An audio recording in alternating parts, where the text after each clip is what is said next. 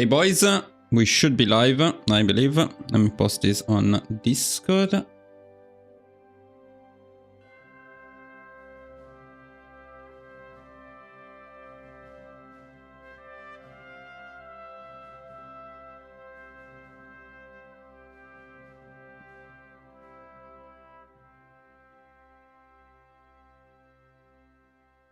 Seems good. Let me just see if I can check the chat on my phone. Not.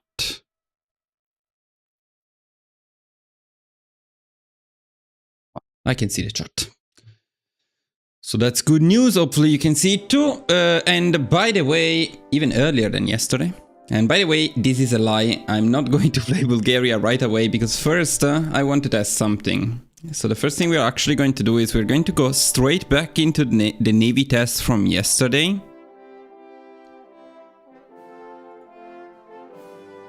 And somebody on Reddit suggested trying torpedoes. I'll explain why in a second.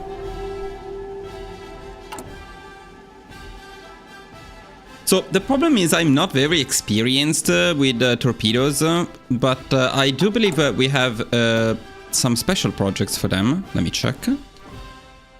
Yeah, no, it wasn't the cruiser submarine though. Torpedo cruiser. Okay, so the torpedo cruiser is something I want to try out and see how it is.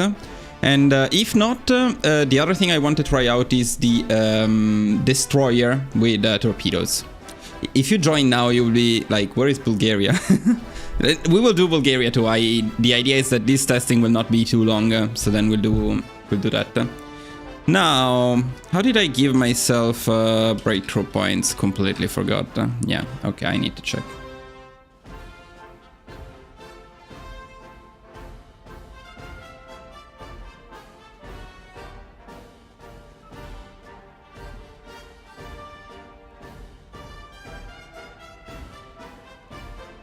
Okay, SP/BR. Okay, let me see. That's good enough. And then I also need... Okay, very good. So now we can get our torpedo cruiser in. And it's done. Is there anything else we needed to get with it? Don't think so, to be honest. No, it's just a torpedo cruiser. Okay, very good. So now... we don't need that anymore. Okay, now let me take a look, because again, I'm not sure exactly how to design these things. I've never done it. So here you can only have torpedoes. I see, I see. Let me see if we could have gotten maybe torpedoes 3 by this point of the run. Probably easily, yes. But let's check. You know, I'm such a noob with this stuff that I don't even know where torpedoes are here. Okay, the torpedoes 3 are here. This is not Bulgaria. I knew it. I said that, but you were not here yet. I said it is going to be a lie. It's going to be a big lie. But it will be Bulgaria eventually, just not right now. Also, by the way, now that I think about it, did I change the title to test run number 2? Or did I not do that? I think I didn't do that. No, I did. Look at that.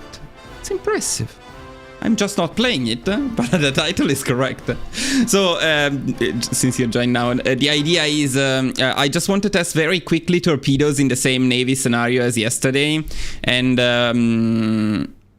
then we are going to go to Bulgaria for sure. But there is some Bulgarian flag in here, so look at that.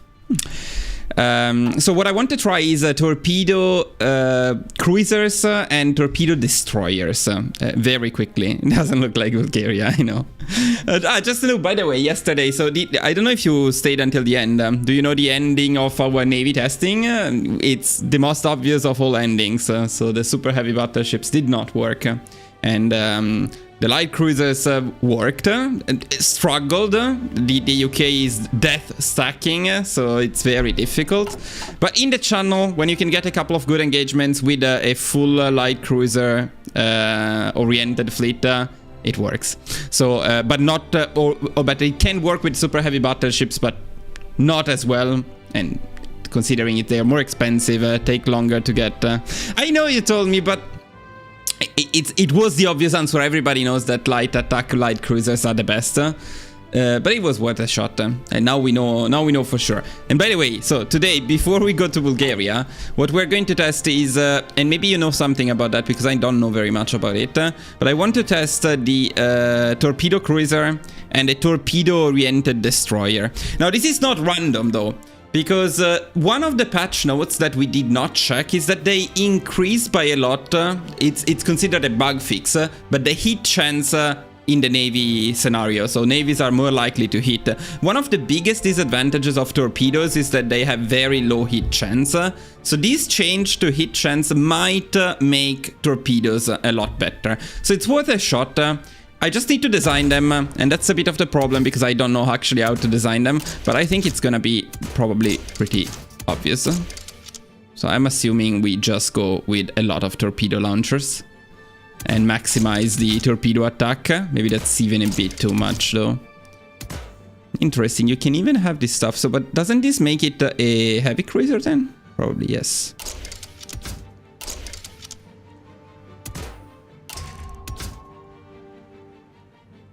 I don't need a sonar.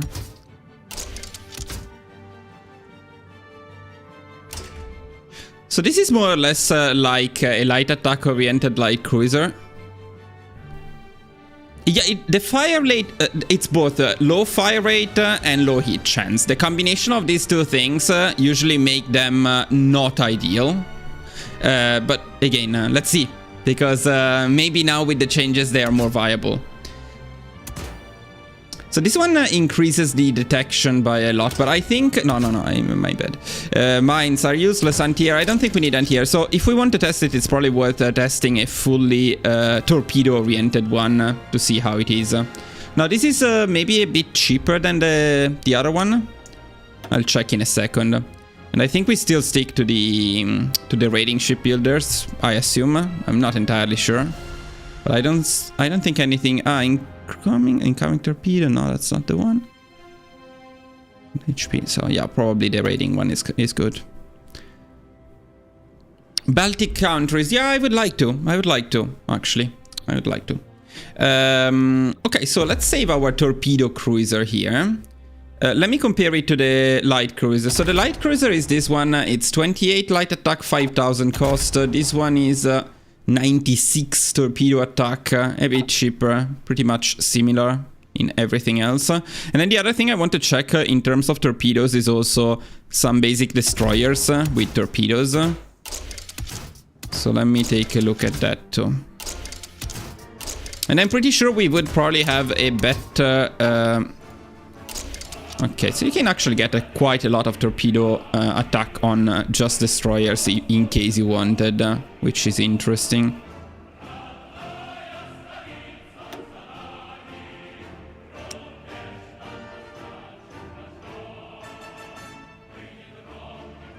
We're going to test both in a couple of ways. Let me get rid of some stuff in here so we understand what we're doing. Buy super heavy battleships.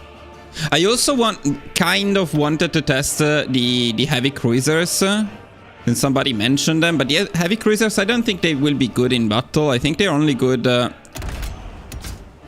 only good if you need to screen carriers. Other than that, I don't think there is any point in using heavy cruisers. I mean, we can take a look. I don't know how to design them though. So for now, maybe we'll leave heavy cruisers out of it.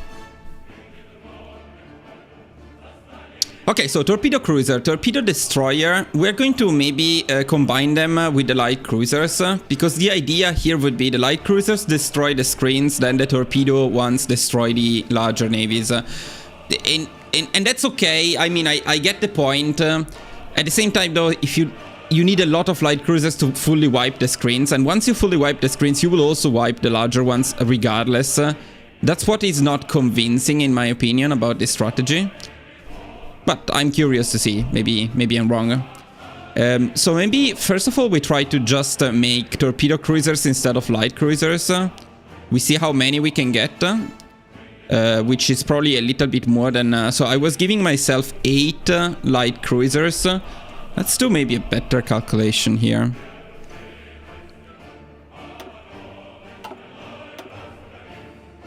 So I will need to spawn them and then train them, so that will take a little bit. And we were having 2 of these super heavy battleships, which I now removed, but it was, let's say 20,000, because it's basically 20,000. Okay, so... I should probably make a save now.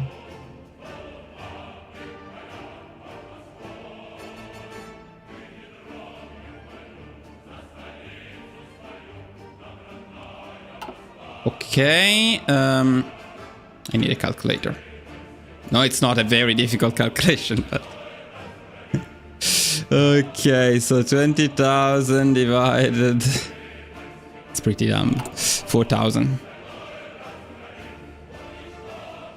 Yeah, so that's obviously 5. Why did I need a calculator? That's so stupid.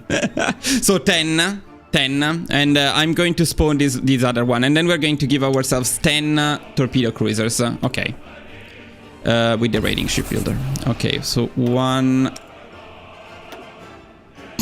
That was embarrassing. 2, 3, 4, 5, 6, 7, 9, and 10.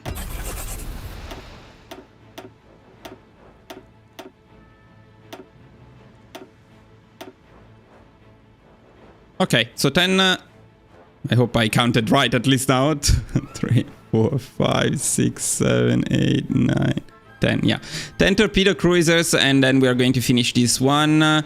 This stuff doesn't matter much. I need to delete the UK as usual. Everything they wouldn't get in time because we're instantly spawning them. So this one we need to delete. This one we... Yeah, we'll delete this one. This one we'll delete. This one is okay. This one is okay. This one is okay. Okay. Okay. Okay.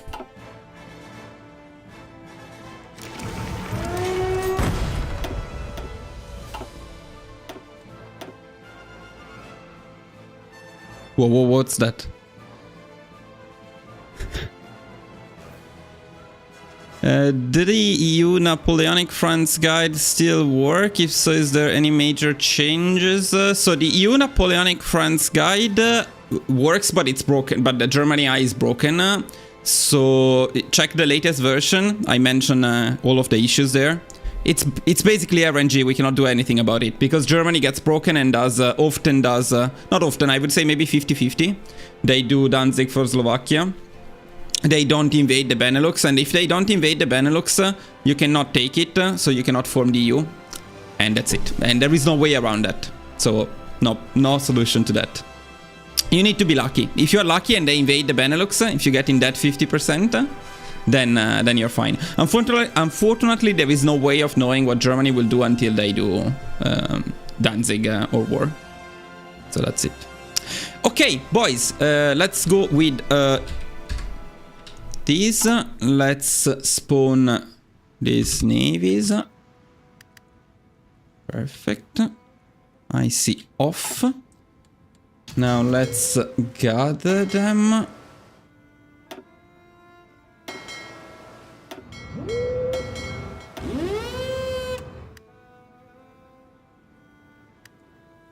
Nice.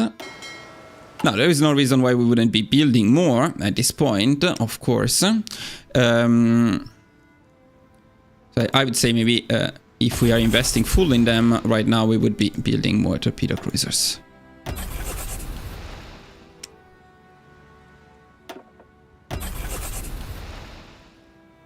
I didn't check if there is any difference in price, but I think it's the same exact as the light attack light cruiser. There shouldn't be any difference there. Right, of course.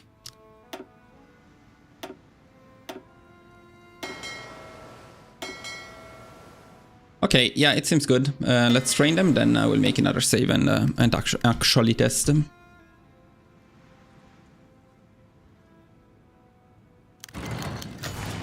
So, okay, no, the navy is fine.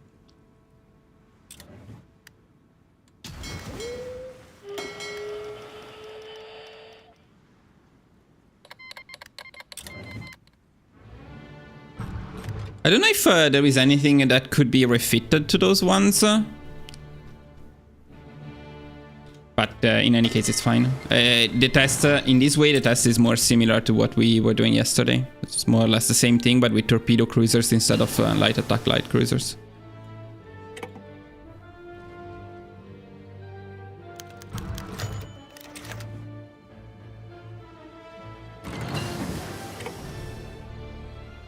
Luckily, I haven't finished, unfortunately, I haven't finished editing the video from yesterday, so I can add this part into it.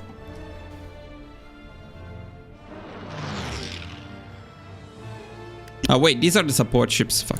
And all we care about is this stuff here. Once they are trained, support ships we don't care to be trained that much.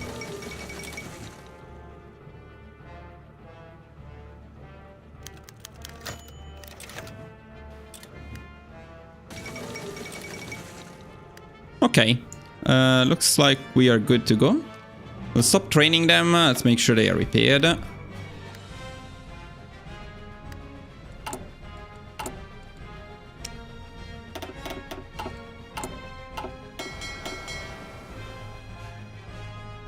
We got 2 more in the meantime, so because we make them quite fast actually.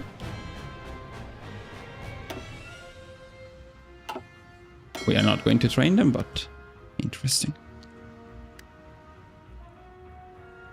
Yeah, everything is repaired too, so let's move them in here. And I would say we're ready for the actual test. Going to do the same thing as we did yesterday, so first in the North Sea. I'm going to give them air from the beginning though.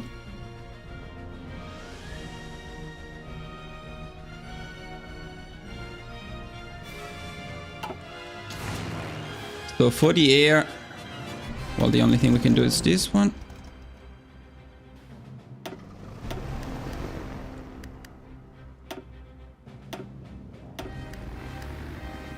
Good enough.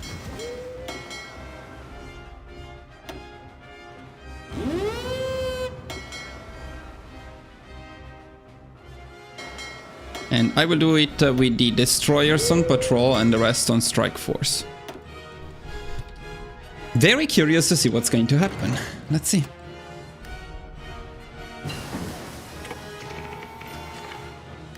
Okay, we have a first battle. Where are the...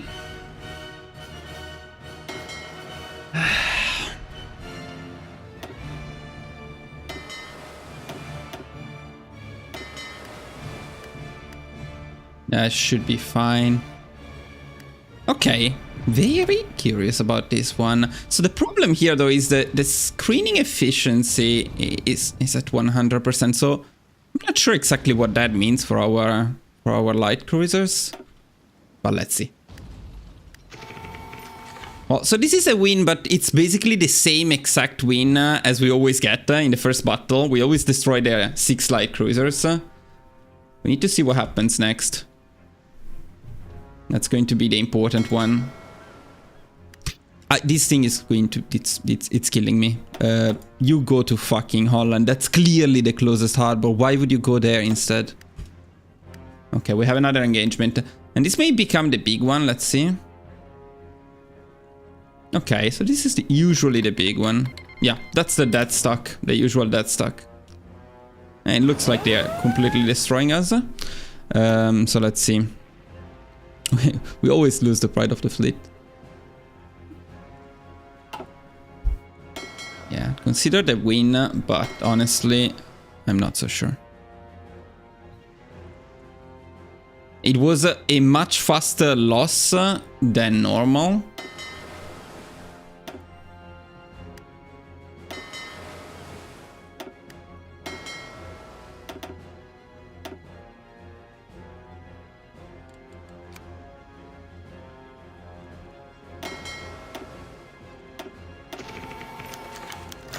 I'm going to repair and see how much that helps.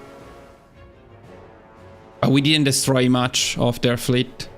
So far, I can see the point, but you need to destroy the screens first. Otherwise that doesn't work. We're quickly going to try it in the channel too.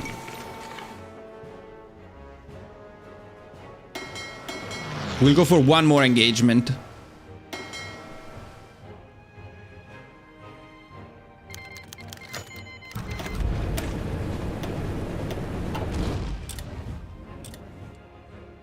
Okay. Let's do it now.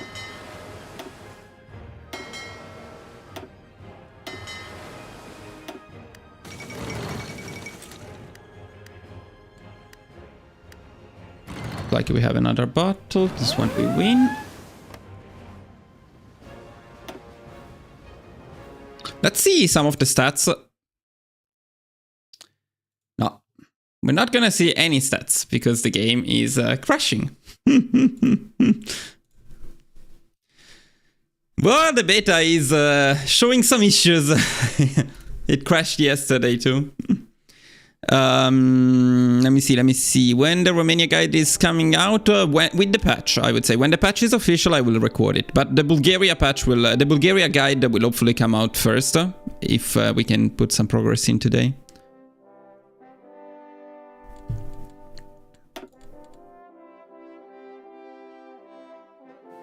So no planes. Yeah, let's see some of the stats. Bye. Yo, what's up? What point are we at here? And just when I was repairing, I guess. And this was not the pride of the fleet yet. Okay, so we lost that battle stats. Guess we're going to see them again soon.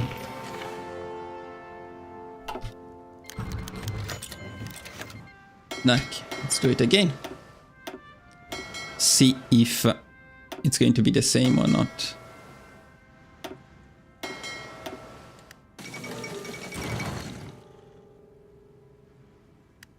Okay, there is another battle here. And when you ask no planes, no, actually we do have planes. We have the air superiority and we have a lot of naval bombers in there. Not as many as we would get in the channel, but we do have some. This is an interesting one, because it's fairly balanced.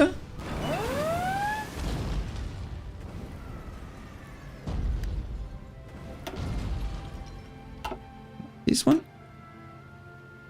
Okay. So I would say that this is a pretty bad result, even though it says it's a victory. Now, we don't care much about naval bombers. In terms of destroyers, we lost twice as many. Submarines are... No, sorry, that's the opposite. Wow. I don't know why I expected to be on this side. No, okay, no, this is not that bad. We don't care about submarines. They lost twice the destroyers. We lost one more light cruiser. I don't know. Not exciting for sure, but okay. And there is another one right away. So let's see if they wipe us now.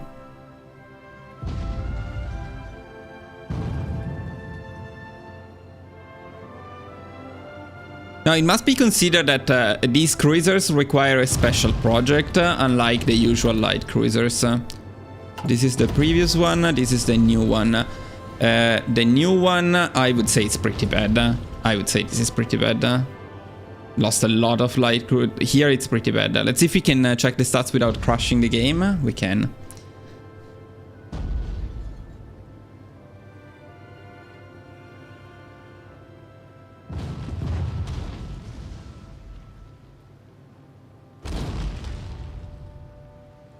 So the basic cruiser should be the light attack oriented one. So we can compare a little bit.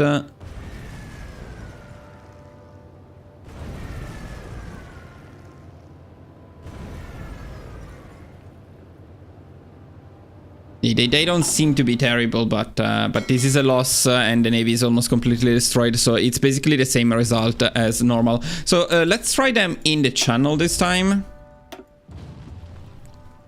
I would say so far no big differences in the North Sea between all of them. The light attack oriented light cruisers, in my opinion, perform the best.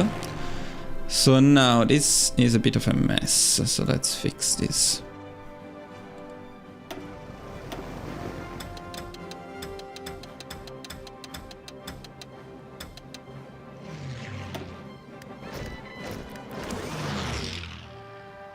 No, naval bombers can be here. Fighters, we put them in here. In here.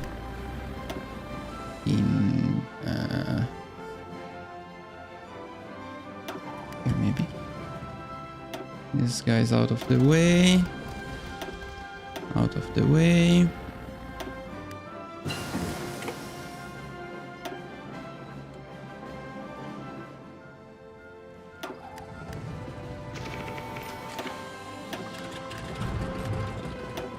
Out of the fucking way. Okay, should be good. Now we will have the absolute air that we normally do have in here. Let's base them in Dunkirk.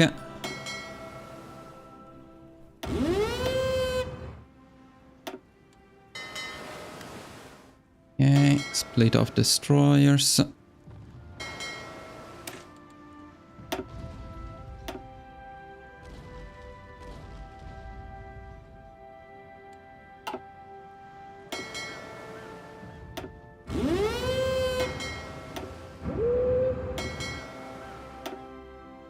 See what happens. First engagement. Nothing happened.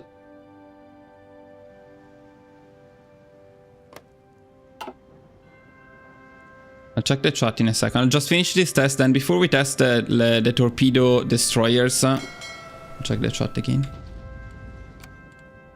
Yeah, so as usual here they engage us a lot less. Okay, but there is finally a big battle, so let's see what happens in this one. It's looking good. But not that good. Now they sent the big death stock. Well, there will be some sats to check in this battle, unless the game crashes. So let's see. The pride of the fleet is a guaranteed loss. Always.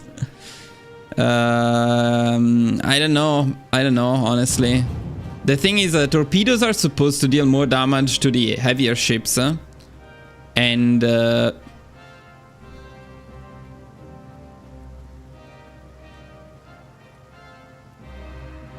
yeah, so here you have a comparison between the torpedo cruiser, a good example, the torpedo cruiser and a regular light attack oriented light cruiser, which dealt a lot more damage and killed 2 ships. Now let's see some other ones though. This torpedo cruiser, for example, performed quite well. And this basic cruiser didn't do as well, but it's a bit difficult to tell from this from this tab. So the main outcome is not good, because we didn't destroy any heavy ship. We lost 2 of them. So... yeah, and now we would be forced to repair. Which we're going to do, we're going to give it a try.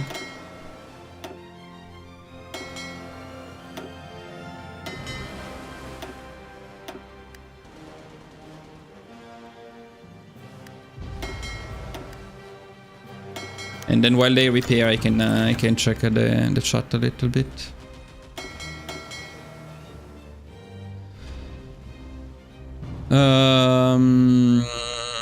According I word on Toscana, what nation? Spain. Oh, Spain.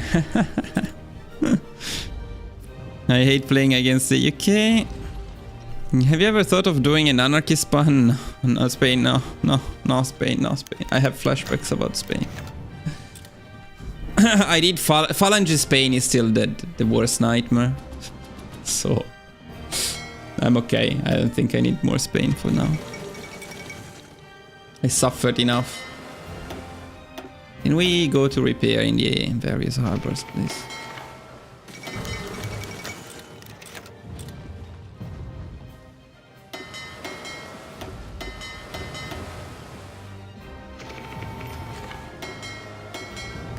Yeah, okay, it's good enough. Let's go. Where are the destroyers here?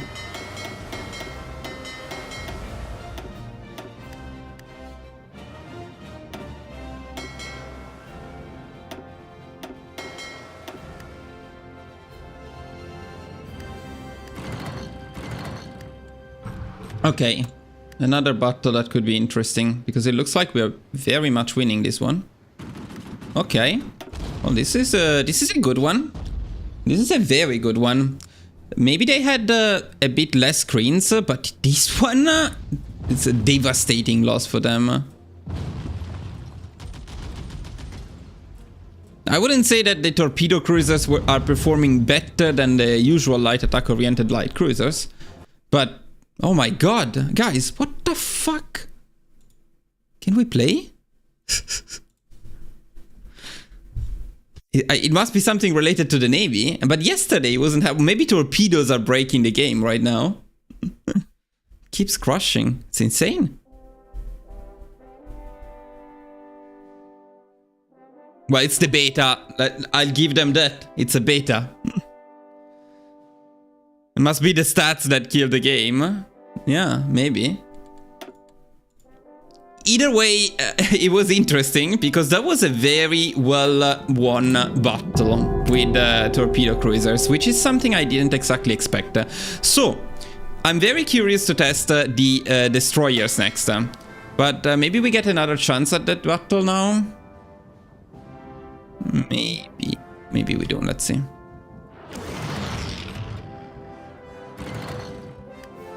Okay, okay, it's this one. It's probably the same one in a different place. So let's see it again.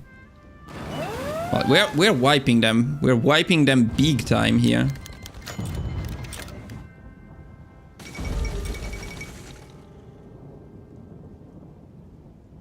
Yeah, yeah. Oh, full wipe. Full wipe. Maybe if I look from here, it's okay. But okay, let's open it. Let's try not to open the stats and see if it helps. They lost 2 carriers, 3 heavy ships, 11, and we lost 1 destroyer. This is insanely good. This is insanely good. So let's skip at it. Okay, we got another one. This is a full wipe for them.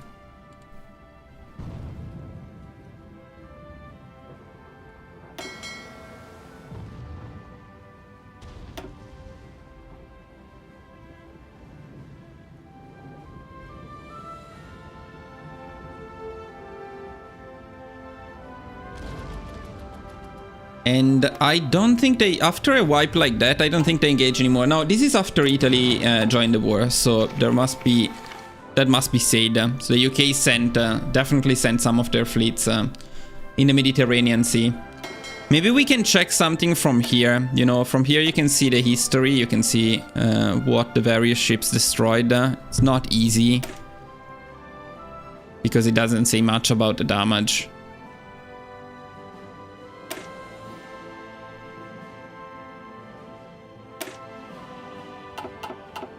No, in general, I must say I am surprised, positively surprised by torpedo cruisers. I did not expect them to be good, and they seem to be fairly good.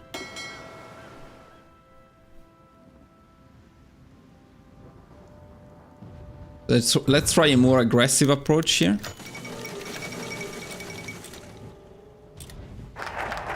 But after a wipe like that, I don't think the UK joins in here anymore. To be fair, everybody won here. The super heavy battleships won here. Oh, another big battle here. I missed it, but this was another devastating one for them. And they will lose more here too. Oh, and that was the pride of the fleet. There is no other one, okay.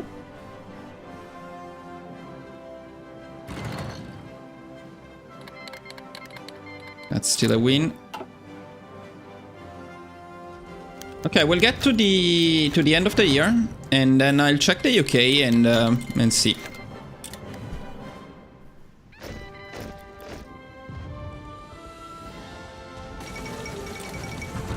Oh, okay, okay, actually big one, and we're not ready for this one at all.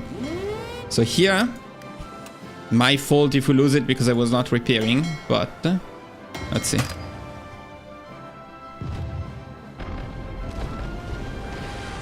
If we win this one, it's insanely good for the torpedo cruisers. And it looks like we might win it. Huh? No, I don't know. It's going to be a very painful one for sure.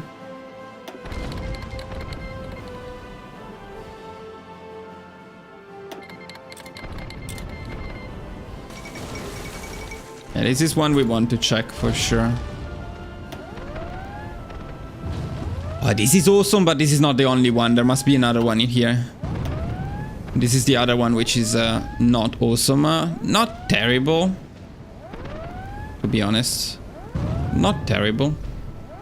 4 destroyers. Yeah, 5 cruisers. Sad, but...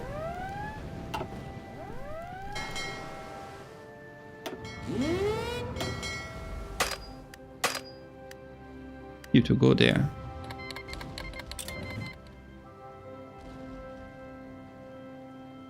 I still have another big fleet. This aggressiveness is a bit out of control. We already saw it yesterday, but this willingness to go for all-in, complete destruction of the navies is quite insane. This was another big loss for the UK. Now, we are out of a fleet.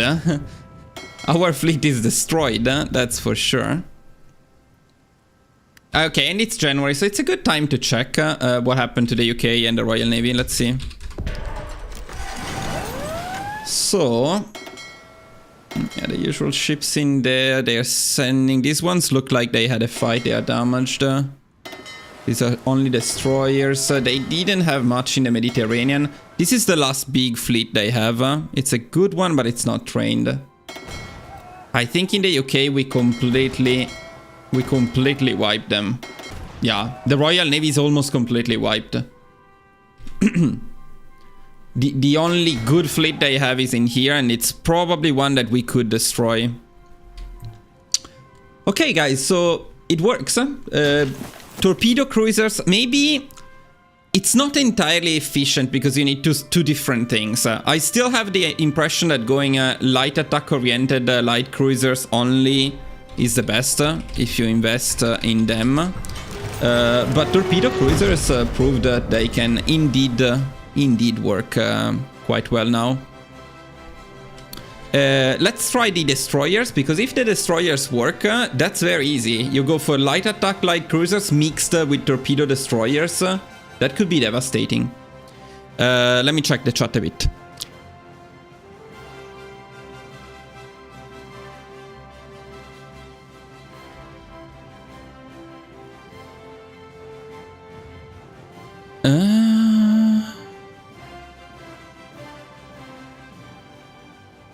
Light cruisers are just better, but torps aren't that bad.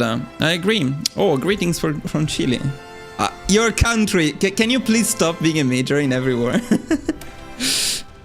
But I'm kidding. I love Chile. I have been to Chile. But only a little bit. So I have been to Argentina.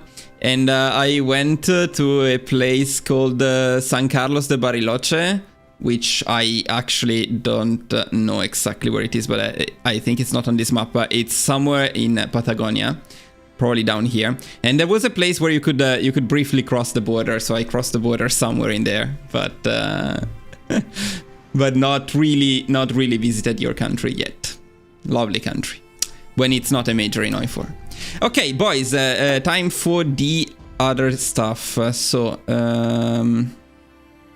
I forgot if... let me see. I think this is the right save to load. Did I already make them here? Or was I just making... No, I was just making them. Okay, so that's perfect. So we just don't make torpedo cruisers, and instead of torpedo cruisers, we make destroyers.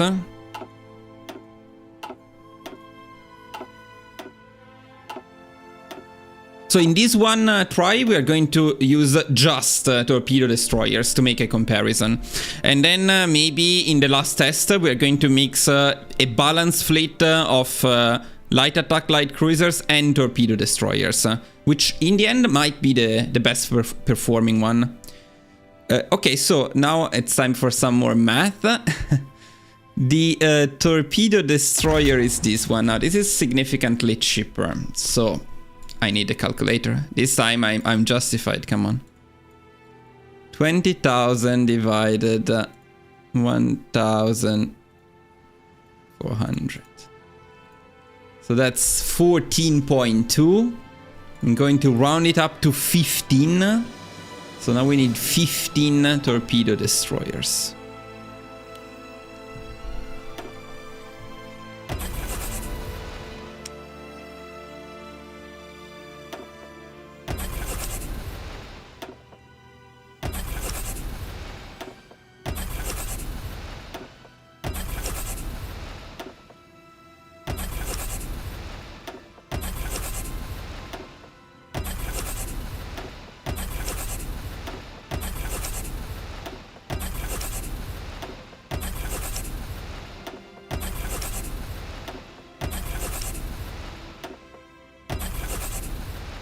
One, 2, 3, 4, 5, 6, 7, 8, 9, 10, 11, 12, 13, 14, 15.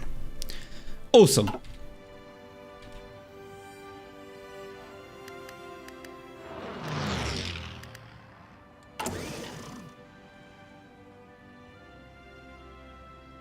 And we're going to build more.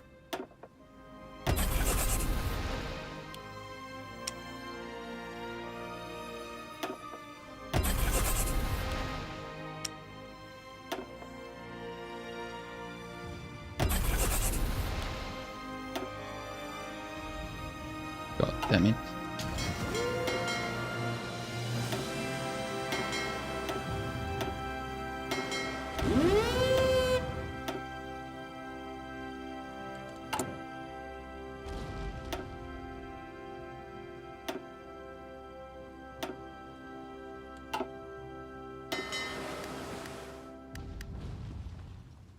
Okay, training time.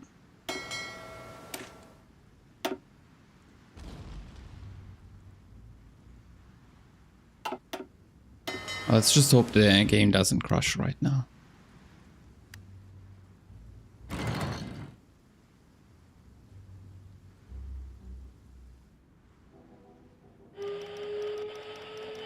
One thing I want to check. We went for torpedo primacy, so actually, well, we don't get any traits, but that's okay for them too.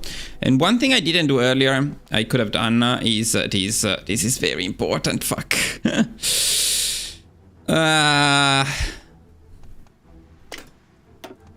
Especially this one is insanely good. Yeah, this is a big mistake that might affect the testing, so I should probably redo it at some point, because this thing is insane. This is very, very powerful. Damn, this testing is taking a bit too long. I should have made 2 streams, one about Navy testing. People joining for Bulgaria will be disappointed. That's okay. Where is Bulgaria? See, I thought, well, I'll do a quick Navy testing, then we go to Bulgaria, but it's taking a bit longer than I thought. I wanted to test torpedoes in general. And let me warn you, when we do eventually get to Bulgaria, which we are, it's going to be a bit slow because I need to write the document today.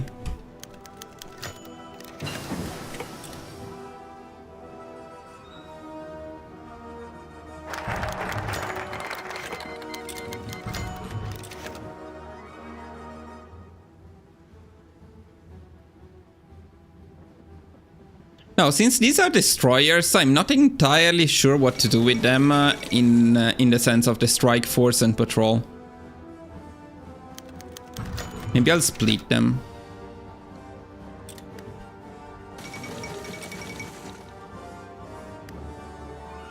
Okay. These ones, I think they are fine. And we keep getting new ones. I cannot keep training them though. So let's repair now.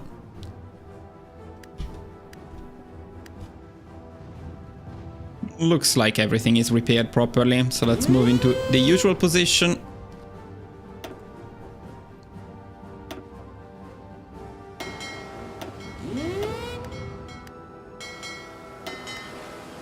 Let's make a backup save. By the way, I can give... I have the save when we started the testing for the other one, so we can just quickly do that.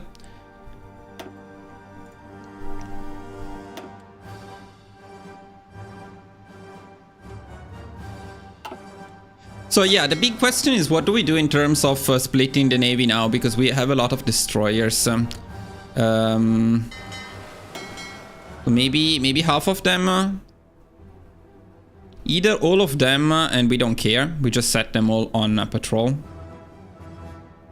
Maybe. Let's try that.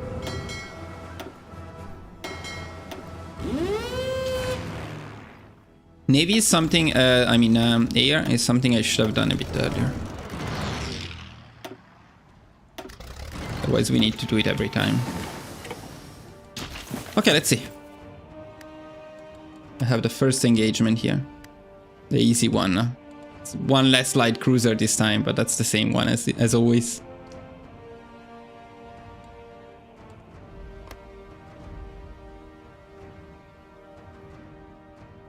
The funny thing is these torpedoes destroyers have basically the same... Okay, that's a big battle. Very big. That's the one we usually lose by a lot. It looks like we still lose it by a lot. Crush. So this is not the right one, I'm pretty sure. This is the one.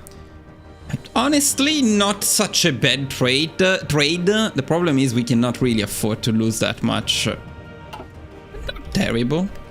The question is how much did they destroy everything here?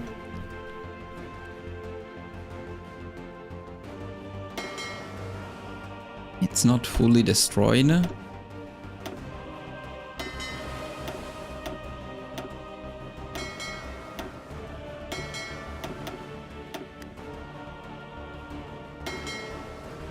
We would need to repair for sure.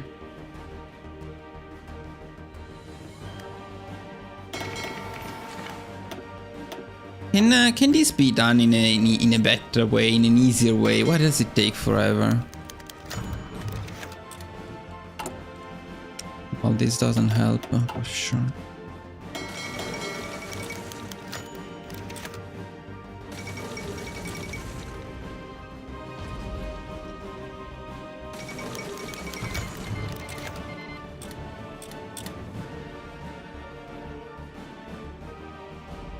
(1:4) ratio with your cruisers. That may work. That may be interesting.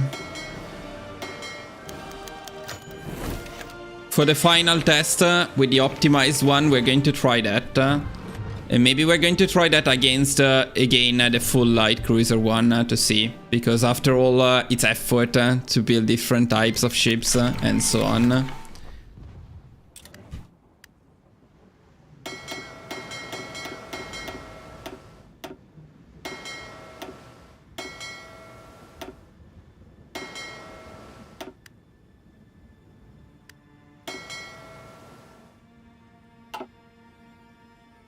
You mean?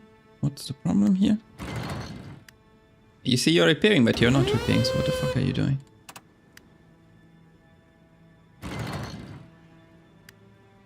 Oh, I need these guys there. I don't know what they're doing. But not the right thing for sure.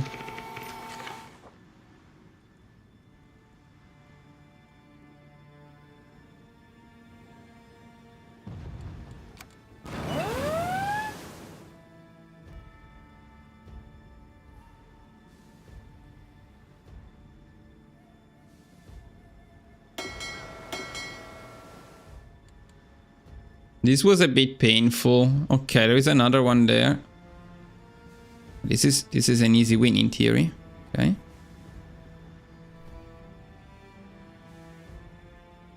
It looks promising, I must say.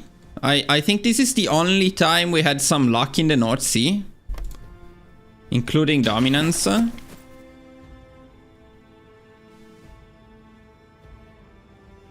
Because, you know, there is also the fact that numbers matter. So, destroyers give you numbers. That's another big win.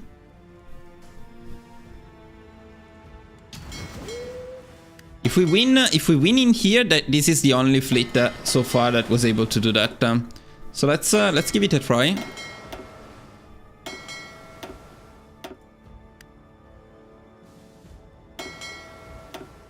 And for a serious try, we need to repair, because otherwise they would get destroyed. Why are they not repairing? My submarines. We're going to take this fight or not? What do you think? No, that's a big fleet. I'm going to sacrifice the submarines.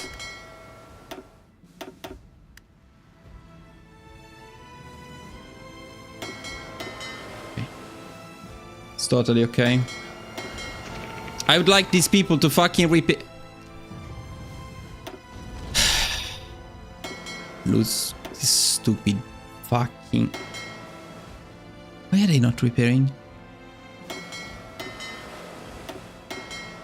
Something else is repairing, okay.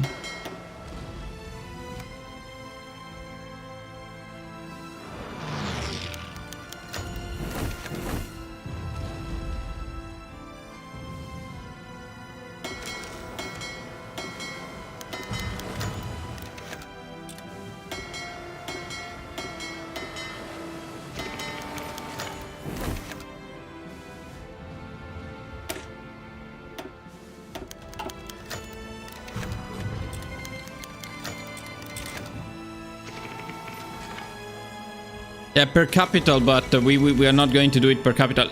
Consider that destroyers and light cruisers are the same. They are both considered to be screens.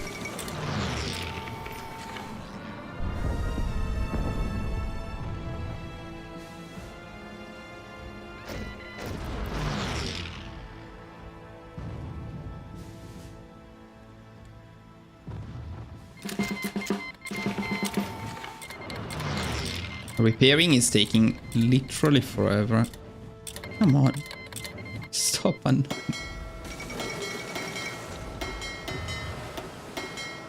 There is the thing about experience. Destroyers don't get much experience usually because they get destroyed. Okay, that one is probably going to get fucked. That's okay. Let me merge them again.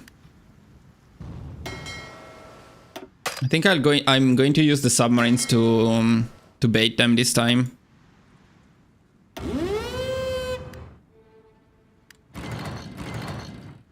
Let's see if that works. No, because they just don't go there. Now they are going. Probably too late. No. Okay, that's another big engagement. Very interesting one. Looks like we're losing this one. Oh. This one we most definitely lost. I mean, it's... Yeah, no, we lost it. There's no way around it. Definitely lost this one, and the fleet is again almost completely destroyed. And it's now mostly composed of repair and support ships. So I would say this is... there is something to consider that is cannot deploy because I don't have manpower. And this is because we continued this longer. But yeah, okay, but in here it just doesn't work. Whichever fleet we use in the North Sea, we always lose. Now let's, without wasting too much time, let's go back to the channel.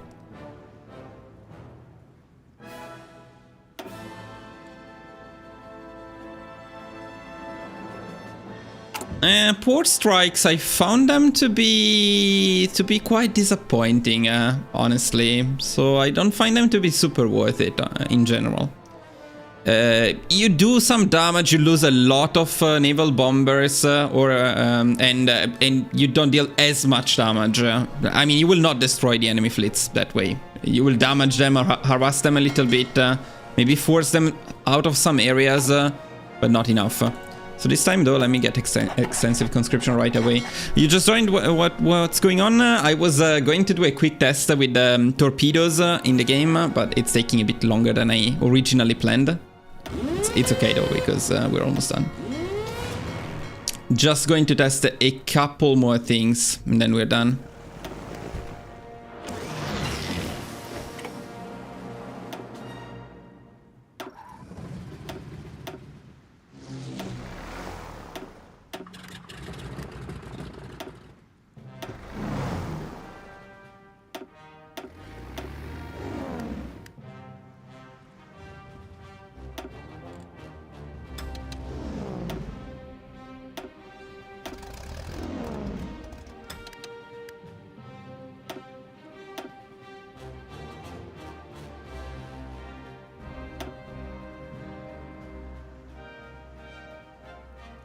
Do we have any space?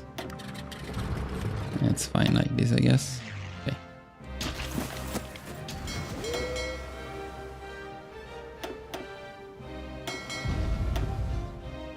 So for the channel testing, I'm going to use only submarines as a bait and the rest on strike force. Let's see how that works.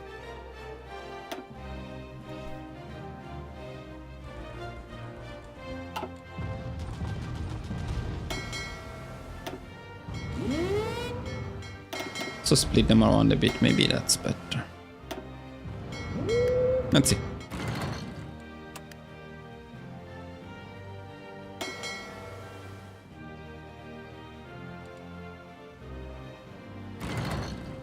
Yeah, maybe not. If we split them around, they die too fast. And also because this is not the best harbor, clearly. Oh. Got an engagement. And this is going very well, I would say. Okay, that's a big win. How big is it, though? This is not the right one. This is the one. This is a very, very big win. Like, huge. I would say huge. Consider compared to the torpedo cruisers, this build is much cheaper and much more easily available because you don't need to research anything, no special projects, nothing.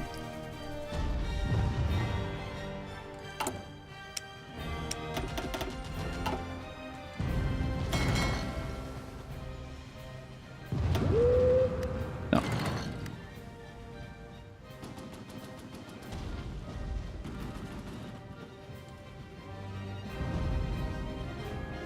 I don't know why they said in the beta that ships on strike force would be allowed to repair while in the harbors, because it just doesn't seem to be true. It should be true. There is no reason why they wouldn't be repairing right now. I mean, but even if I do this, they just don't repair.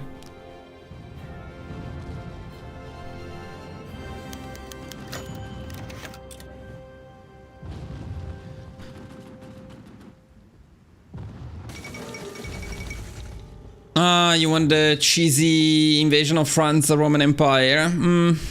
Yeah, you need to do it with paratroopers, I think. That's not super fun.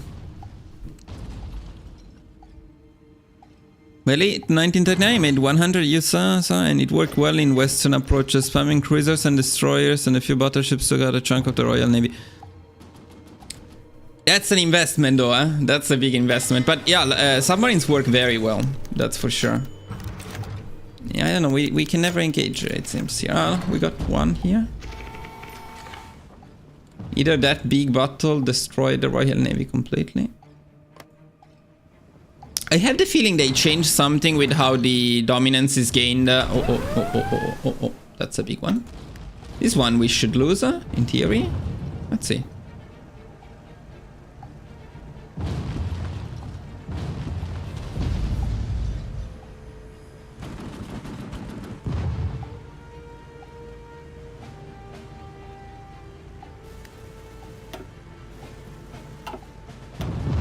It's this one.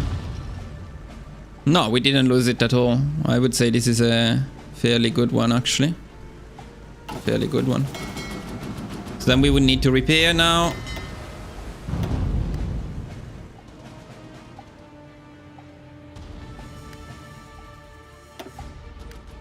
Come on, what the fuck is... Why? I hate this system. So stupid. And now they destroy my... Unless we go all in. It's a bit dumb, but let's try.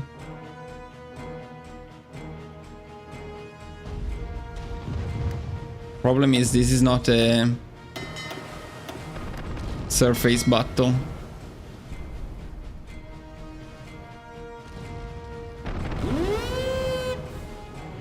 Yeah, it's a non-existing battle. Okay.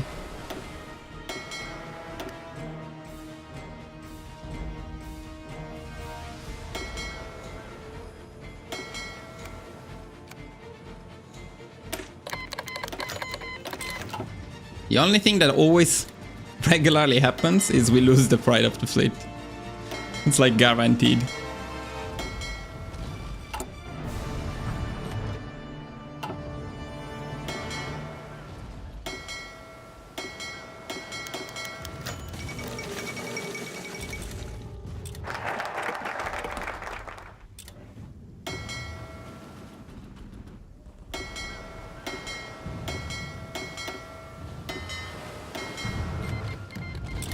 Okay, I'd say we are ready for another engagement.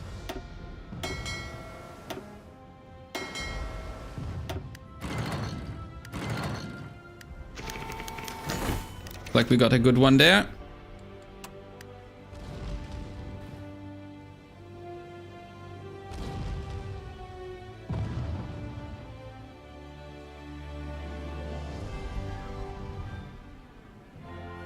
Subs will always... I don't think subs will be affected. As I said yesterday, if anything, subs will be more powerful because... yeah, I want engagements now.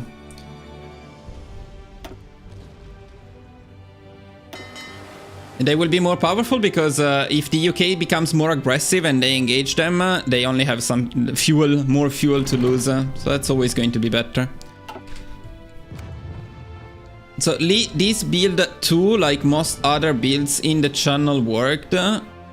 Difficult to compare them. They all failed in the North Sea. They all worked in the channel.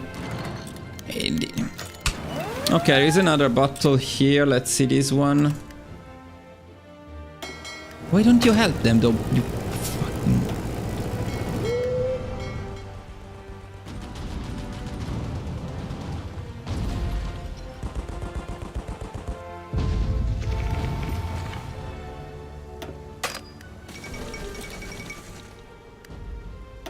How was it? Insanely good, I'd say. Four carriers lost is painful. The cruisers don't last long. The destroyers don't last long. We do lose them. We're also producing them fairly fast. A bit more attrition going on. It's January 1941, so it may be time to check the Royal Navy, see how much we destroyed. See if we can get one more maybe engagement. Well, that's another big ship lost for them. We don't get any more big engagements soon. I'll just check the UK, and I'm pretty sure we destroyed the Royal Navy though. There was one here. Yeah, it looks like they have some leftovers, but let's see. The usual leftovers, the big fleet that the only big fleet here, it's only destroyers by the way, so this is not really a fleet. And let's see if they have a good one anywhere. It looks like the Italian are also kicking their ass a bit. Yeah, the Royal Navy is destroyed. Definitely destroyed. This worked, and quite impressively so. Okay, let's go back. We want to maybe test the balanced approach now.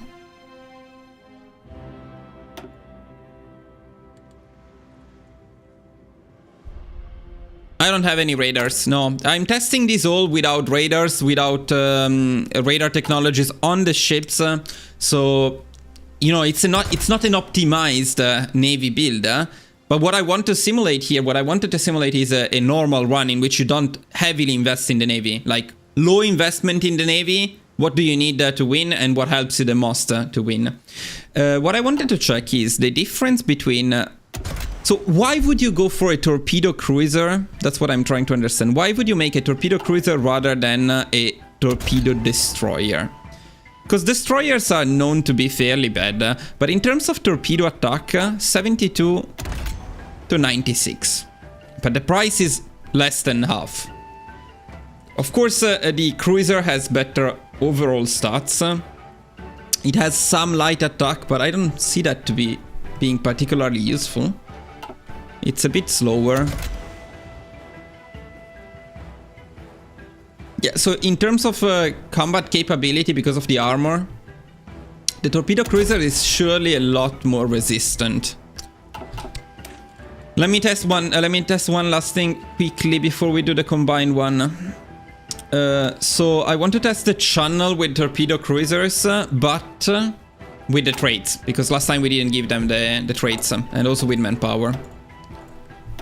So everything should be ready. Okay, that's perfect. So the only difference is we're going to give this guy these awesome 3 traits here. Then of course this one would also be amazing, and this one for destroyers, but yeah, we don't have enough for everything, so I think those other ones have the priority. And also we're going to do the same thing, so we're going to use the submarines to bait, and the rest on strike force in here. And let's see how it goes. This should be a fairly good comparison between the destroyers and the torpedo cruisers.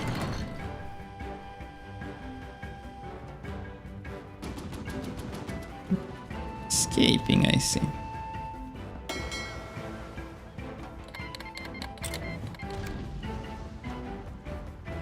Maybe with the submarines, they are less willing to engage.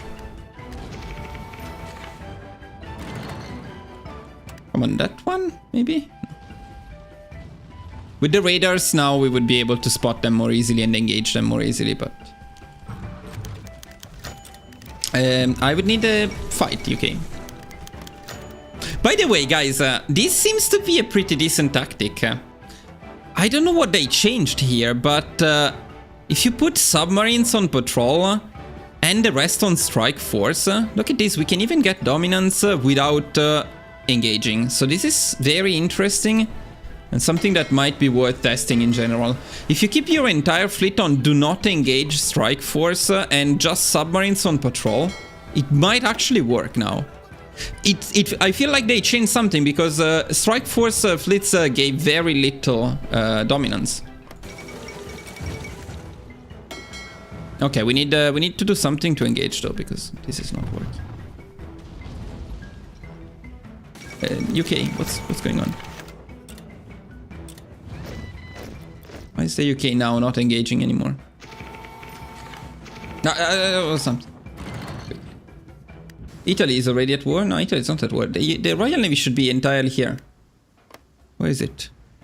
What are they doing? Scared?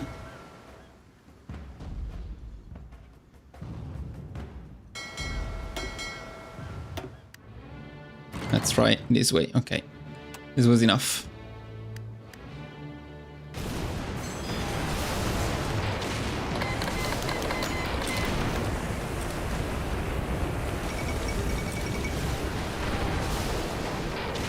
And this is quite a devastating victory for us.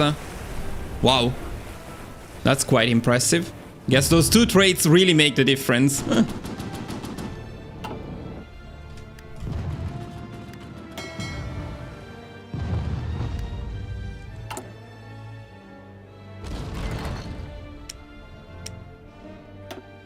Already like that, okay.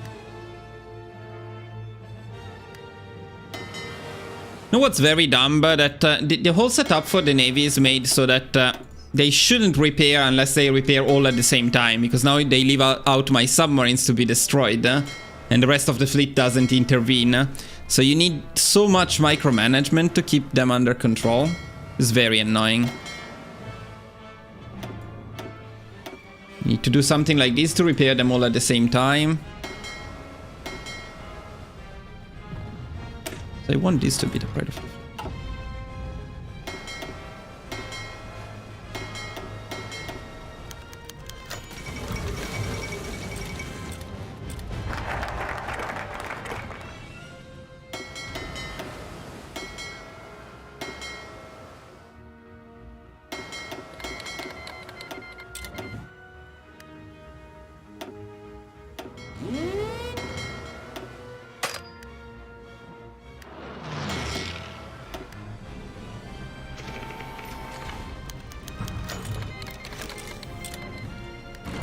Okay, we got one. Looks like one that we should win in theory. No, now it's way more balanced.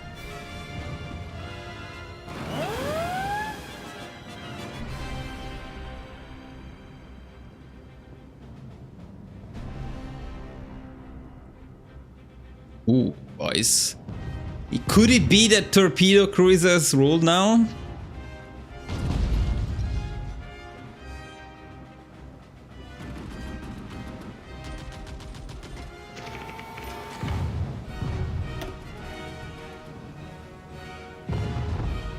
Yeah, this is bad for them.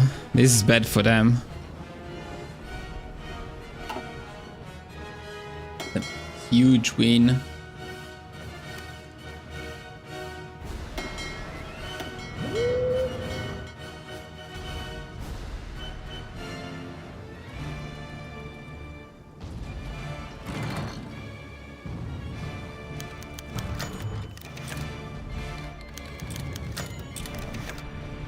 Let's get to January. Test.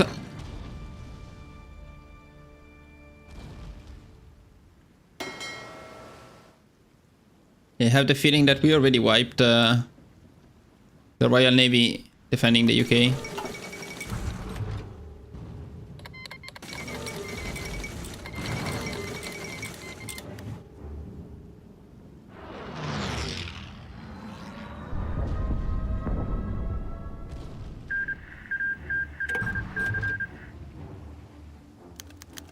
Yeah, I don't see anything anymore. Let's see.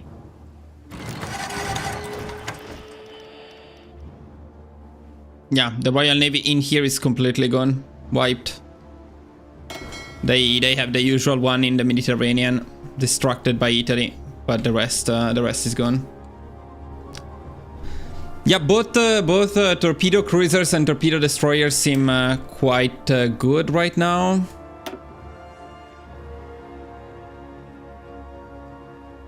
Should we try the last one, balanced one? Let's do it.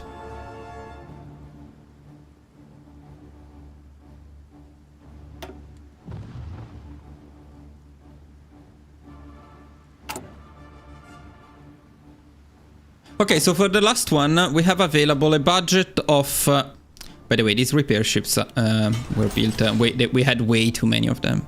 Okay.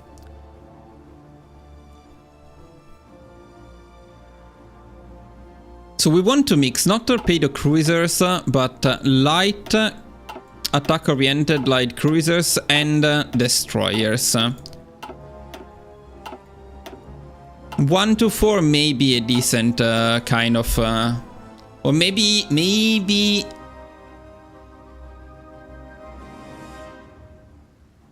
even 50-50? I'm not entirely sure. Because light, attack-oriented light cruisers are very important too. What if we split them more or less evenly?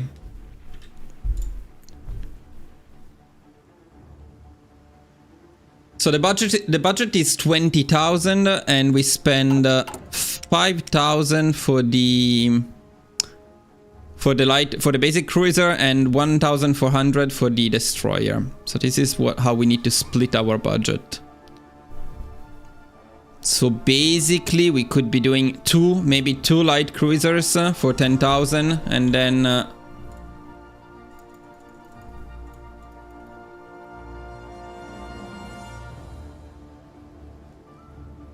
we could make a 2-4. Sorry, no, a 2-7. 2-7. 2 light cruisers, 7 destroyers.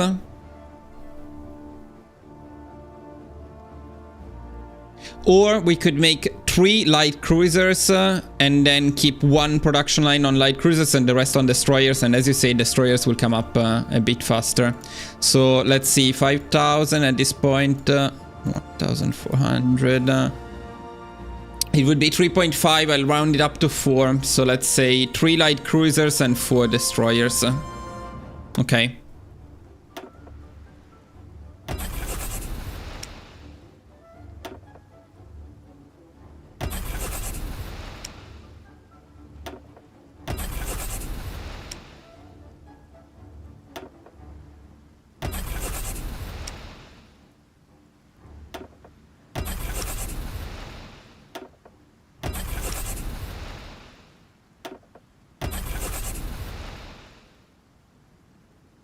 Yeah, but I think the visibility is still better. Visibility is still better. Visibility reduction is too OP. So 1, 2, 3, 4. 1, 2, 3. Plus this one that we were already building. That's good enough. Okay, let's go.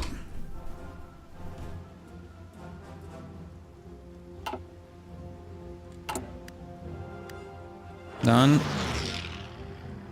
So now, with what we have left, let's say we dedicate 1 to light cruisers. And is the rest all on destroyers too much? So let me see. So this is the production output. But here you get speed and visibility. I take the speed and visibility.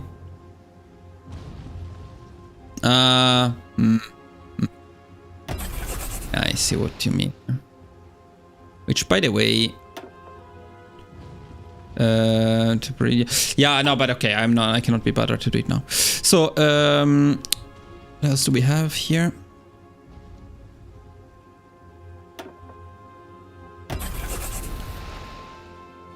Something like these, maybe. So 10 go on cruisers, the rest go on destroyer.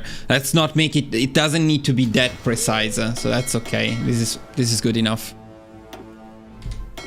We're going to test only the channel because I don't think the North Sea will ever work. Maybe we do a quick test, just a quick test.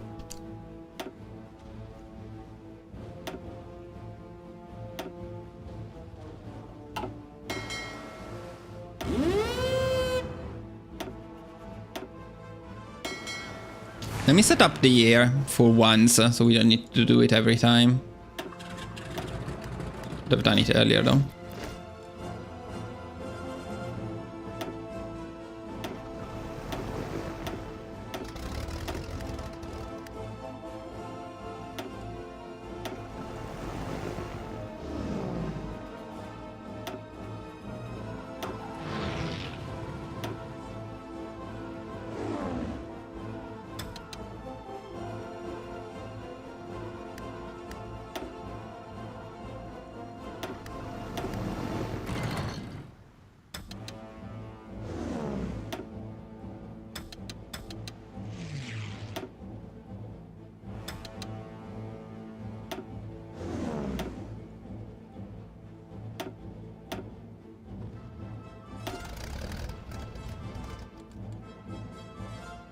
Yeah, okay, this is good enough, except I don't want them to be active.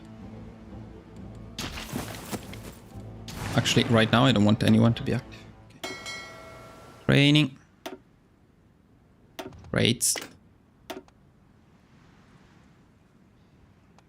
No, the thing is, right now, by splitting them, we have a bit of an issue, though, because we need both this stuff and this stuff very much.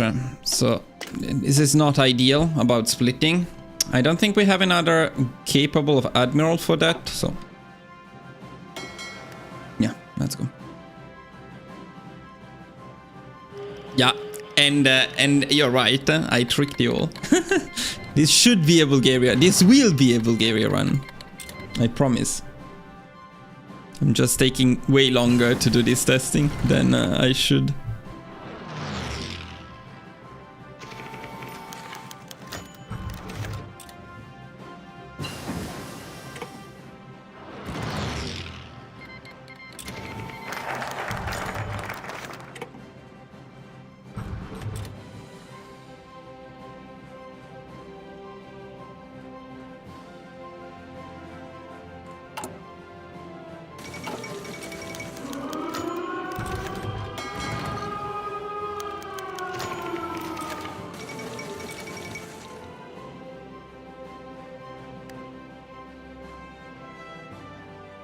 Okay, that's good enough. Let's repair.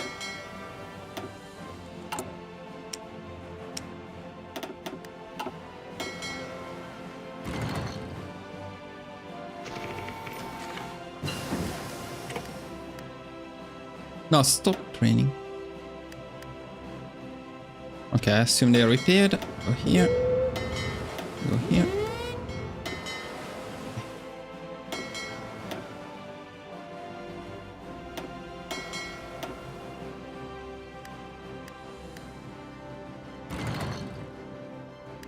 Good, let's go.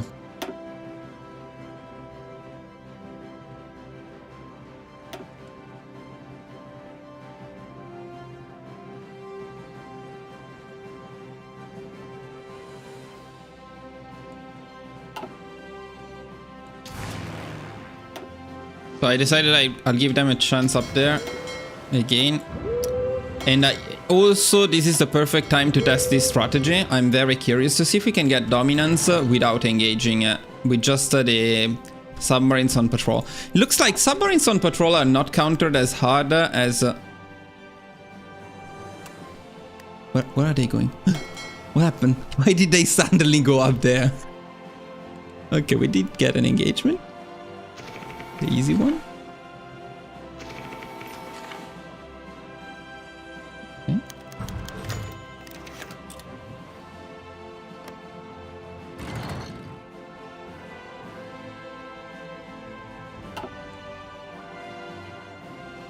This may be a very solid strategy.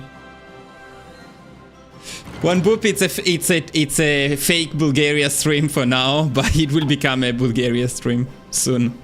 We are testing torpedo destroyers, but I may just have found a nice strategy. No, maybe not.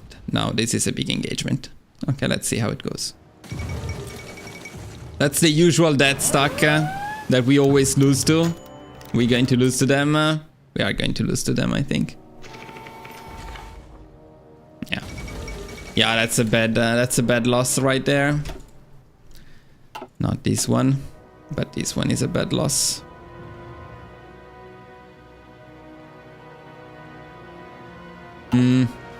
I don't know, somehow I'm not convinced by this. Let's try in the channel.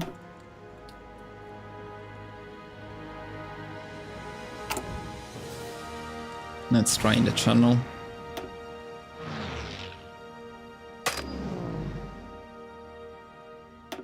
The fuck do you mean interception? No interception. Okay.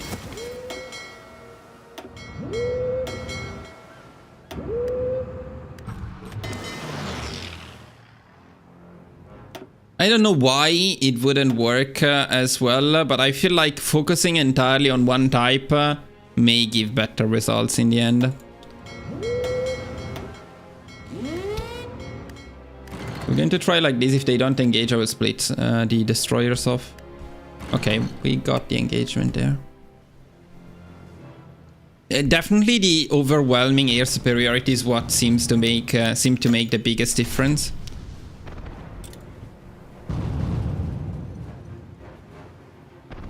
This will be quite a good win for us. This is probably the best win we got so far. Let me check. Yeah, it's similar to the previous ones, honestly. Not that different, but it is definitely a big win. So now the usual stuff. Right there.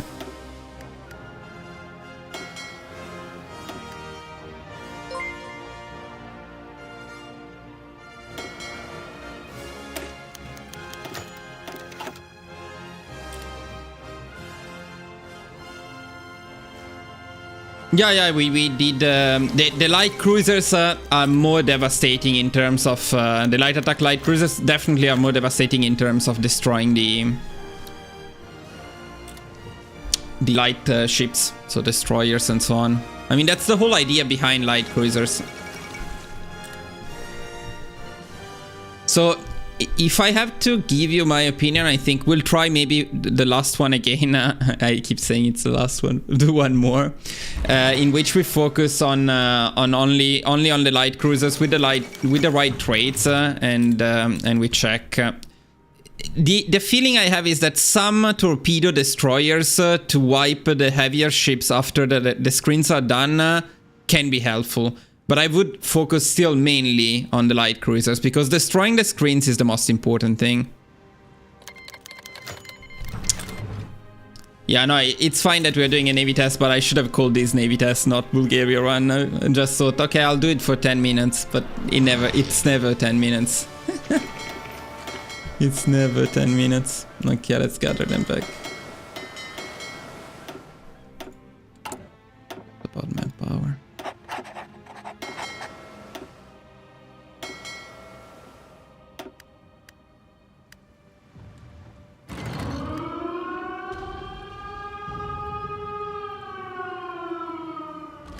Italy triggered the war, yeah, so now the UK is busy somewhere else.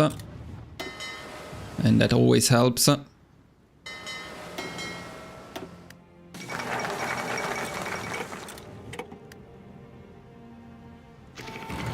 we got another big one. Very big one, actually. This one we would normally lose. We are going to lose it. I don't know. I do get the feeling, however, that when we lose the battles with light cruisers, we lose them more heavily.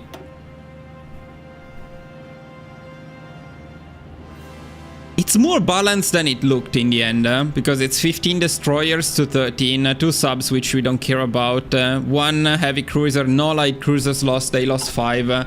So it looked like a terrible defeat, it's not as bad.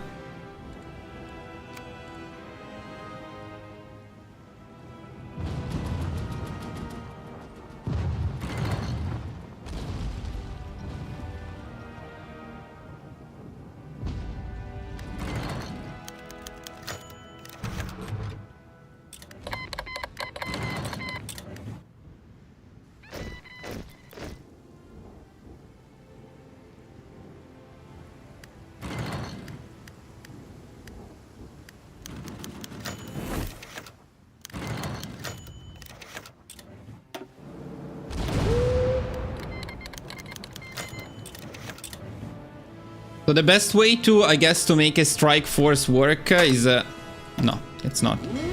While they're repairing, you send them manually as a strike force. That seems to be the best way to use them as a strike force while they still repair.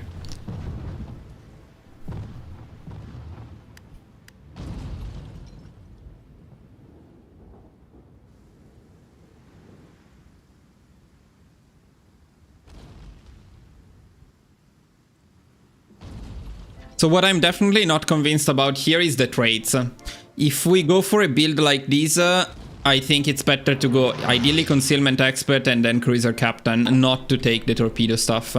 Torpedo stuff seems better only if you go all in on torpedoes. And about the all in on torpedoes option, okay, that's a big one. Let's see if we can get there. Would be nice to be part of that battle, but apparently we cannot. Okay. Just like... yeah, fine. Losing all of my destroyers.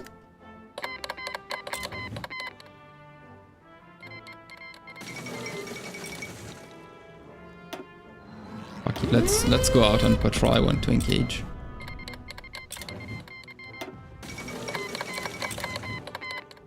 Where is that navy? Give me that navy.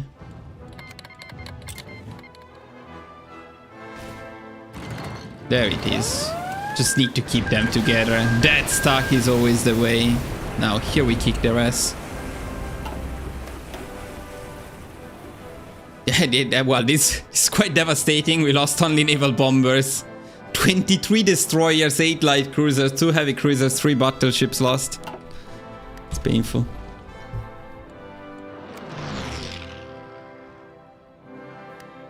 And by the way, at this point, what is the composition? So we have a decent amount of light cruisers. The thing is, the destroyers are being destroyed, especially... yeah, we have literally no destroyers left. Mostly because we were using them on patrol, so they got destroyed a lot faster.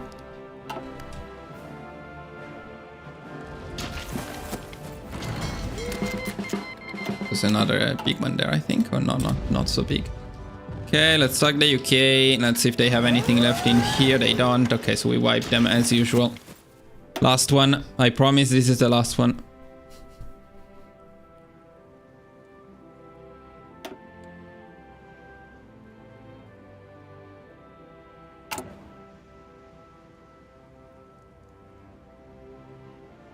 Yeah, but Bohm becomes the marshal, not the general. That's why Bohm is good.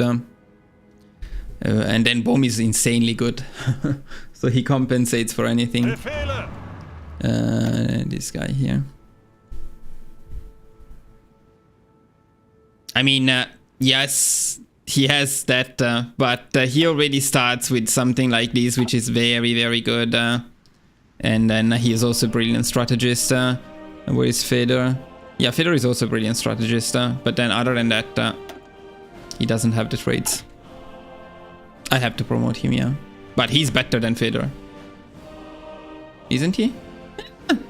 You know what? Actually, you're right. It's not that much better. It's mostly better because he has he starts with these two. Well, I didn't farm any trades. I think maybe I farmed something on Fedor though. So I don't know what the original slots. I would need to check. But you're right. They're closer than I thought.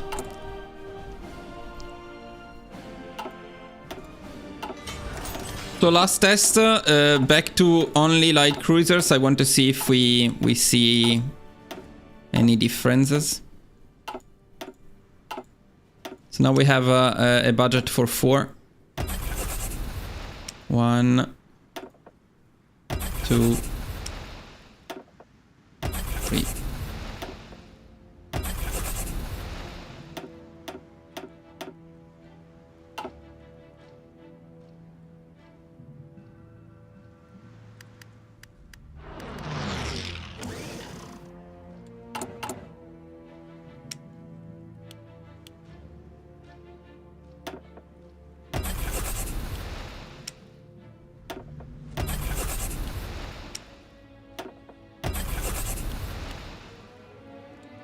Okay.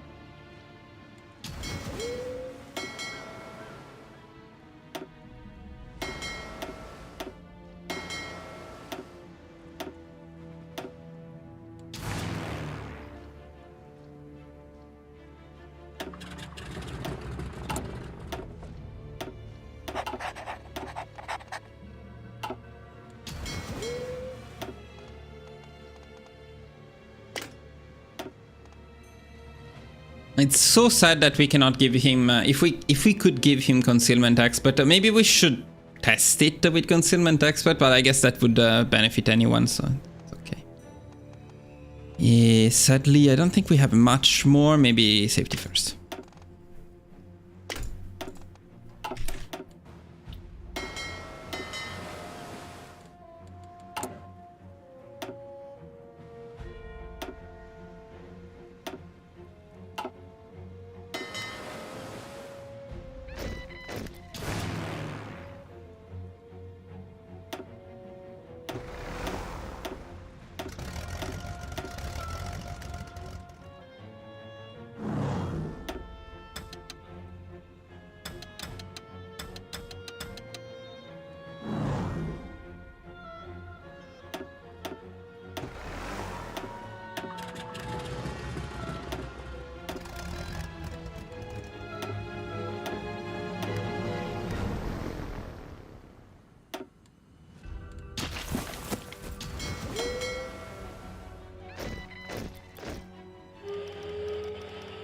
I 100% promise this is the last test we are doing and then we go to Bulgaria.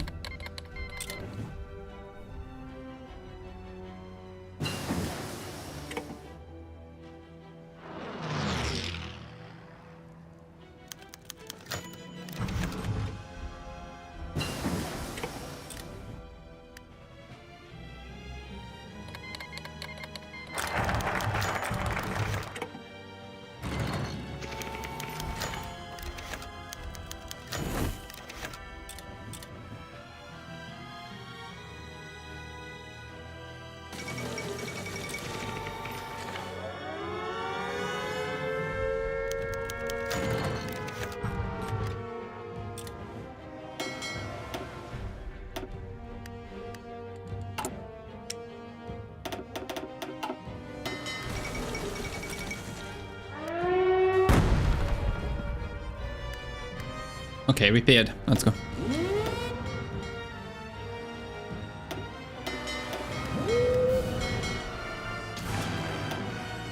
Let's get the usual loss in there, just so we are safe about it.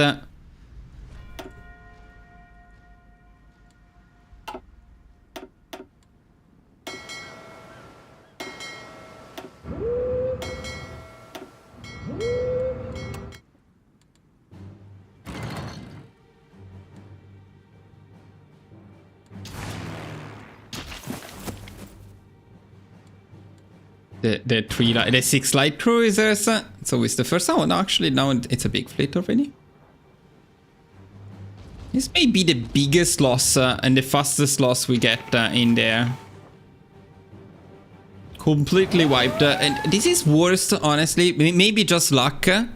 This is worse than anything else we tried. Well, on pair with super heavy battleships. The biggest wipe ever, this one. Like, complete wipe. 100% wipe. Interesting. Okay. Done. Now, let's go to the channel. See what happens there.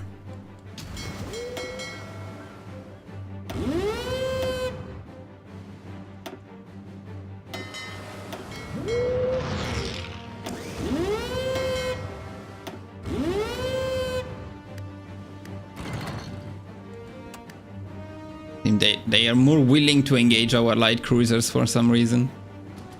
I forgot the air though. That's kind of important.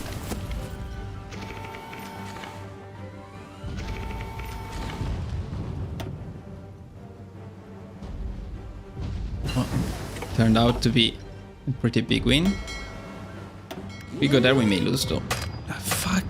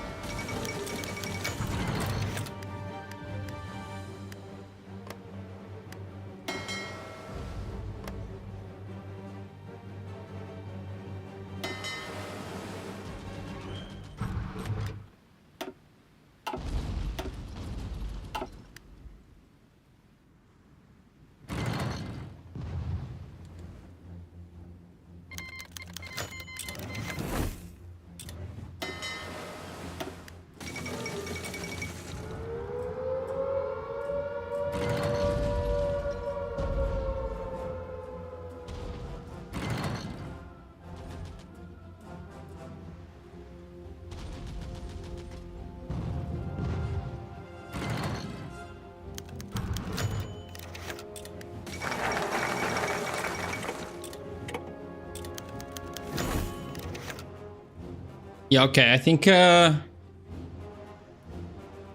test is unfortunately a bit inconclusive because it seems like whatever we do, we lose in here. Whatever we do, we win in here. The biggest impact seems to be the full air control, which is a bit sad.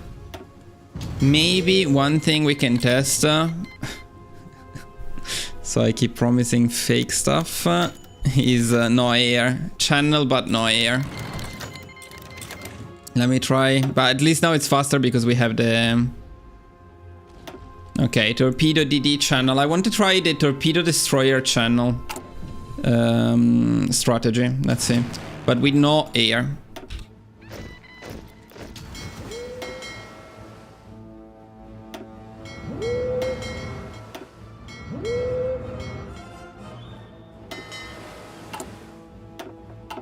Okay, let's see.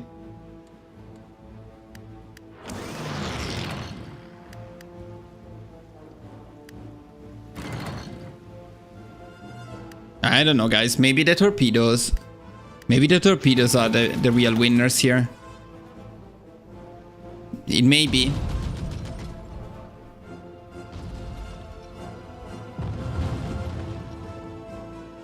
This is insanely good. This is better than anything so far.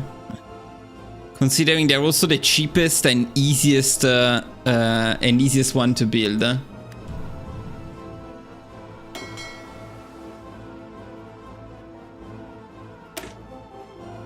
Yeah, maybe let's make the Pride of the Fleet one of the larger ones so it doesn't die immediately. That could help. That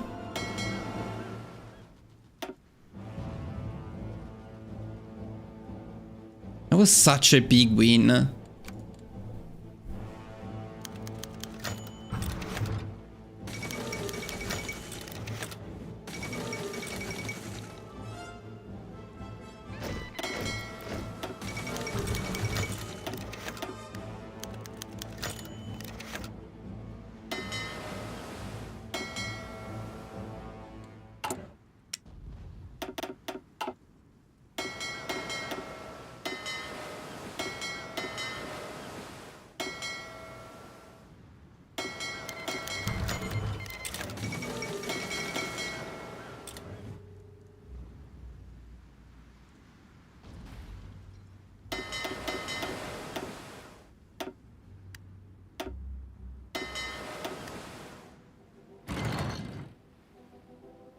And we also reinforce the navy so quickly because we build them very quickly.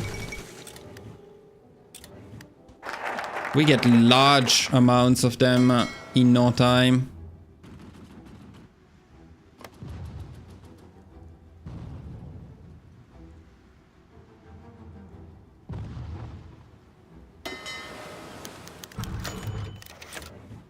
Okay, we need to go out, otherwise we cannot engage.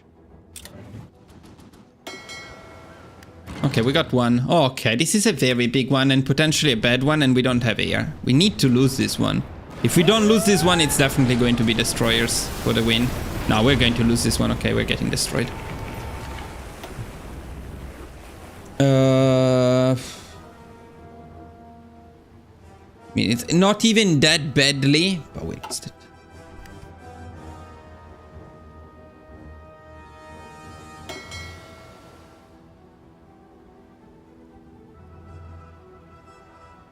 You need sub detection, a lot of sub detection for that.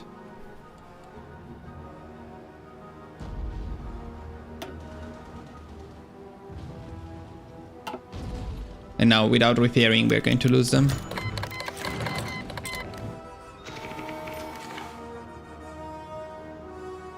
Yeah, okay. Done. Fine, let's move on. So you need air to consistently win. If you have air, you can win with light cruisers, you can win with destroyers, you can win basically with anything in the channel, but you need to have air. If you don't have any air, any naval bombers, then all of these fleets lose, no matter what you do. And well, here we have only support ships now. Other than that, hard to tell. I don't think torpedo cruisers are worth it in any. If going for torpedo cruisers, then I would make. Let me show it. So instead of making torpedo cruisers, if you want torpedo damage, torpedo attack, I would say that torpedo destroyers can do that quite well. Having some of them may be nice. Light attack oriented light cruisers are still most likely the best ship type to use to destroy enemy ships, so the most valuable one. The main problem is this is more expensive, so it takes a while to get them, and you don't get as many. And if you want to defeat the Royal Navy, you still need a decent amount. So the advantage of destroyers is you get a lot of them, and torpedo destroyers will get the job done as long as you have air in the channel. I think destroyers suffer particularly from not having air, and also maybe some of the, well, probably not, but maybe some doctrines can help, like this one can help a bit with torpedoes.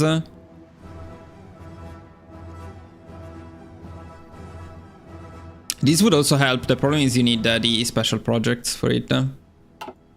Let's see if there is anything that helps in here, but I don't think so.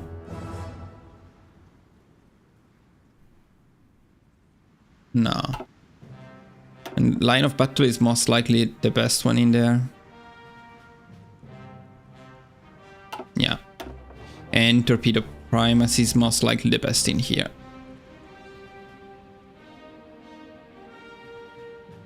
Regardless of what you're doing. You don't get that right away, do you? You do. Well, the max speed on destroyers may be nice, but I still think torpedo primacy into night fighting is the best option. Finally done, boys. Finally done. Way too much testing. Now it's really going to be a Bulgaria stream.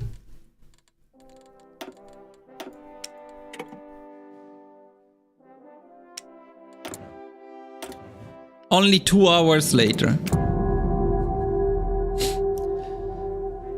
I like fast battleships. Let me see again. Which one is fast battleships? No, I cannot see it. Want to see. You like fast battleships? Yeah, it's okay-ish. It's okay-ish because the chance to score critical hit plus 3% is not bad. But line of battle is a plus 10% attack always. So I'd say this is just better. Of course, you shouldn't look at the mastery because you basically never get the mastery. So yeah, the mastery is pretty much irrelevant. All you care about is the first perk. So yeah, this one is 3% critical hit chance and this one is 10% attack. 10% attack is better. When do you not have a Pride of the Navy though? I think having a Pride of the Navy is very, very easy. But yeah, if you don't have a Pride of the Navy, yes. Okay, let's go back to Bulgaria. Just join, did we find something consistent for minors or are we cooked? No, for minors, nothing new compared to yesterday. I think there is maybe a little bit of potential with a fleet of submarines on patrol and the rest of the fleet on strike force. It takes a lot longer to get dominance that way, but it looks like it's maybe possible. So if you keep the strike force on do not engage, they will never engage, so they will not be destroyed. It's the safest option. But the best option is most likely submarines on convoy raiding around the UK, the main fleet on patrol, and then you spam disengage like we showed yesterday in the stream. So I think that's the way. Okay, boys, finally Bulgaria. Now, let's focus. Let's focus. And let me check one thing, because I have to leave at some point. It would be fun after all of these. Okay, no, but I have 2, 3, like, couple of hours, maybe. Couple of hours. Let's go. And today we need to do it properly. That's the thing. Which means slow.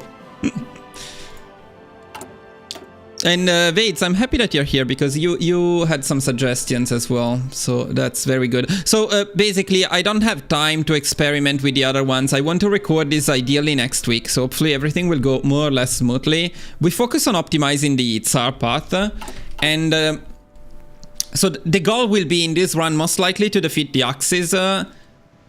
Probably the run will end with the Axis. But if we feel like it, we can continue against the Soviet Union. If it is too late, I don't think we can take the Allies. And actually, I would be maybe happier not to take down the Allies in this run. So non-aligned can be friend with the Allies, maybe. That would be better because at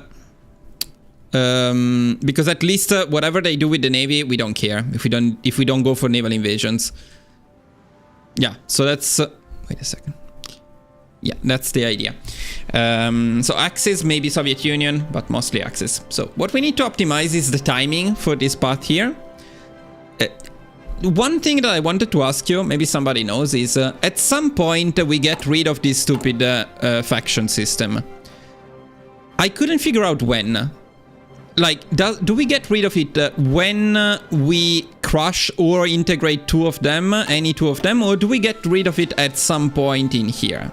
I don't know if it says that. No.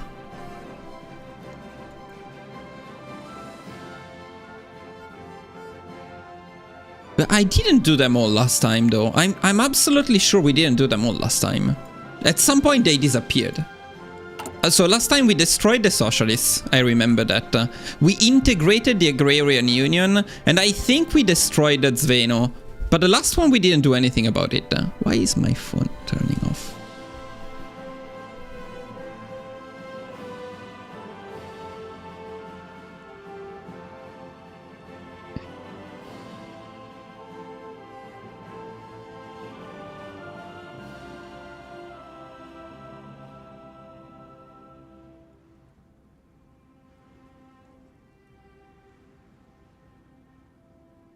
I don't need to do the National Socialists. Okay. So, so basically the other three in any case we need to do. I see. Okay. So let's start figuring out a bit about the technology as well. So we're not going to be at war for quite a while, but it would be nice to start making some tanks at some point. And what we were thinking is we will not have many divisions. The main limitation is probably manpower.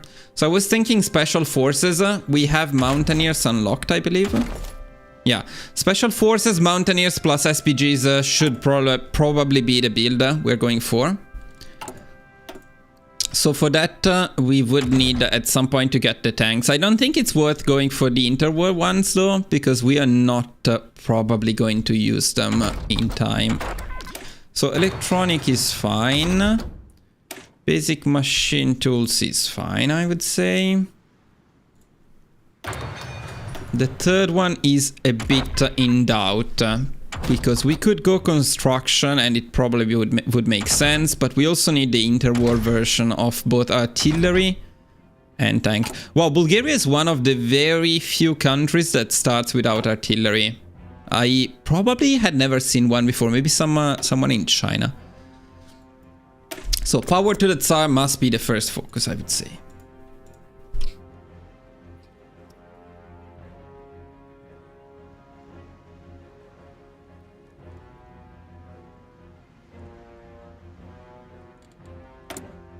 Need to figure out this thing here. I'd say construction. Construction one.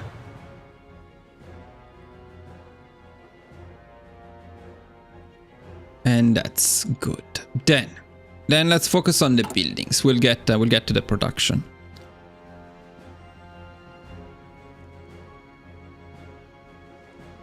Maybe SPGs will be fine. It looks like SPGs will not be touched in this patch. But I can still see them being nerfed at some point. It's okay, boys. When they nerf SPGs, we go back to tanks. I'm happier with tanks. I don't like being always out of supplies, which is what SPGs do. They are too powerful to ignore, so still the best option. Okay, building-wise, we are in a very bad spot because we have basically nothing. I'm not sure it's worth building infrastructures because in terms of resources after the nerf you get nothing, so infrastructures in here are not worth it. In here for just one building slot they are not worth it. In here for 2 building slots I would say they're also not worth it. By the way, can we make an agency? We can make an agency, so definitely I'll create an agency right away. That is for sure.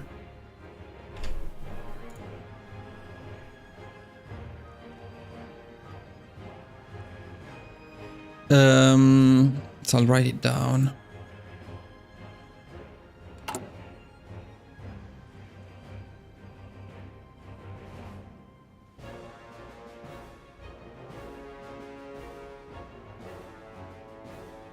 Maybe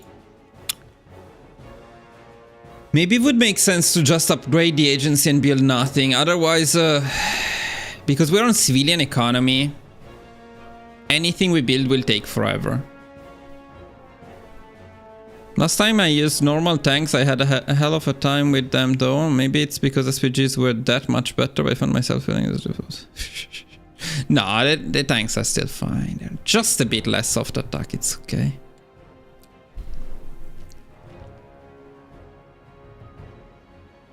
Yeah, I don't think this is a facility type of run.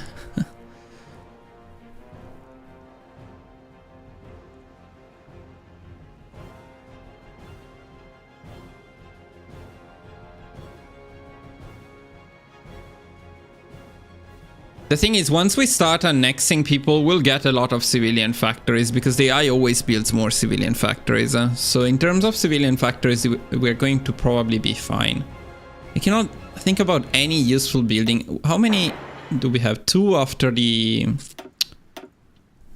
I don't know how much we need the spies, but getting diplomatic pressure and non-aggression pacts may speed up the peaceful annexation in here.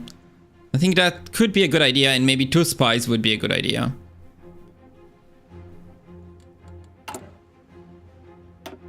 In one of them, I guess, because in here, what, you build 1 infrastructure to make 1 factory doesn't make sense. It's too expensive. You will never get a return. Here you get 2 slots, then it becomes 3 once your research concentrated. Slightly better, slightly better. But no, for now I think I'm just going full meals.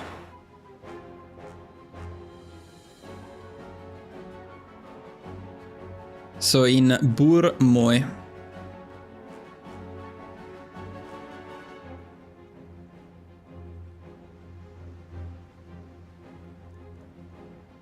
Okay, let's take a look at the production. Production, we want to focus most likely entirely on guns. We definitely don't want trucks. Yeah, no, I think we can probably stick to this.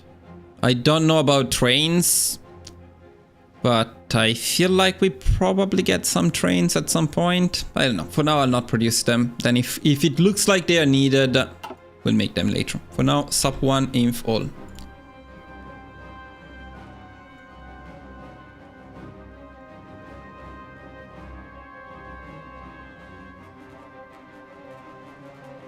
Then in terms of the army, we cannot do anything.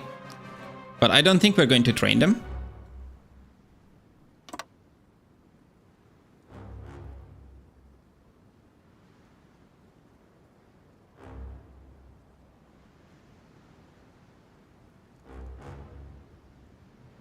Navy, we don't have. That's easy. Create agency is done. And fixed rate.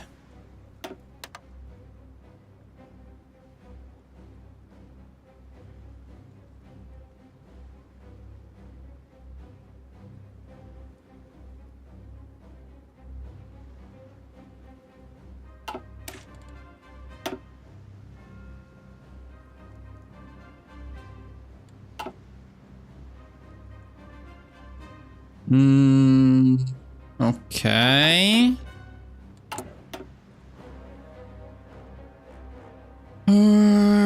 I need to decide when to do that, actually. But you're right. The thing is, before we go for... what was it? Before we go for this one, we need to get rid of the restrictions. So we actually need the UK negotiate Bulgarian rearmament, for which we may need to go for this one here.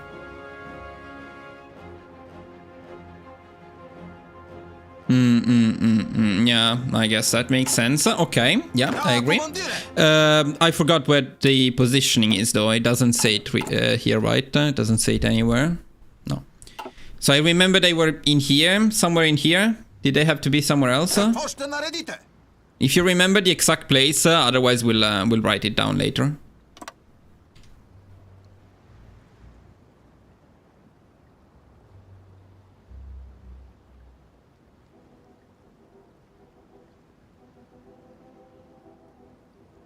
I put thing, okay, position 4. Good. Okay. Then later on we'll check it more carefully.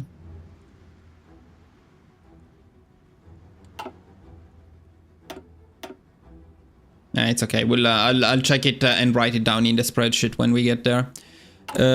What is the first thing that we want to do? Nothing for now, probably. First, we need to get the first focus done. We get some cores. I don't think you get that many cores, though. So agency... since we cannot build anything anyway, I would say maybe we get the 5 ups.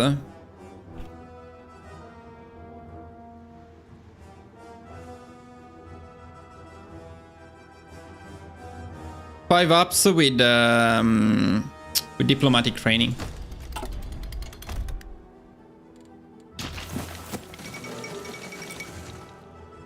When you can destroy factions, go after the broad social. Yeah. That's the priority, and I think we shouldn't do this one, if I remember correctly, because it makes it harder to get the democratic support up.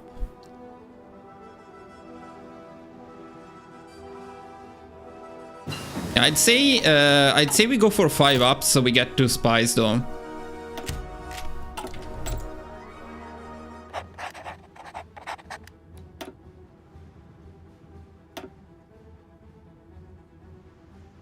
Why? No, I don't think never. Why? If you take it the first time, it gives you stability and some other stuff, though.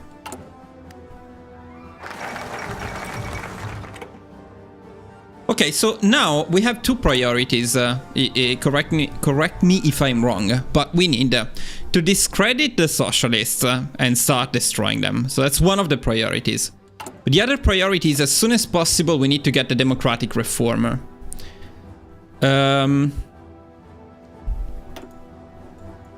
So, let's see.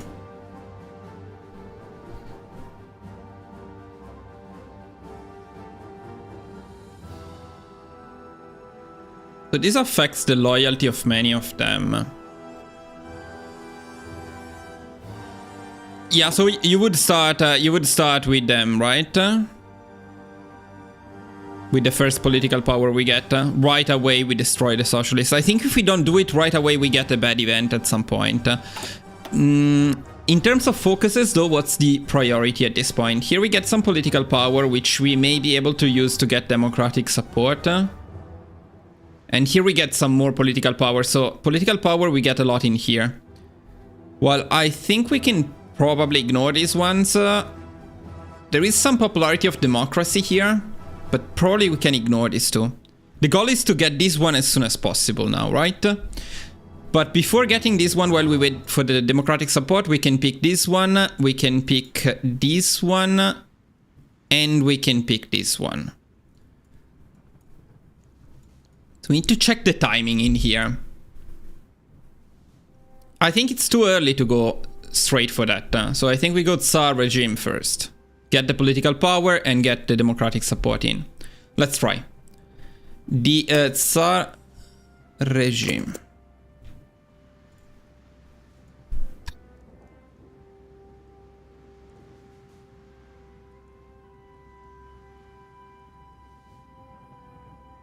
Zveno,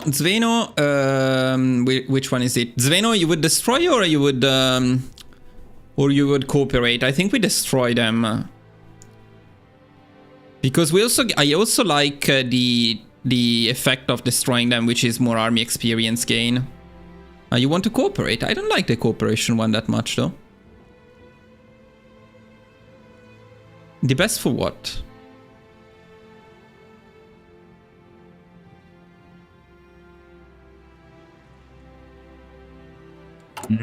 Let me see the advisors.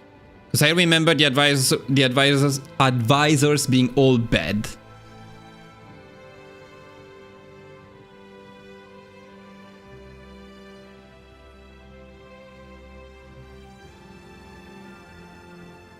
Oh, decent, but nothing crazy. Military, okay, let's see military.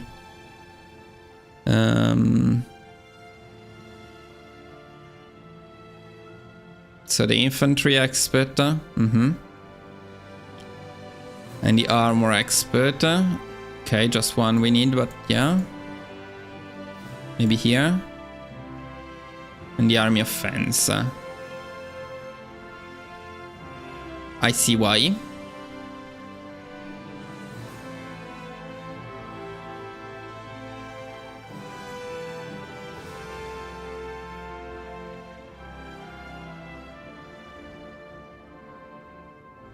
Chief of Staff.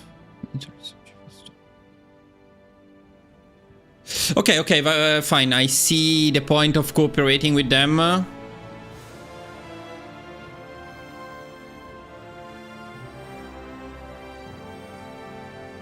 agree. This mechanic seems stupid. Overall, Bulgaria seems a lot less fun than the other Balkans countries. Greece, Yugoslavia, Romania all seem significantly better than Bulgaria. But okay. Fine. Okay, so let's pick immediately discredit socialists. Let me write it down.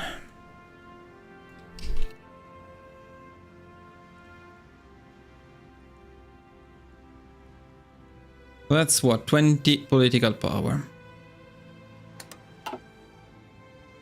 Let's go, see what happens.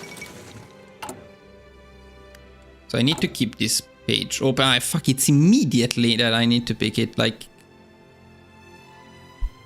I don't know if Hungary is in the Balkans though. Romania is also not in the Balkans. But yeah, let's put it in the Balkans. Ben. Okay, discredit.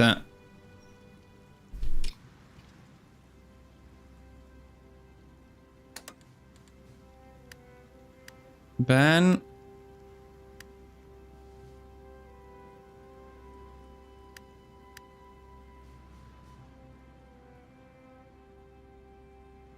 No. I need to discredit again.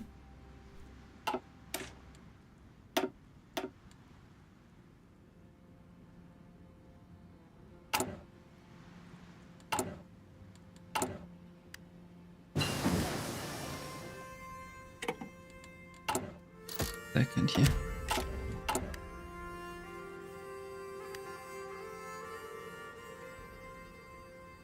Romania is the best, guys. You just need to wait for my guide. Romania is amazing. But yeah, Greece is also very cool. Yugoslavia is very cool. Romania, Bulgaria seems to suck quite a bit. So ban, because it's only 7 days, while ban it's 14 days. I see. Okay. So discredit as soon as possible. And that part we're okay with. So then I just wait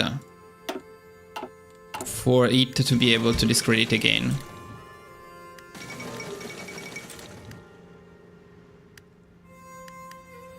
So I guess after 1 day it comes back.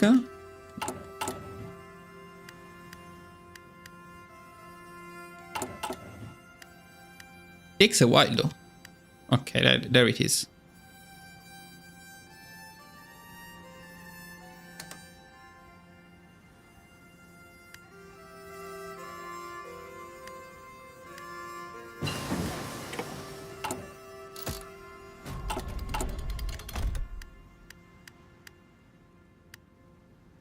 How many times do I need to pick discredit? Down to 30, you said earlier, I think. Okay. Now ban already? Wait a sec.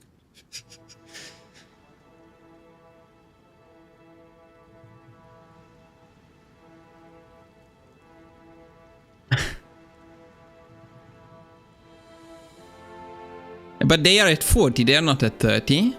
Didn't you say 30? Okay. So discredit 3 times. I need to write it down in the spreadsheet. Discredit.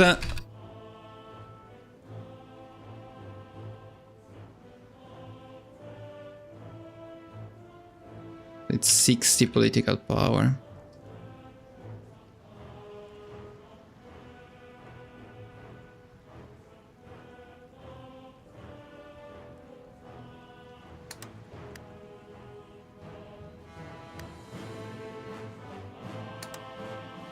Ban is 20.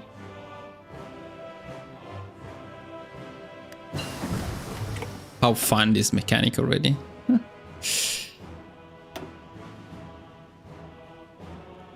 mechanical computing is definitely not good for this run. We don't particularly need the radio.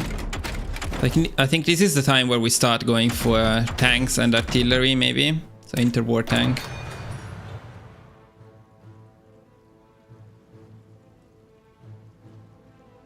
Maybe interwar artillery is a better choice, actually. Let's get interwar artillery first. It's not interwar. It's not even interwar. It's before interwar.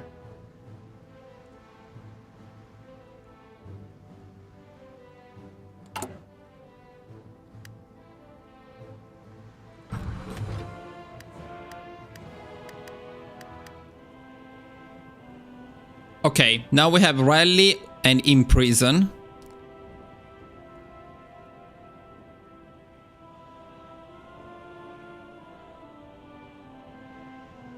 Imprison.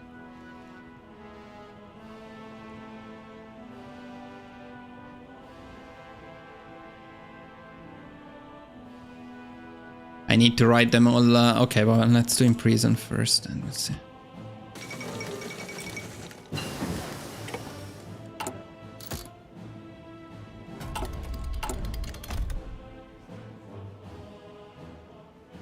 No, RNG, no, come on.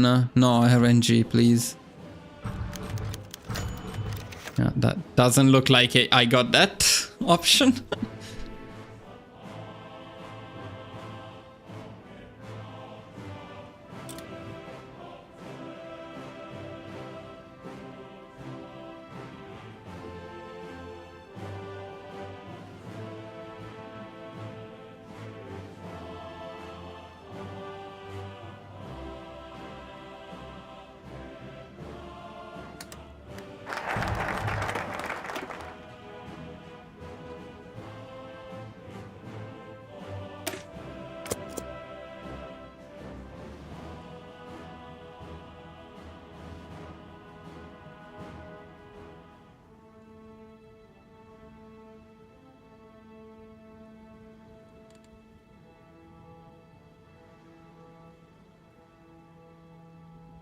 What's up, boys? Good to see you in the chat. Okay. So I'm a bit confused about one thing though, because we need one more after this, don't we?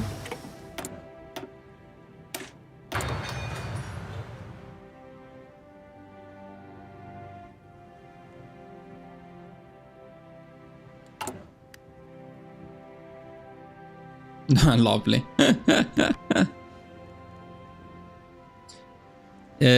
But I cannot destroy them. There is something wrong here. Something is not, something doesn't seem right here.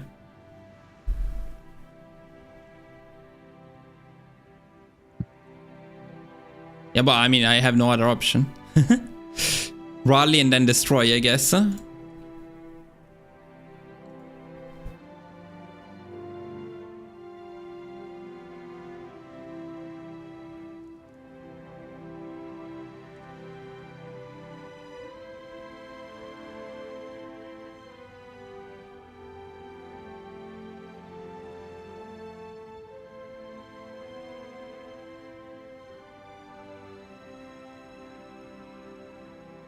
Hey guys, the RNG is there.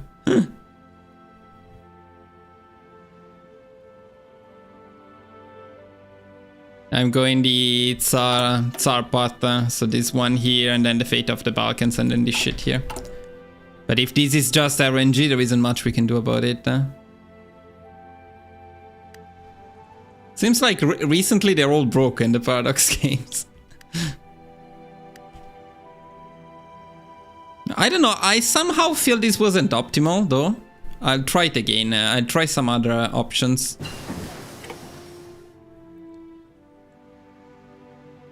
It's also a bit late, I feel, to get the advisor, but... Rare, but you need to know something. When I make a country guide, everybody gets the rare event. If there is a 1% chance of something going wrong, you can see the people in the comments writing about that. Okay.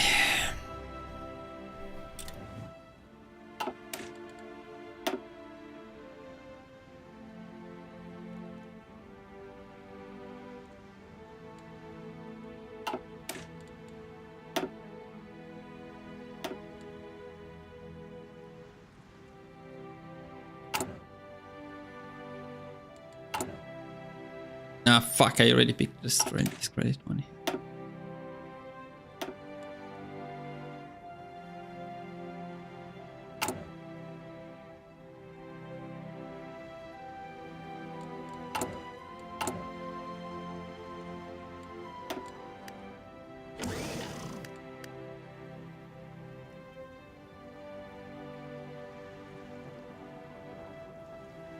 How can I be late? I picked them on cooldown.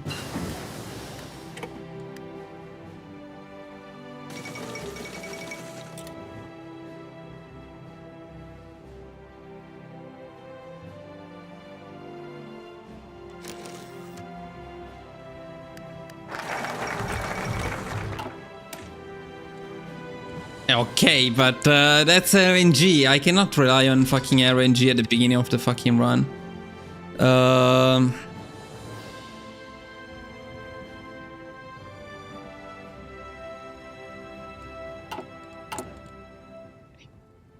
Let's try something else. Let's try this credit. Fine.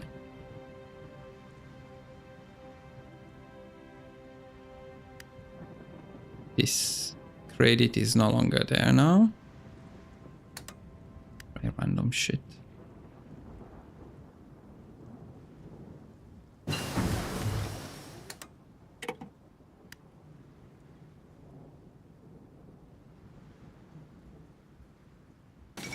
Oh, we'll see. This seems to be scripted. This is the seed, most likely. Looks like it's a seed kind of thing, which makes it even more fun.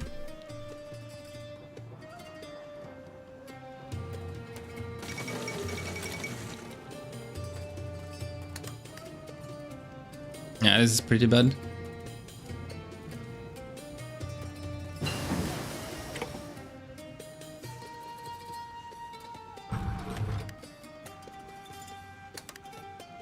Yeah, quite bad.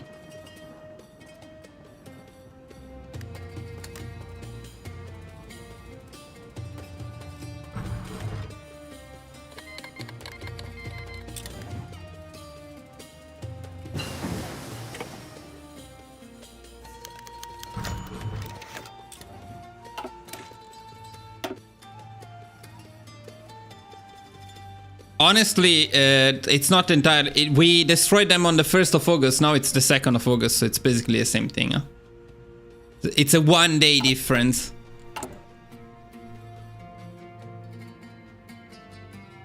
Uh, 311.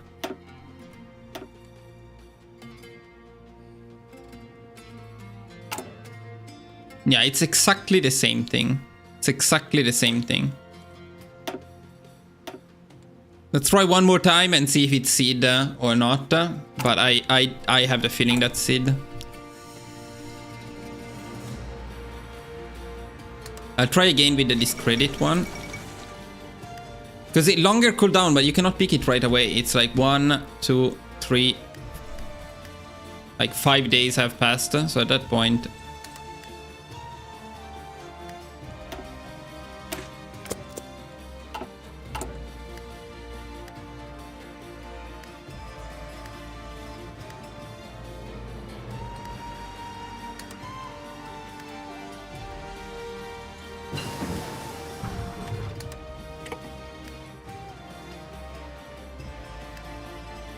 Here I want to understand what's the best path for the faction.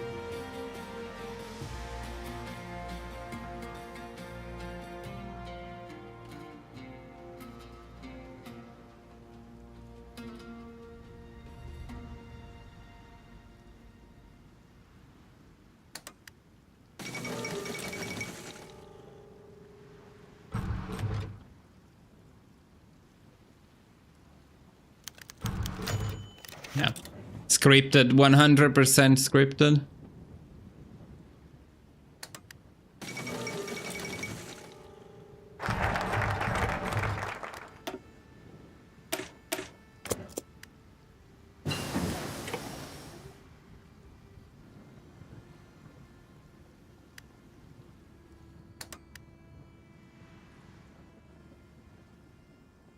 I guess if you get the good RNG, you can destroy them now. So you destroy them once a bit faster, maybe.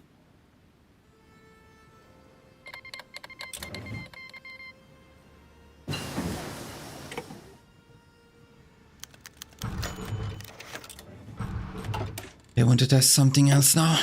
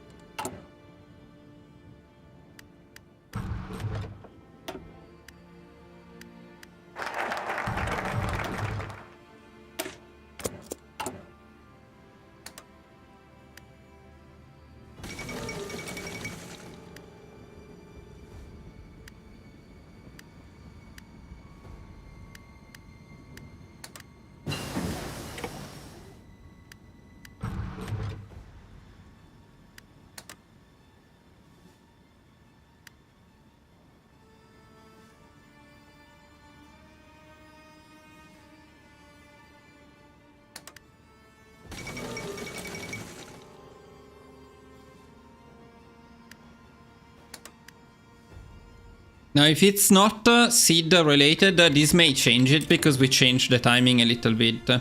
If it's the same event, it's 100% seed related. Okay, it's 100% seed related. Nice. Lovely shit.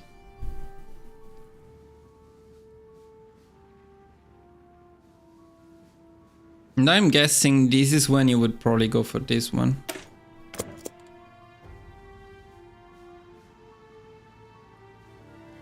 Increase on raid rally destroy.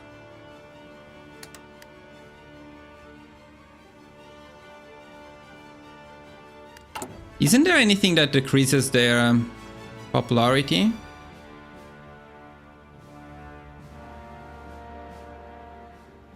Well, this one definitely does, but it's a 35 days focus. So it may not be terrible.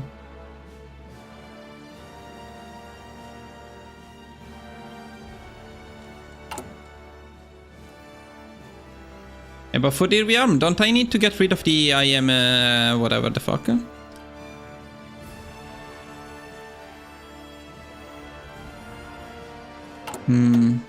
I see. Yeah, I need to see if we have enough time to avoid the bad event this way. Then it's a bit safer. I mean, there is no point in rushing this if you don't need to avoid the bad event.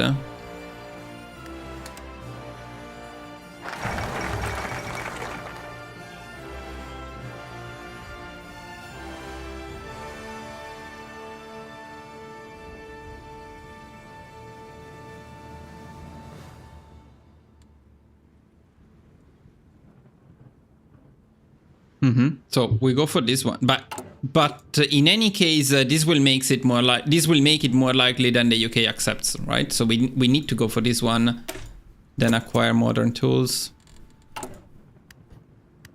and I guess I need this one or not.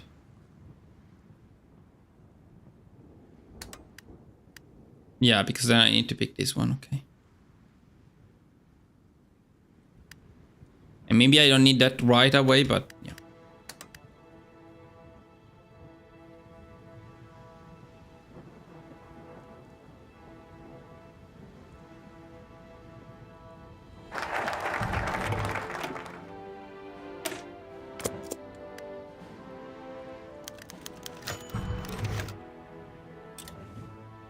Well, the good news is we can do that before we get any bad event, and we can pick the democratic support before that. So I think that's definitely worth it.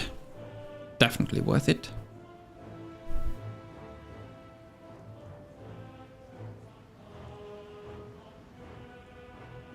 So now the question is what, because these guys are very popular, right?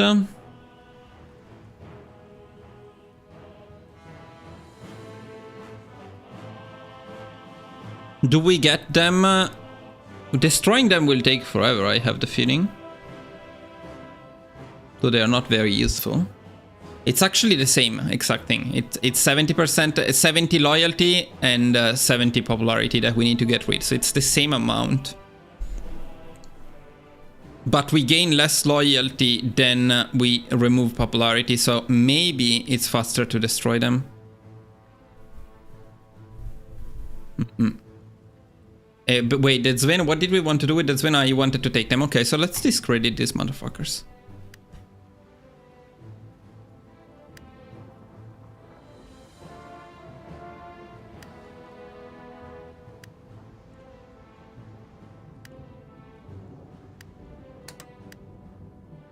Didn't I want that Sveno to be with me?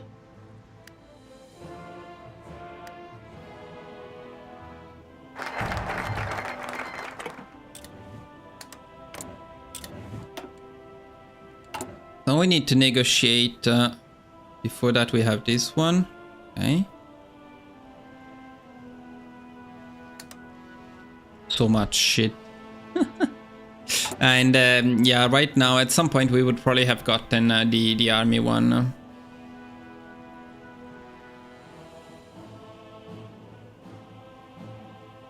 All pretty much irrelevant, I would say.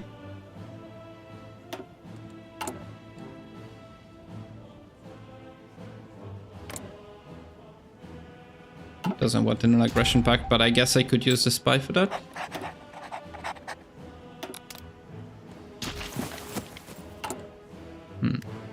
I don't know if I have the political power for that.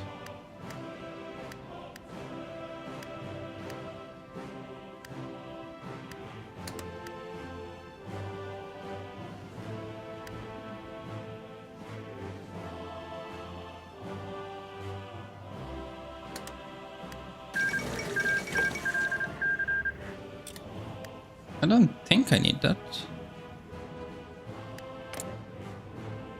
So diplomatic pressure will send them to 20 eventually. Let's see.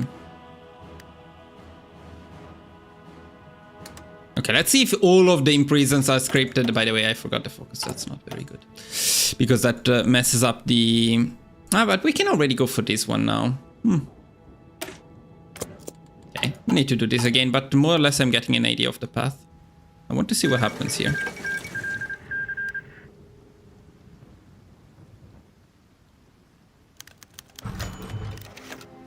Okay, so this is when I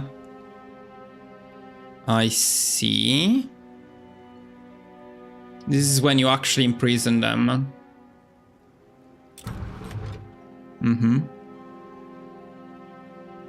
So fun. But this is part of any path in any case, so there is no way around this, I guess. Yeah, but then you go rally, you don't go raid. Why would you go raid now?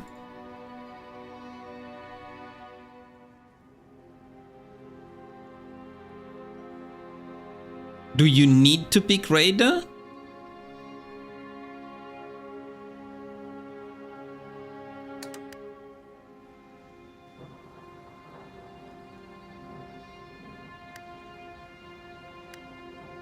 You need to go raid. You need to go raid. Okay.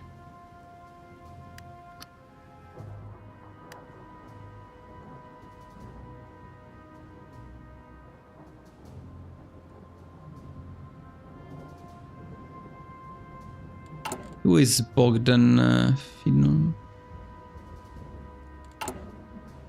So for this stuff here, main factors that will impact Britain's decision publicly, okay, having good relations with the United Kingdom, completing the Focus Treaty of Perpetual Friend or the Salonka Agreement. Having the same government as the United Kingdom. So those are good things. And we have good relations with the United Kingdom? I guess we do.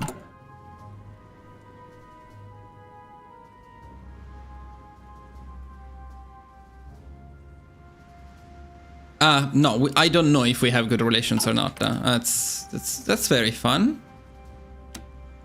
Why is a non-aggression pact with Yugoslavia helping? It doesn't say anything about that. It's more likely that improved relations with the United Kingdom is going to help, no?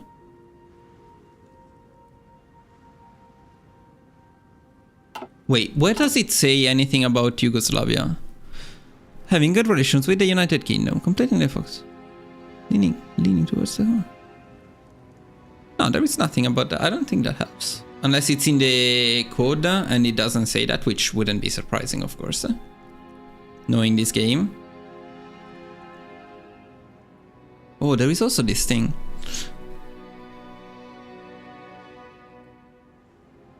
No, okay, for that's another story, but for this particular thing, it doesn't seem to help. Well, let's try without doing anything. So I want to see...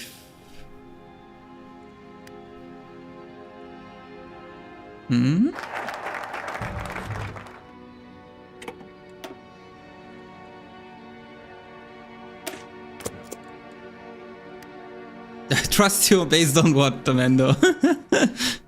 Did you check the code? Is that in the code?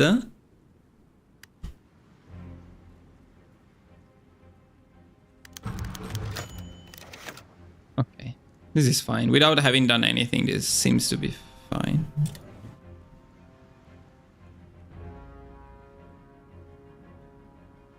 So these ones were not particularly in a hurry, so we could delay that and we save political power if we do it after picking this one.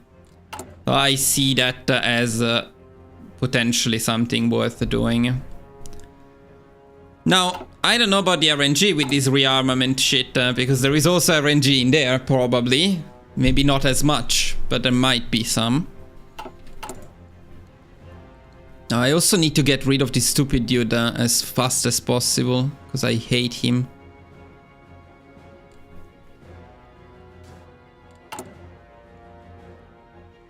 Okay. But then if you want to cooperate with the Zveno, you need to do it maybe around this point. Okay, let me try some things here first. Yeah, but we need to restart anyway. I'm not satisfied with this priority. These can be optimized significantly.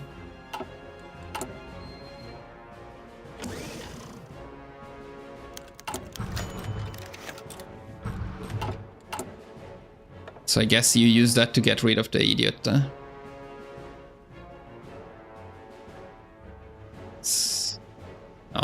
We're not gonna pick that guy. Not pick anything. It's fun. Now it's when you need to start doing this thing. You need to delete the army, and you need to spawn the spam stuff, and then the political power is most likely needed actually to do all of the stuff. Wonder if we should keep the stupid democratic dude for a bit longer. It's damaging, but in the end it's probably not the end of the world. I also want to try this one, because I think it's worth it now. But let me try. So yeah, well, and that was this thing here. To destroy them. And then you would spam a lot of 2 with infantry.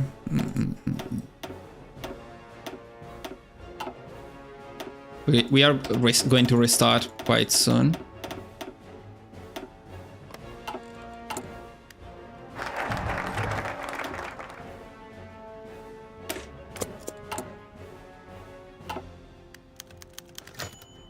Yeah, okay, so this is very good. It's definitely very good. I'd say we pick these as soon as possible after...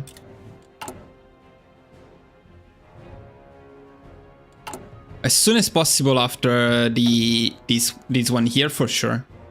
As long as we're no longer needing democracy, that one is very good. The first time is very good. Then I think it's one time good, one time bad, maybe. But I'll try it again. I'll pick it another time.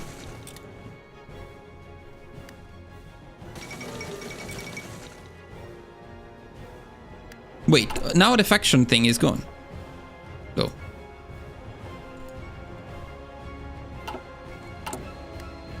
Or is it temporarily gone? Where the fuck is it? Huh? Oh, it sends the whole thing on cooldown?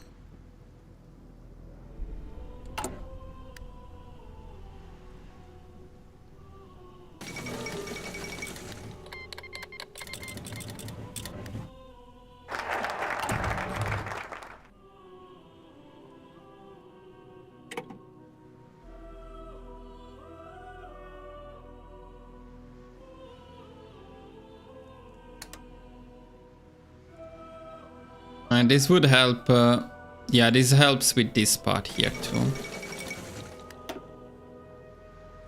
So if I do this one now, what happens? Because the whole thing disappeared.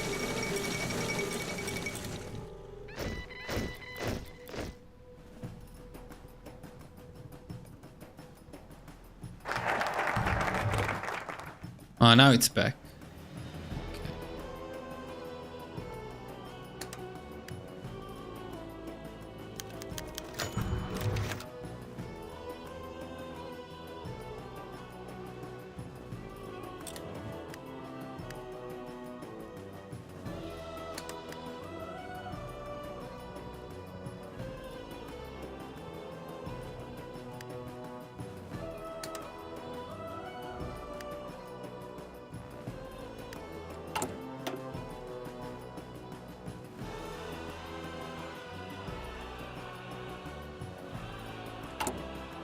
For that you need to... But this takes forever unless you have the other one, or not. Maybe it's later.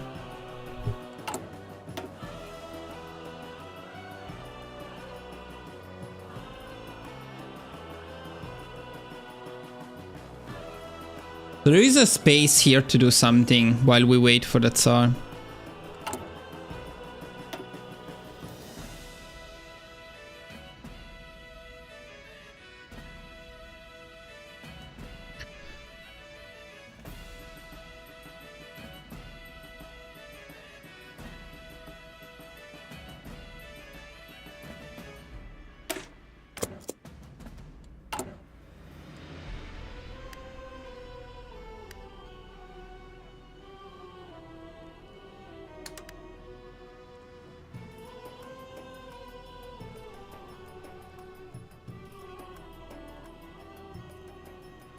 Such a fun country, oh my god.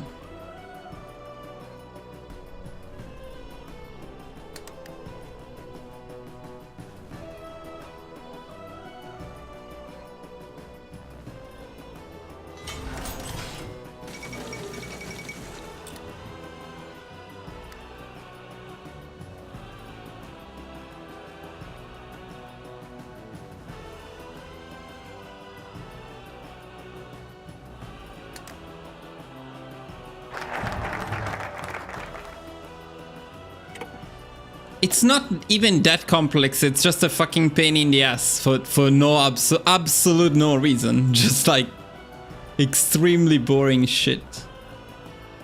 With some added RNG for fun. Awesome stuff.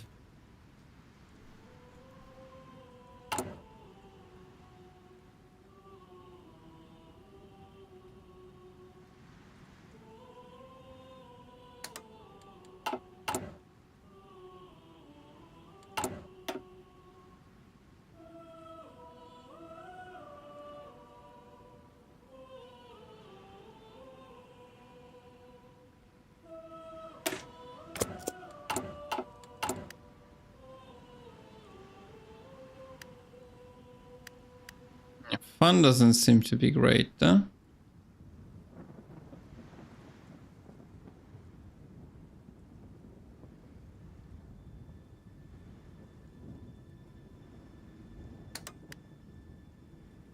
This also takes 30 days, though.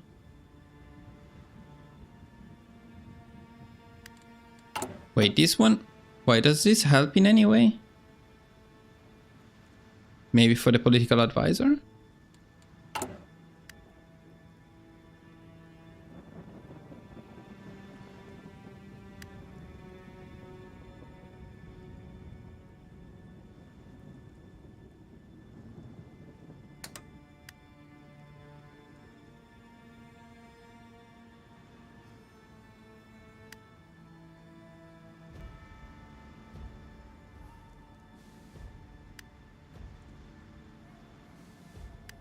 There is anything coming back or not? No.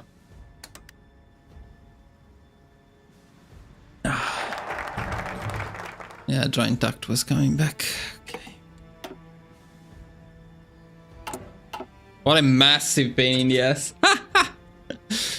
Shitty country.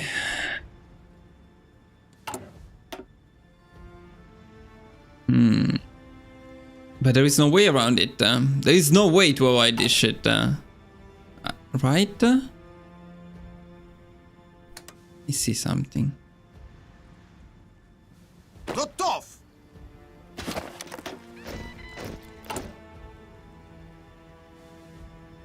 Ah, true, the stability span. Okay.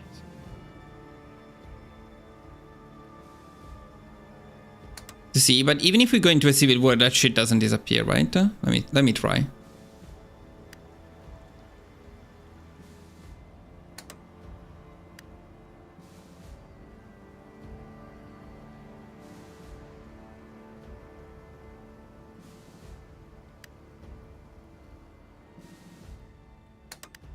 So whatever we do, well, this will never work. Whatever we do, we have to deal with this bullshit. That's like, just, there is no way around this bullshit when you play as Bulgaria, in any case. This is like, it's a bit like the Greek one, but a lot less fun and way more annoying. Awesome, awesome, awesome.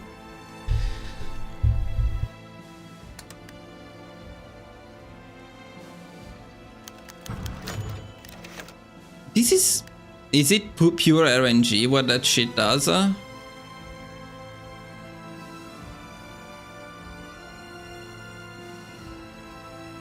It's still better than Manchukuo.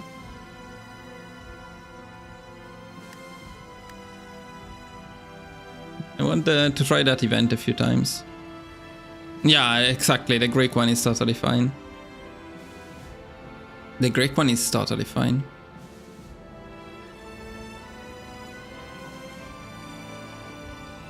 So, is Bulgaria going to be the worst country in the Balkans? I think so. If we don't consider Albania.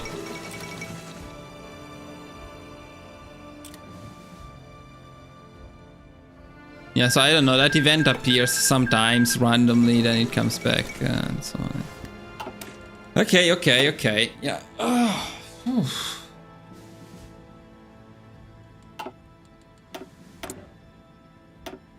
Shouldn't have done the testing before this.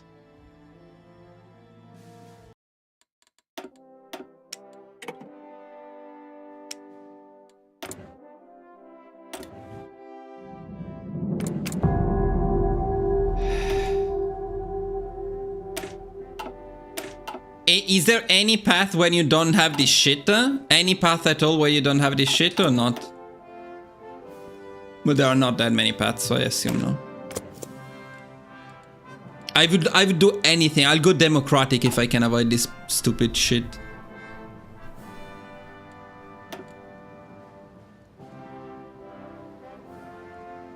I prefer democracy to this, and this is how much I hate this system. But first of all, I want to check if we can control the, I mean, if it was in the seed or not, and how common it is that it's in the seed. Because the first one seems particularly painful if you get the bad RNG. If you get the bad RNG for all of them, it's going to affect the run, which is incredibly annoying.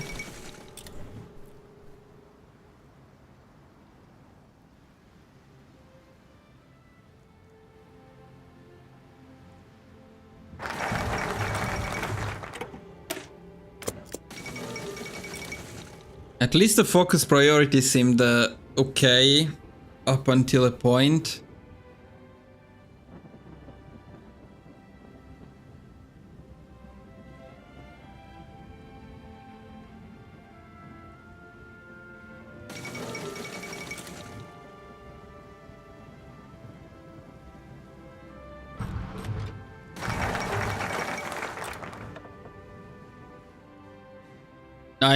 Guys, I am losing it. I forgot to do the thing. No, it's right. It's right. I was supposed to do it now. I'm already losing it. Now it's when I started. Yeah, okay, so let's do it. Discredit. 3 times discredit.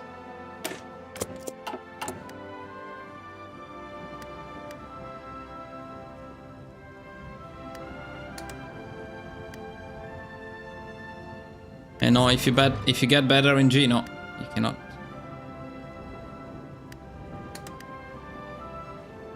And you don't gain anything by doing it earlier too.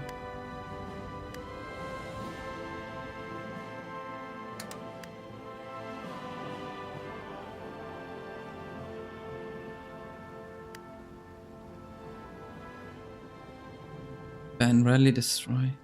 Imprison, no, ban, imprison, raid. Imprison. Well, this is where the RNG comes in, let's see.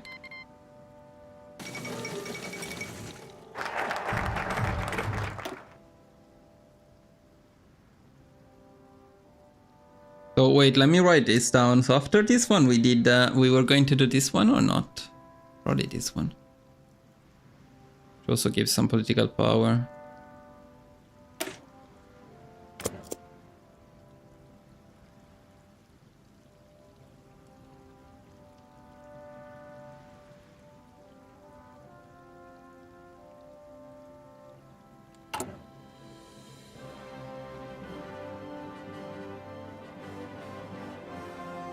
When did Paradox make this? I'm glad there is a bad focus tree that is older, because the old ones tend to be better than the newer ones. So this is same level of shit as the newer ones, more or less. No, it's more, it probably has more potential in the end though. Okay, so now it's the good event.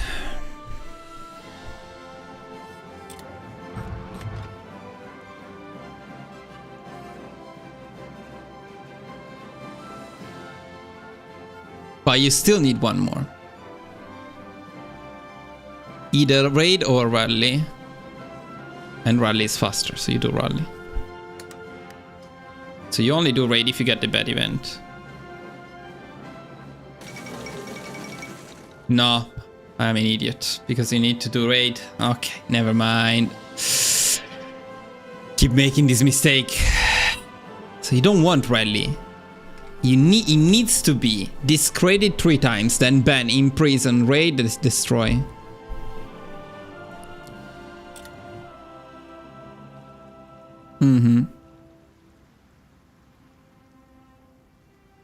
So I also want to see what happens if we do this one now.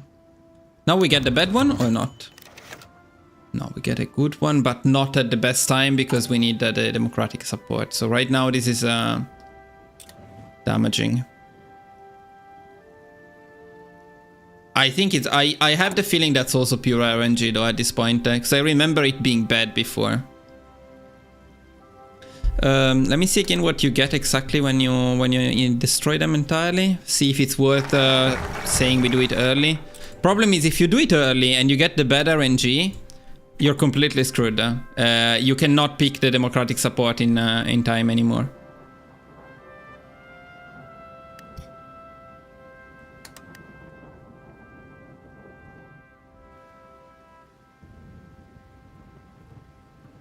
So yeah, but the political power is the same as you spend, no? Most likely. So you don't actually gain political power, you gain the 10% stability. 10% stability is nice, okay. I agree, but the political power is the same one. Let me actually calculate it, because it's 3 times discredit, so it's 60. 80 to imprison, 100 to raid, 120 to destroy. So this is just the political power you spent, you get it back. If you do it after the focus, then you gain, you have a net gain of political power, which is why this one I would be tempted to do it only after the focus is done. Then right now, if we didn't pick the other event, maybe we would have the popularity. Okay, we need to test it again.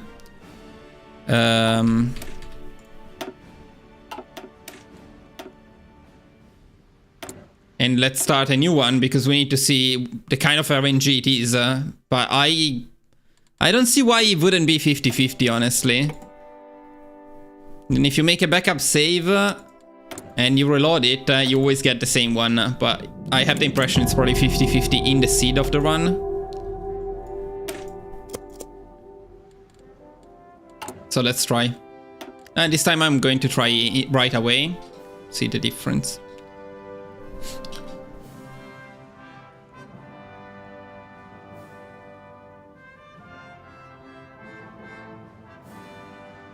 So maybe we rushed at Zveno before the Agrarian Union. Maybe. I don't know, we need to check the timing. It's certainly very, very annoying to time.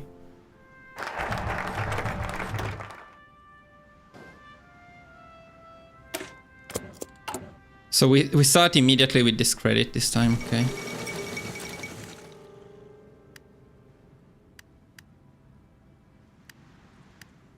For the Zveno, you need to integrate them before the Civil War event. So.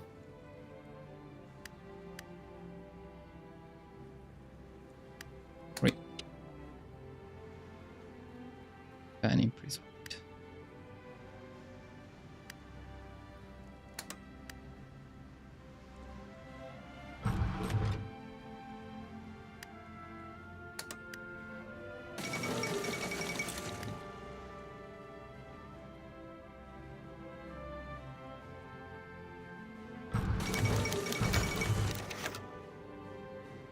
You don't get... so there is also this one where you don't get the political power, but you also don't lose the stability. So I guess there are 3 possible outcomes in this very fun thing.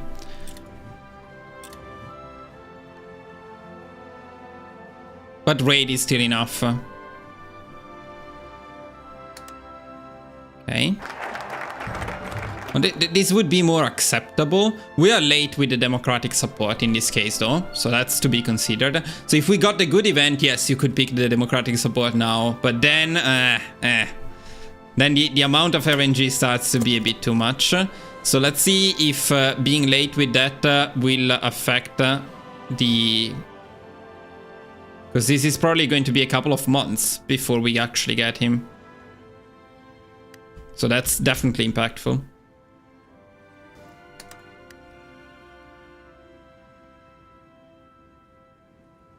Yeah, you will, but I'm late with the democratic side. This is 2 months less of democratic support here.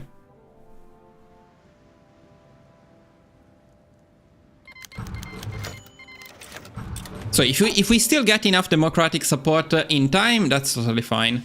But this means being very late with this. So we'll need to see what happens next. And the problem is I don't remember exactly what I was doing. So after this one... what did we do? We did this one, and then we did this two, right? And then we were able to pick this one, if I remember correctly. In any case, I want to prioritize going down this path, so we need to rush this more than the fucking Sveno.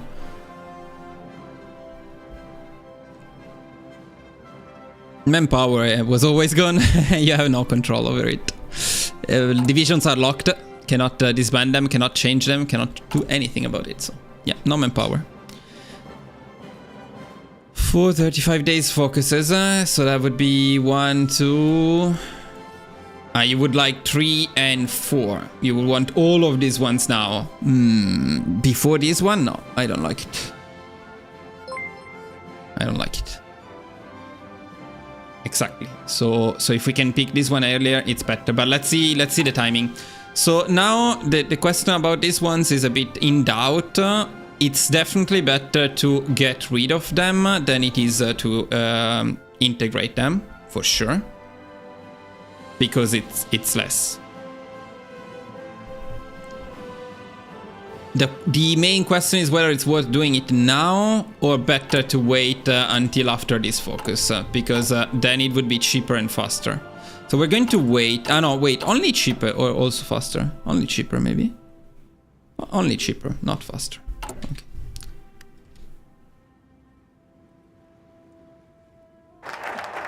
Let me try this one first. So now we would go for... this one.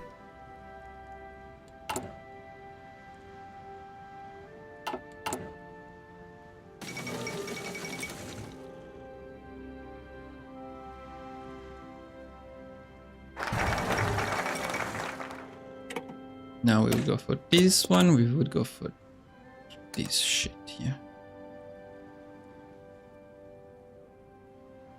The agrarian advisors, let me take a look at them, but they look pretty shitty.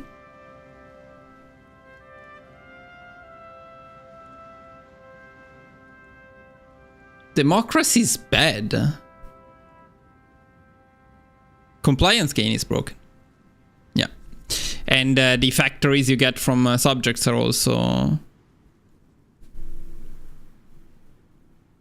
yeah, because of the factories you get from subjects. And because of the compliance. But in multiplayer it's a different game. Because if you play with somebody else that takes the land and gives it to you, then yeah. It's very slow. It's a very slow build-up compared to the other Balkan regions, countries. The other ones are much better in a single-player scenario, where you don't care so much about compliance. Okay, let me take a look at this shitty agrarian once again. So this one, yeah, it's good, but the democracy support is annoying.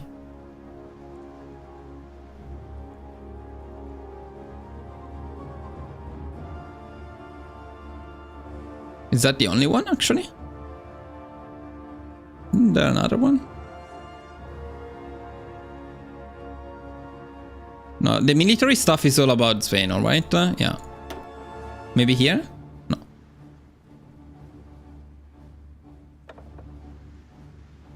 If it's only this one, then no, I don't particularly think it's worth it. And we would need to counter the democracy support And I don't think we can, because we have fascism, but we don't have non-aligned support, so democracy will keep increasing. Nah, it's okay. Fuck that, dude. Yeah, so I was waiting for this one, right? Yeah, we were testing that. We're testing that.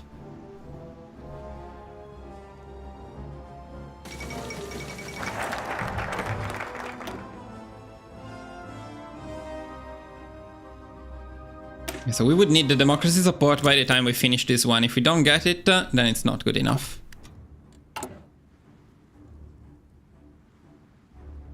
Yugoslavia is amazing. Yugoslavia is very fun.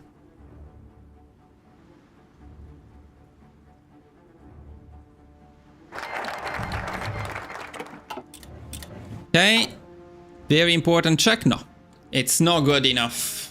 Unless you also go for this one, but I don't like being one focus late here. I want to prioritize this one rather than this one, for sure. This means also getting the other one faster, so I don't like this, which means we need to wait. So we'll do it again. We wait before we start destroying the socialists, whatever. So the right path is...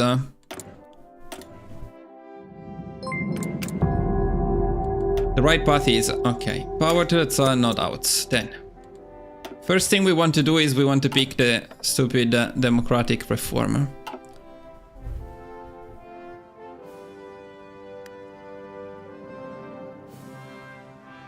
But I can see why people would like to have a guide for Bulgaria, because it's very confusing. So while it's probably the shittiest of the Balkan countries, it makes sense to make a guide, and focusing on this part of the guide should be fine. So I think we'll do this and defeat the Axis and then end the guide there. I'd be happy not to see Bulgaria again in future.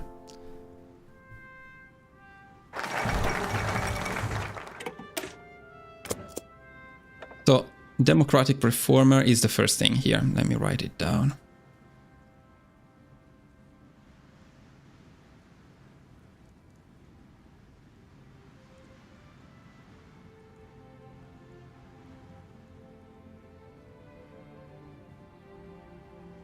Oh, okay, technically though, we could be getting, we could start the discredit a bit earlier. If we wanted to fully optimize it, the best thing would be, here we get 70 political power. No, I actually don't know how much we can afford to spend. We need to have... I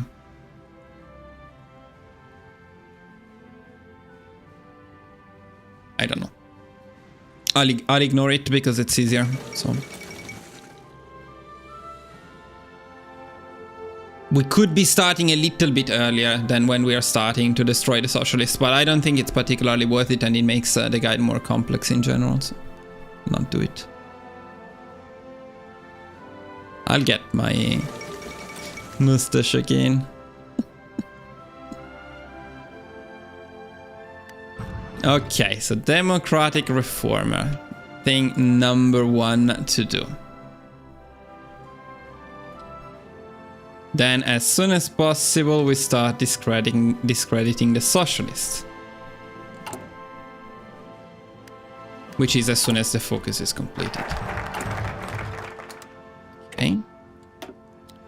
Now we go for promote Bulgarian nationalism.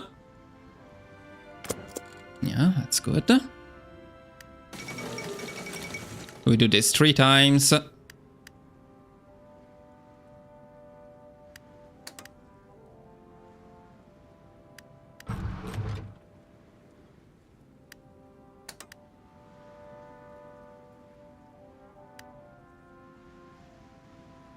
Then ban in prison.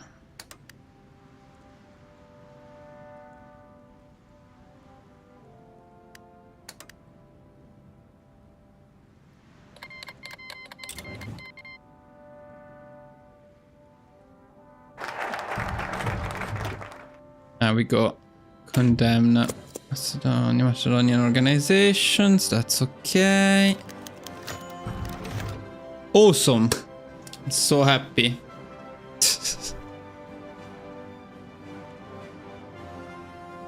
So if you get this shitty one, if you get the shitty one, which I would say it's well, if it's not 50, it's probably 33% because there is 3 possible outcomes. If you get the shitty one, then raid is not enough anymore. No, wait, raid was never enough, or was it enough? Let me check. Yeah, raid plus destroy. So if you get the bad one, you need 1 more rally. So that's another 20 political powers and 14 days wasted.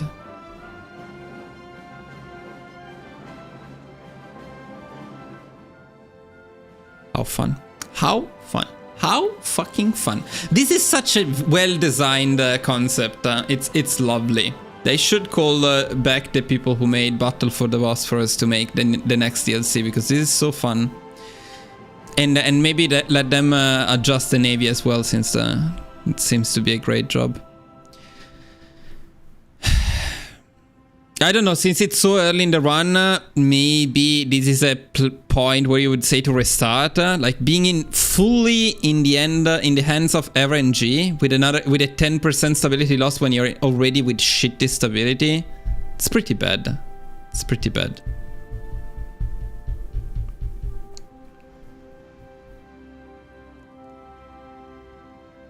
Maybe it's okay. You can afford it later when you do the Agrarian Union, because it's a bit later in the run. But okay, so I will pretend that this didn't happen, because what I wanted to check mostly was the democratic support this time. RNG is such a stupid thing to put in the game. In a game like Crusader Kings, it makes sense. In a game like this, I think RNG stuff is only an... Ah, okay, you also get the strikes now. Okay. Ah, that's even better. That's even better. So, basically, this is RNG too, probably. This is RNG too. And the longer you wait, the more likely this is to happen.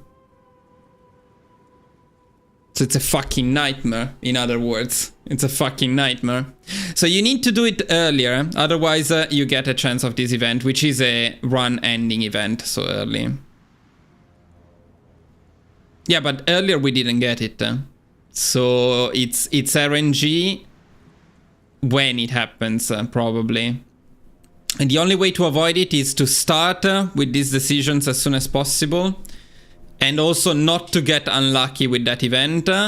If you don't get lucky with that event, you still don't... so if you get the neutral option, which is what we did earlier, you still cannot get this focus before this one. Which at this point, I guess it's okay. I guess we accept that.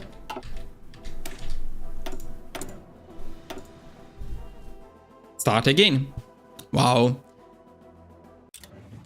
Such a lovely focus tree. Awesome.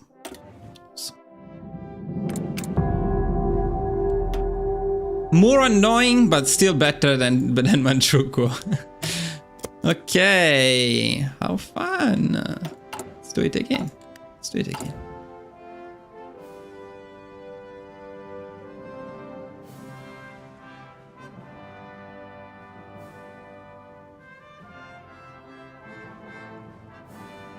See when I need to go soon. Luckily, I need to go soon. This is a massive pain in the ass.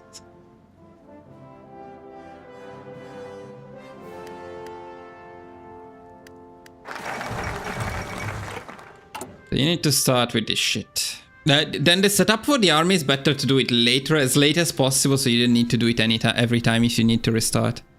So, okay, then discredit now. Let's see if the timing is at least right in this way. Even if we get if we get the bad event, I think it's a restart in any case. But if you get the neutral one, is what I want to see.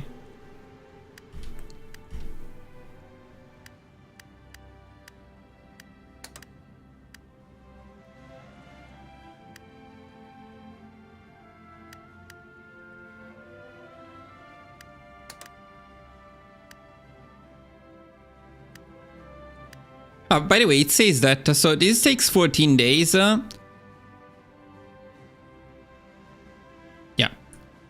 That's why ban is okay.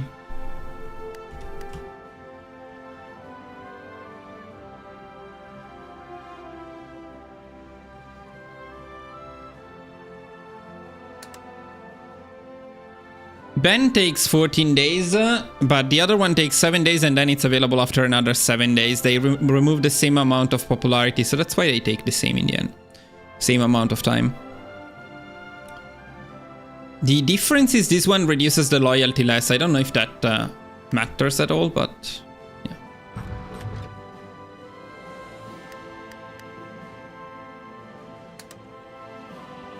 You have to take ban, okay, but what I'm saying is why don't you take ban at the beginning? Why don't you do discredit and ban? Discredit, ban, maybe discredit again? Because you say that not to do ban, but that's not particularly important because... no. Not really. Discredit and ban have the same time, though. No, ban... no, rally. Wait, rally? Well, I'm confused now. So this is the neutral one, right? Yeah, this is the neutral one, which is okay. We're okay with the neutral one. Because then we do raid. Then we destroy.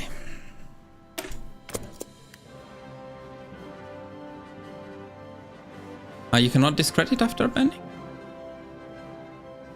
Need to take a look, but earlier when we tried, it took the same exact amount of time though. No, destroy.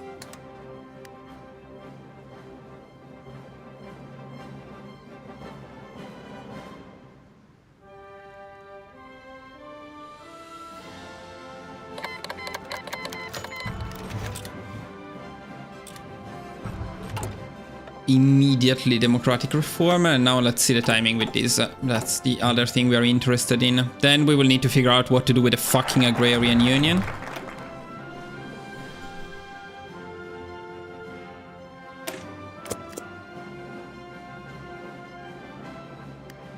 I guess at this point you'd also pick the army one.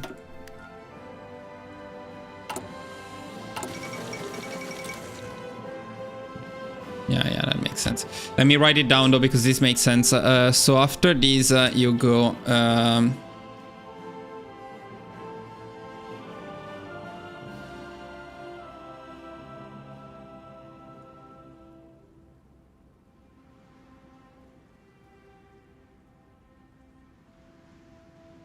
you go democratic reformer plus army org.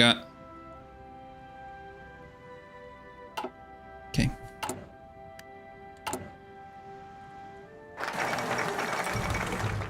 And then you pick the anti-IMRO propaganda.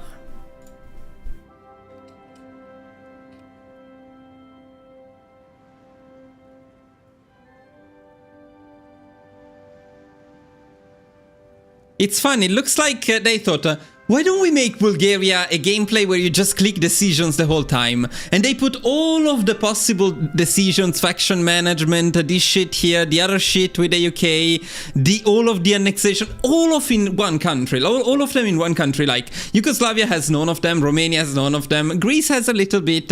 All of the decision gameplay in the game is all in Bulgaria. Awesome.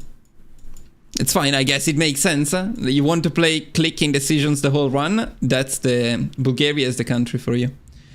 So at this point we go here. Acquire modern tools.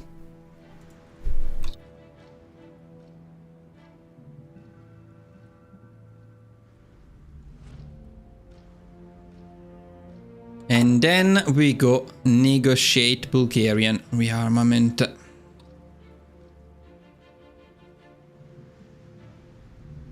And then we go cooperate with the Zveno.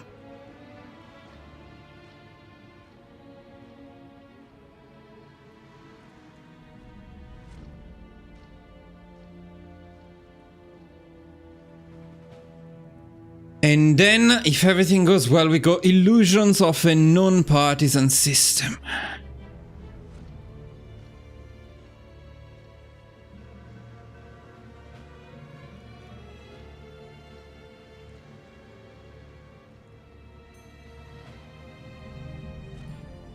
Then liberalization of trade policies.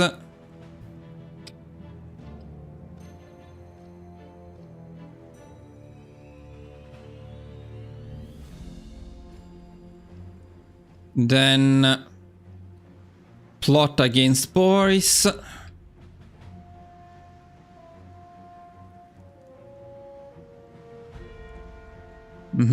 Then we cannot pick this one until we kill the motherfucker, so probably these two need to figure out the order, because this one seems better to me. This one is only useful if you need the advisors right away, while this one gives you stability, which is very nice.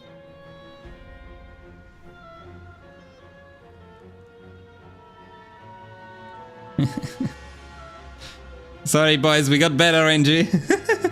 They should do that when they lose when a politician loses the election. They should we just got better RNG. Democracy sucks.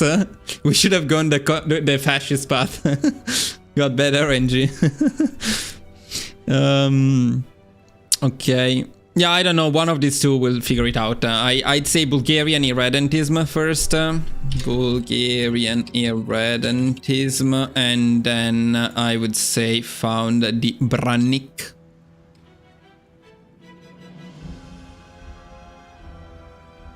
And tonight I'm going to play some Neo. Fuck HOI4. I need a break. Too much streaming, too much test. I also need the editing of the live from yesterday though. Okay, so what point were we at here? Okay, that one. So here I'm mostly waiting to understand whether it's worth destroying these people or integrating them. Integrating them, I'm pretty sure will take longer and cost more, though. No, let's try that though, because I was curious about that. No, after the focus. So now the rearmament shit, we need any shit in here. What's worthless? Integrating them, I think. Well, I don't know, it depends which one is faster and cheaper to do. Whichever is faster and cheaper is best. Which is probably destroying them.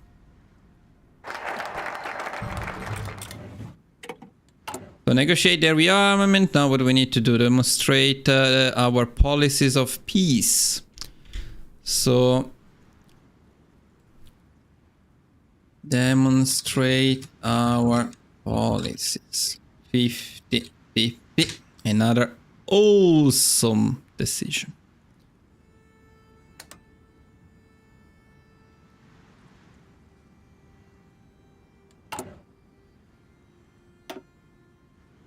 And now, yeah, of course, we cannot pick that, so we go cooperate with Zveno.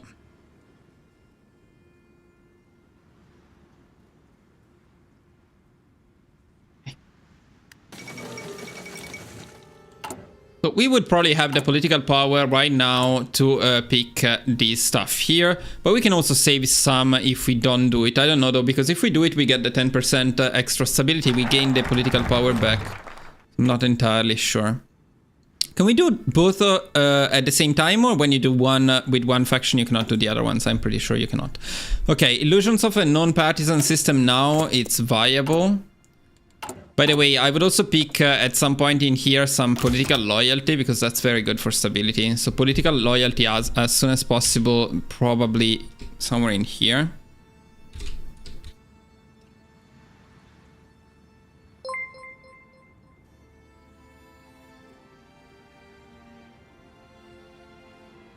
So the thing I'm wondering now is when you get to this point, is we still need to pick this one and get to the end of it before we get the discount on the factions. That takes quite a while. And having destroyed the agrarian union might increase loyalty with the Zveno. So stuff to check. Stuff to check.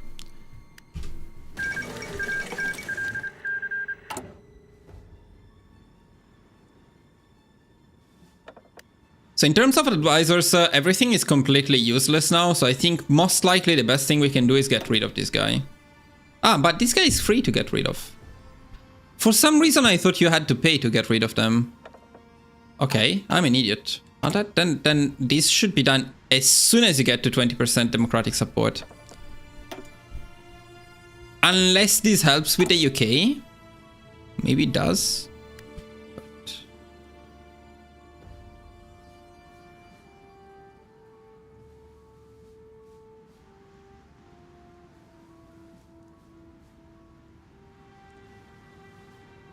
Well, I'm actually happy we get another time to negotiate with the UK, because we also need to check the RNG on that one. So, of course, that's also the next decision to pick. Negotiate Bulgarian rearmament.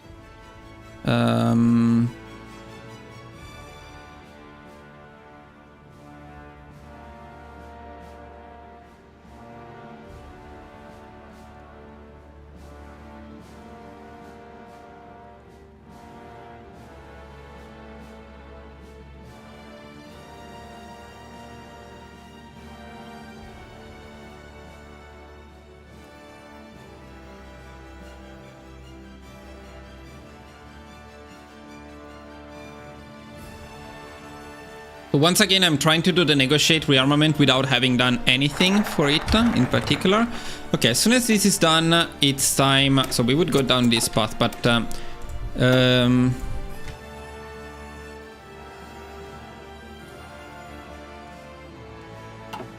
okay, so right now we have 20-25 in terms of loyalty and 70 popularity, meaning 85 loyalty required to make them loyal. Let's count the number of decisions, that is.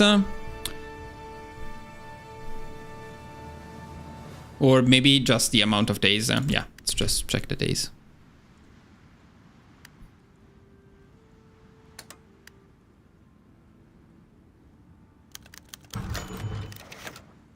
Okay, with the UK it seems to be pretty much fine. No, I'm testing how long it takes to integrate them first. I think about going free trade when you have the economy low reduction. No, I'm happy with export focus. Free trade is very annoying.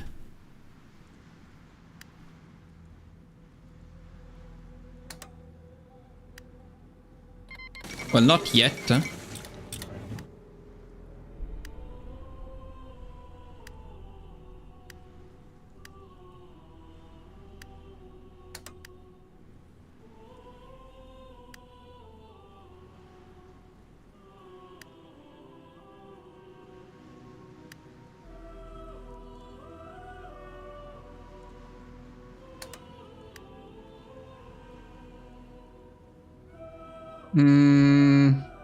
Well, when you don't have research slots, it's not as important.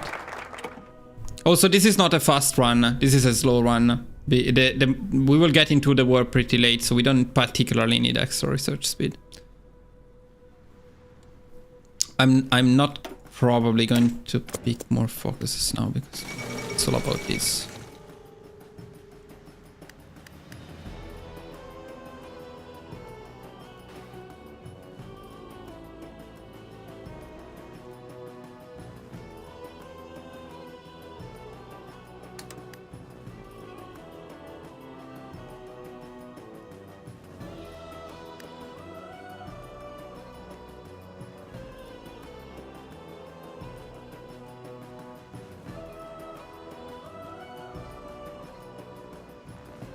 I need 2 more though.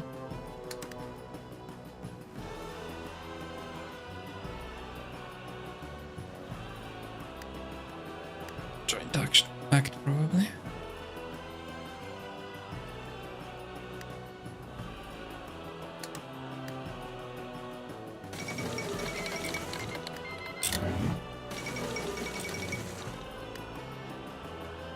No, why?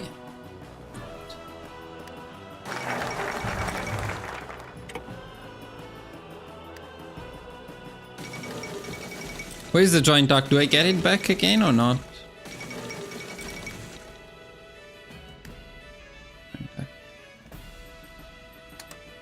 Go faster than that shit, probably.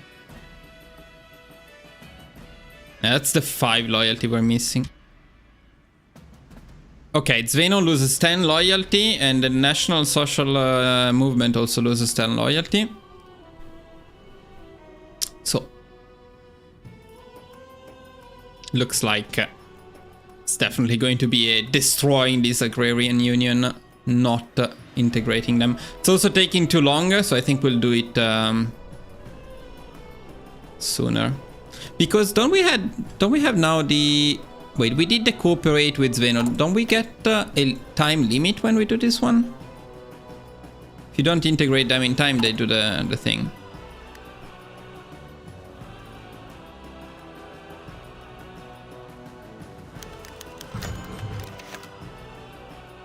Yeah, okay.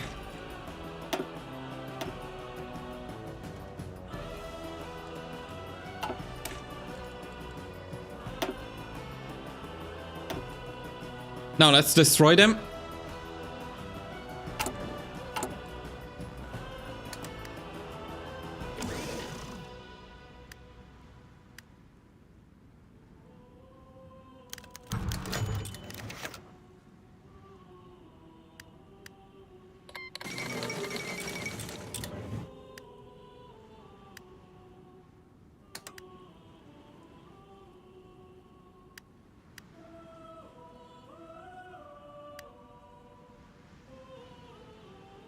I'm about to stop anyway.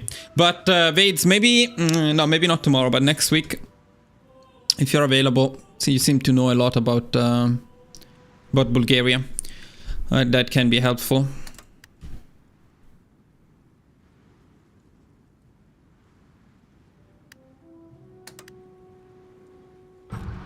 Now, when you imprison, there must be we must say there is also this bit of RNG, which I don't particularly like, but if you don't get the loss in stability, is okay, I guess.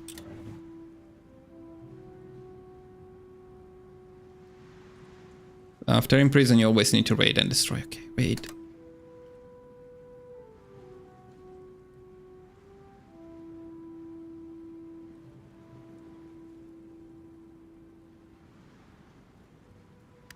Destroy.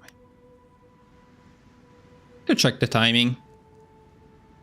Though this will make most likely the Zveno happier, which is a good thing.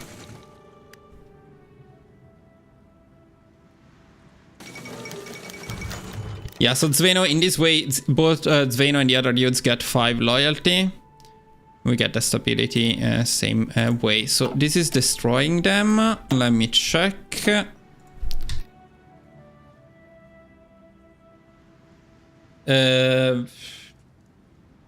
Okay, that's a lot faster. Yeah, we're absolutely going to destroy them. There is no doubt. Good morning. Good morning.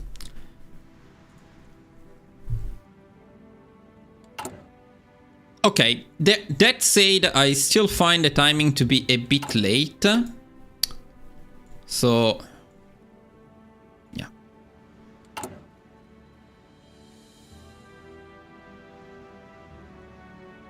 No, this is also the time we would be doing this thing. Okay, let's go back.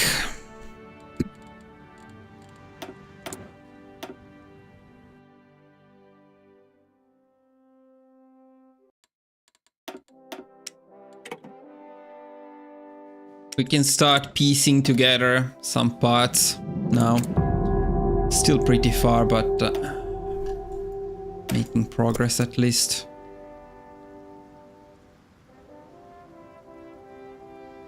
So I want to focus a bit on the decisions, make sure they are taken at the right time.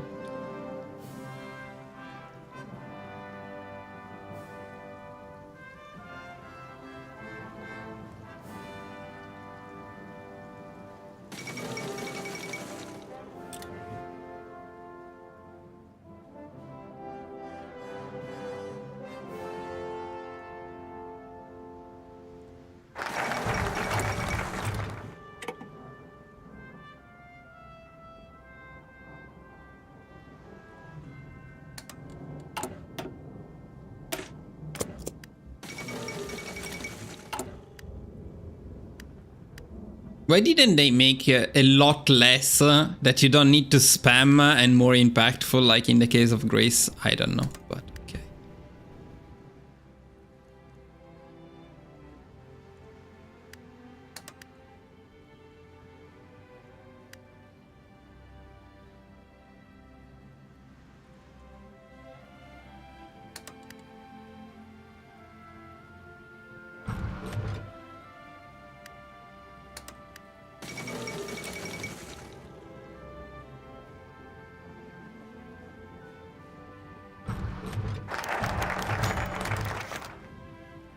And that's the good one. So when you get the good one, you can get the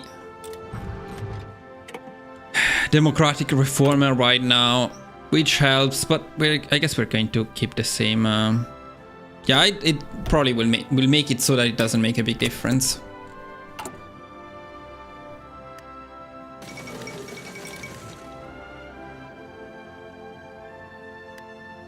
So far it's still like these.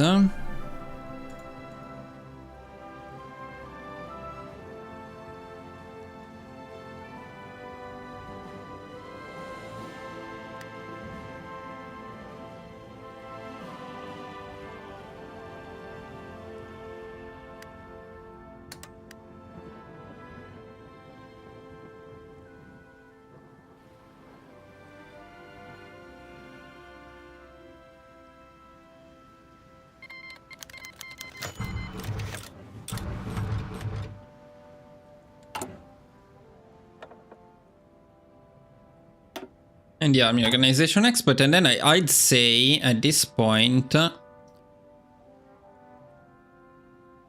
we go straight for the discredit agrarian union.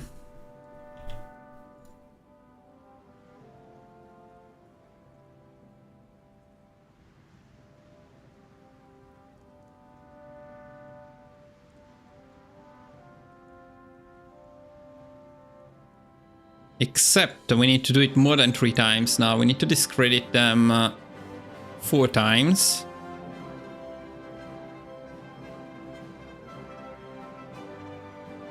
Let's try.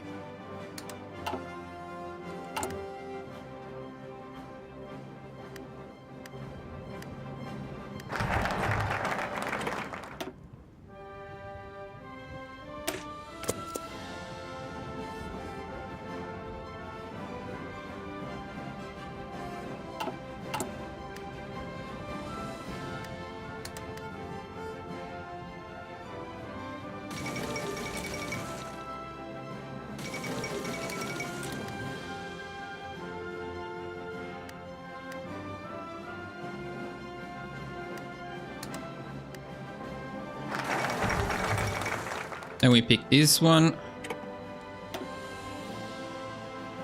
Go here.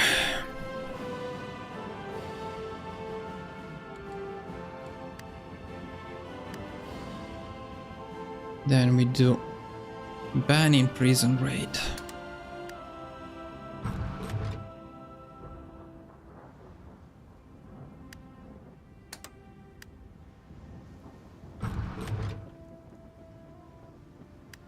Now it's time to pick political loyalty.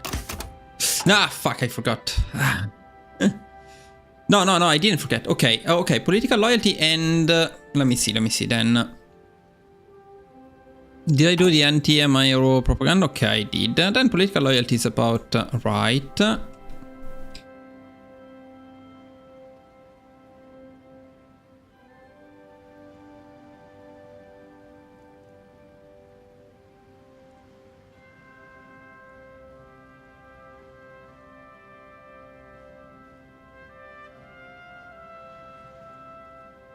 So I wouldn't risk it though.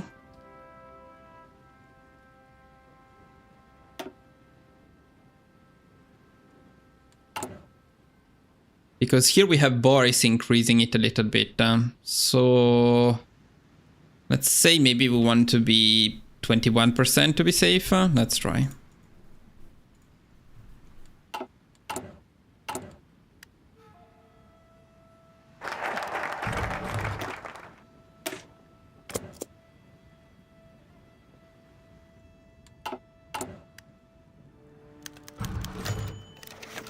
I've got double good event this time. Interesting.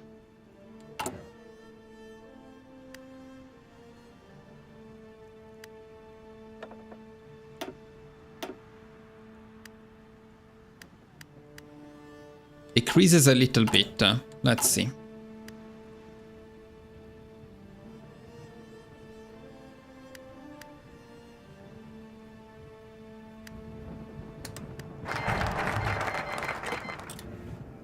So demonstrate our policies.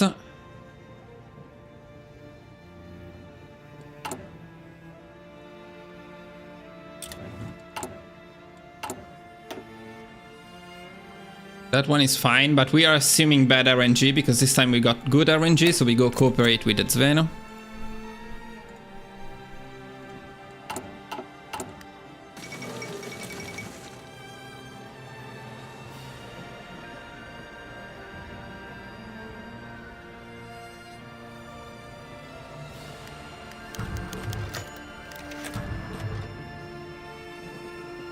We're not going to do the royal visit yet, and maybe we'll never do it, I don't know.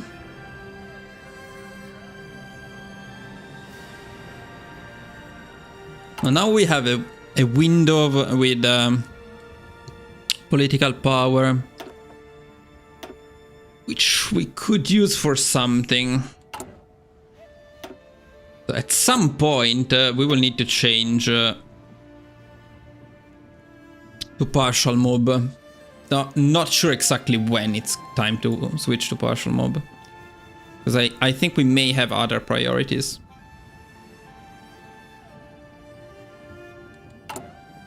So technically we could do it now. Where is the discount? What was the discount for? Yeah, there is no discount for that. If we want to switch, we need to do it now. Or we can do it now, I mean. Probably, since we got double good event, we wouldn't be able to though. But after this one, probably yes. Maybe we can do it a bit later.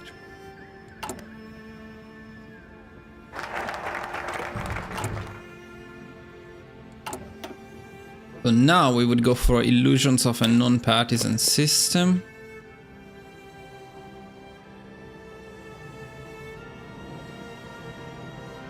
And we need to pick negotiate rearmament as soon as that's done.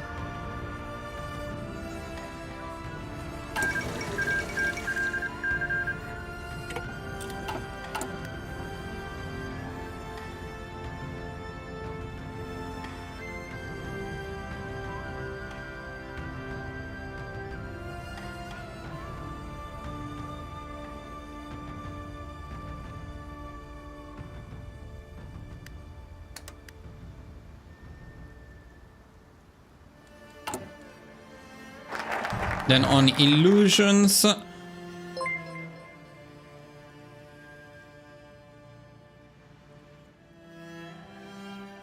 it's time to do the integrate Zveno thing. Ah, this is the trade low cost one. So that makes it cheaper if we wanted to go free trade.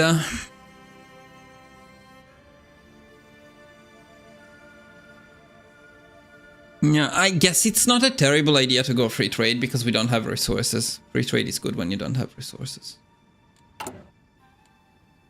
Maybe. So, now for the integration of Zveno. What's the order here? Allow, it must be the first one.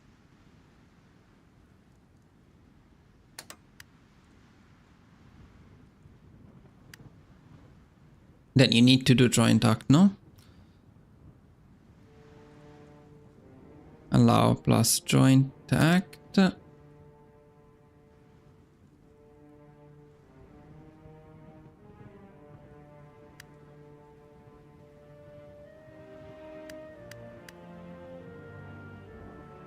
There is also pressure to lift army restrictions.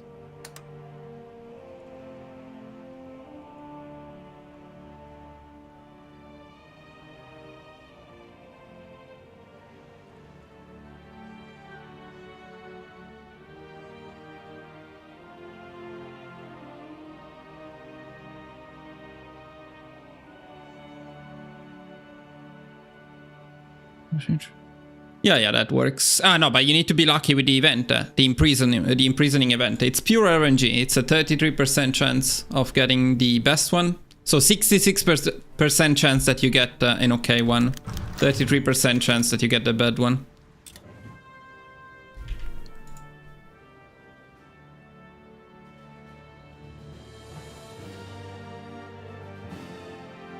So now this would also be the time where we disband our army.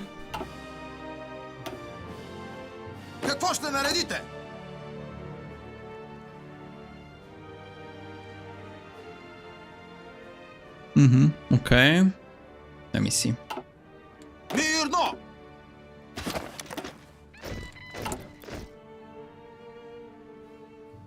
Persecute, okay.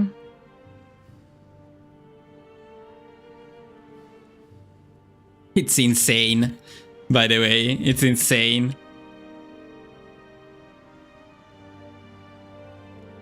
I'm from Italy. It's insane the amount of decisions you need to pick here. It's absolutely crazy. Okay.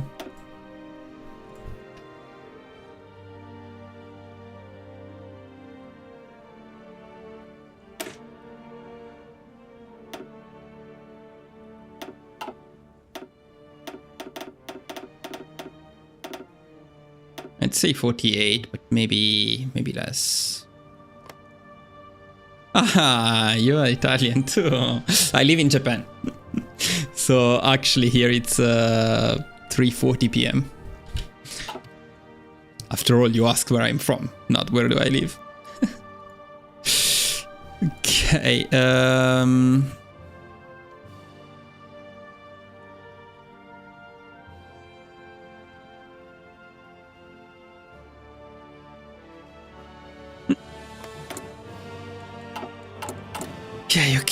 Okay. Where are we at here? Joint act. So let me write it down. Allow plus joint.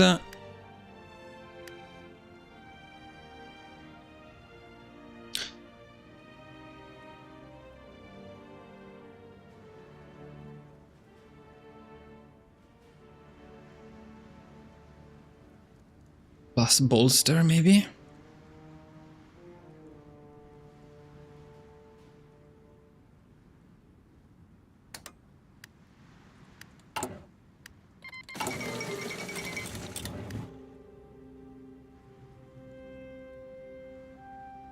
You wanted to ask something about Japan. The best thing is probably Discord. If you can join our Discord and if you have a screenshot, that's probably the best. Or directly under the guide. So this is 15 loyalty, 30 days. Yeah, so that fund is not good. Okay. We go joint act again.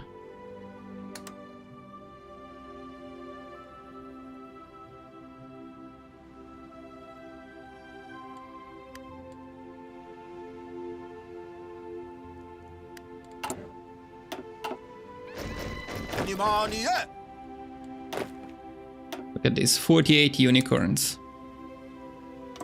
So pretty.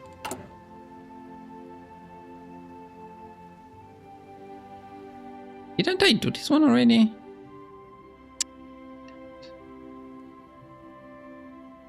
Or did it cancel?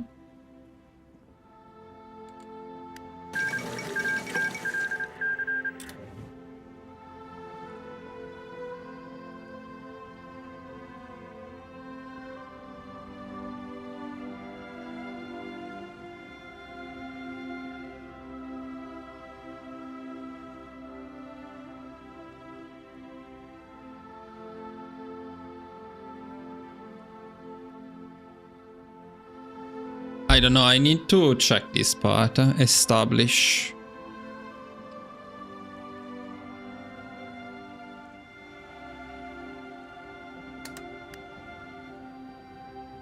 Maybe there is a faster way.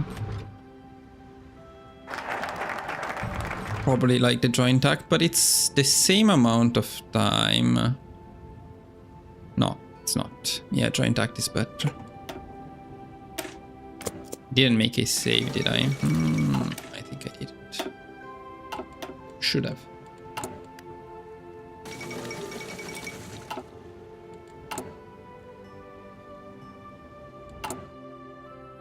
Yeah, I never changed the production.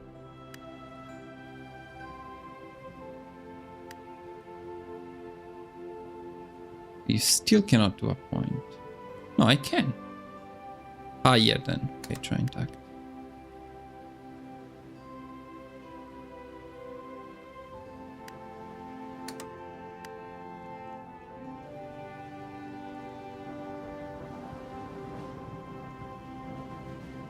Yeah, so I think here is a joint act spam initially, most likely.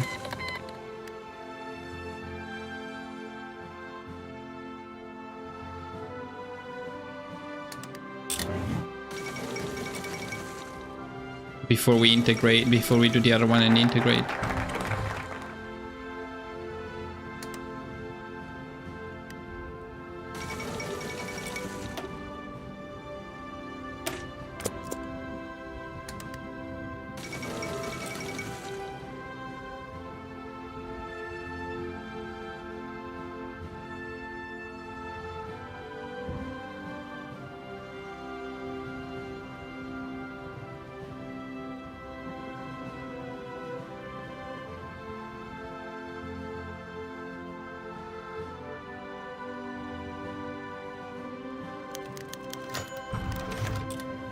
Oh, there we go.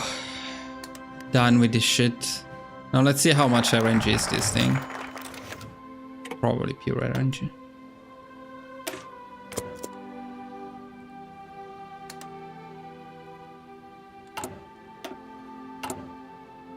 So now, well, we would have definitely changed that, and free trade is only 75 political power.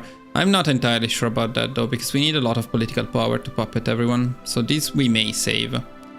This I think we take.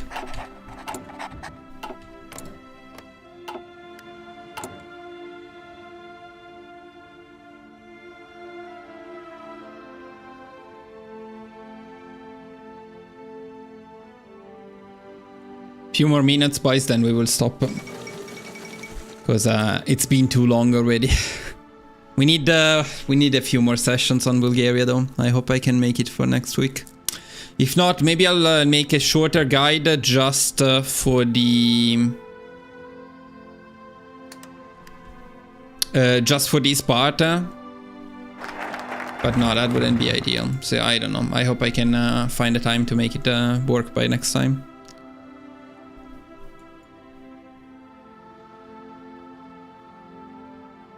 There's still something else we need to pick at this point. Because here it's the part where we would like to go that. But we cannot. After this one it's gonna be shorter, but not that short. How many communists do we have? Not many.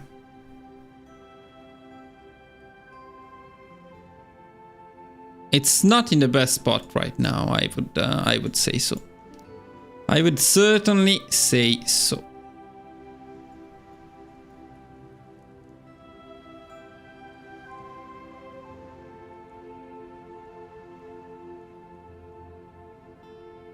The 35 days focus would be nice now.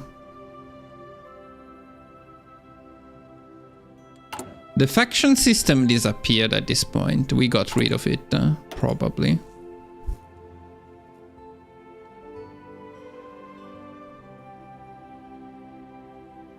Stability is actually doing pretty well.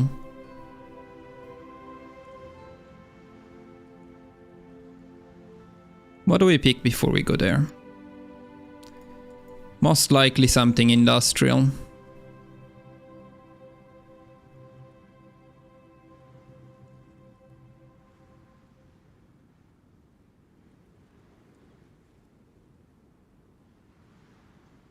We won't have much time to go down that path. I'm not sure how worth it is. It is, but okay, let's... this is not a 30 days focus though.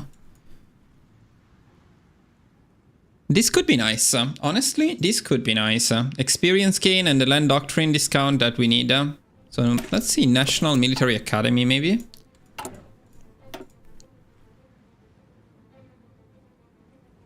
Now we also get a discount on the advisors, but do we have any good ones? I guess this one is okay, but we are not building civilians. But for the research speed, we are going to pick him. This stuff is useless. And then maybe the military theorist, but that's not discounted. Probably not actually. We need to save, if anything, the technocrat, I would say. Need to save political power. National Military Academy.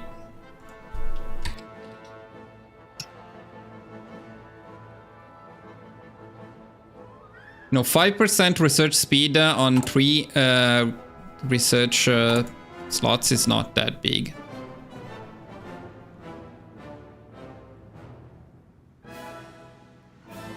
Try not to pick anything now, because I need to see some stuff.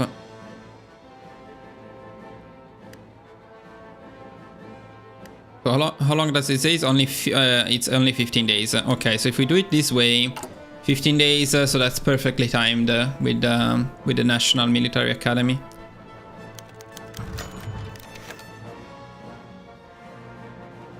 Ah yeah, that's good. I killed him.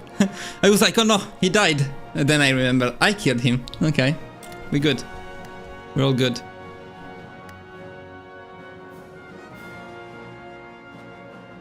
May even be worth picking no focus at all there. It may be worth picking no focus at all. The return of Tsar Ferdinand I.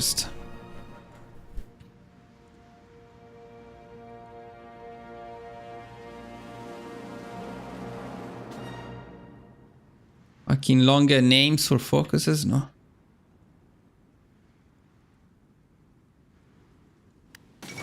This is a 70 days focus in which we're stuck with this idiot.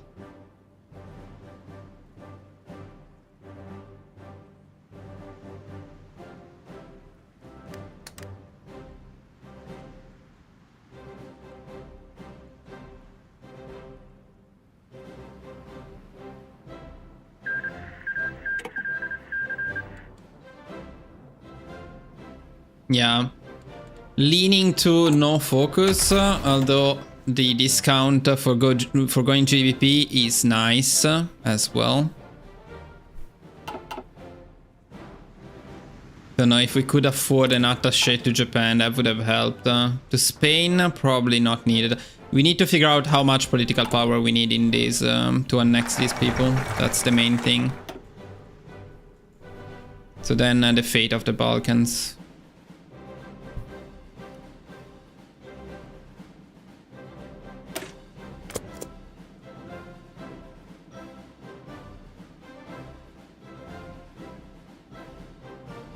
Let's try and get an idea of that, then I will stop. I think I'm gonna call this nation the Balkan speed bump. Why? What about Bulgaria? So it's probably the slowest country in the Balkans, this one.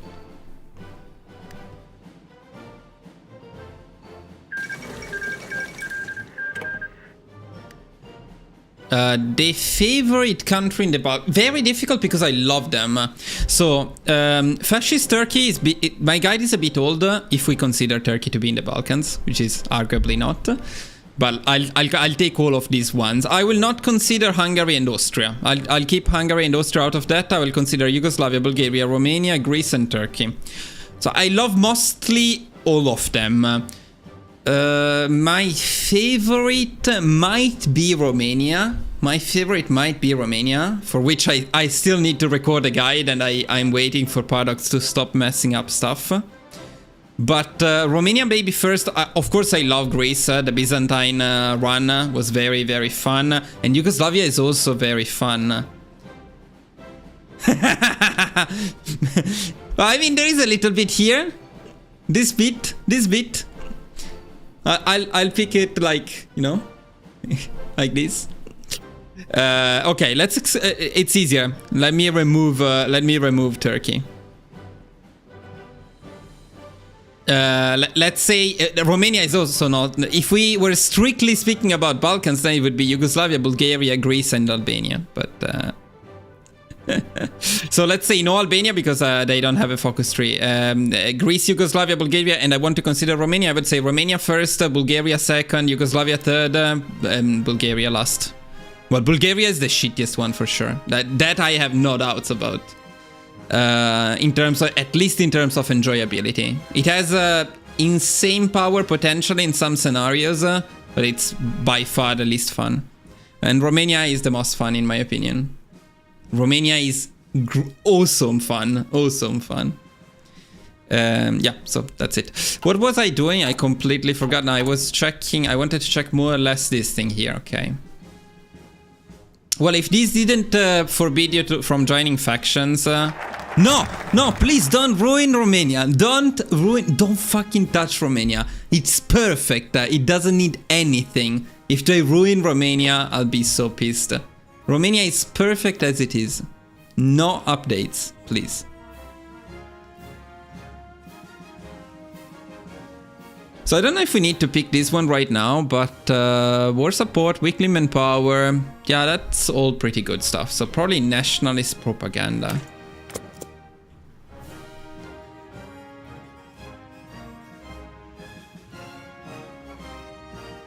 They can only ruin Romania when they touch it. The reason why Romania is my favorite... Romania is my favorite because it's a simple focus tree. You don't get confused, you have no shitty decisions to pick, no shitty faction system. Straightforward, fun. You just play, you have fun. Which is something we are forgetting in this game. Just opening tabs and picking decisions the whole time. Straight fun. Well, hopefully not Romania, but I assume Romania may be destroyed at some point because it's too much fun right now. So, yeah.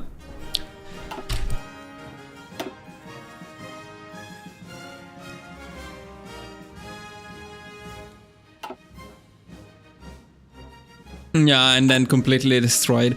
Okay, so now we get to this point here, right? Where we have...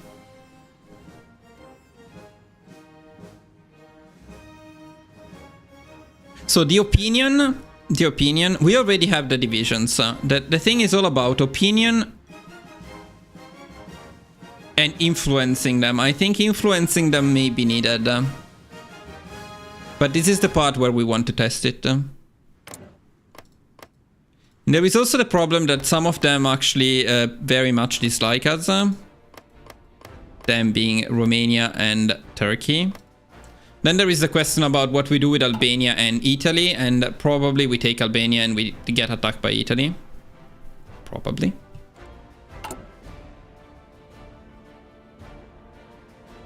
So the first thing I want to try here is something like, what if we do this? What if we do it for the other ones?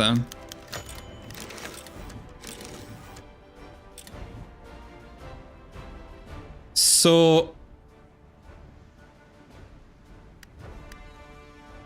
if I remember correctly, you could send them again. Also, do they ever refuse the subjugation?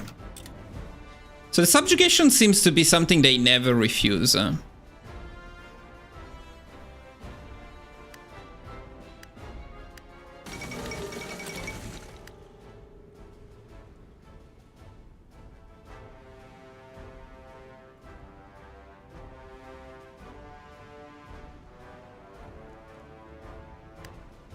So who refused in the end? Greece refused. Greece and Romania refused in this case. I want to see because I think I remember them coming back at some point. So like you can ask them again, but maybe it was just for the subjugation, not for the other one.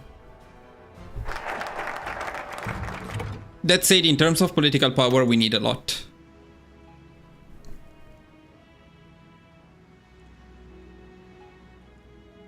But this one is not needed. This one is probably not needed.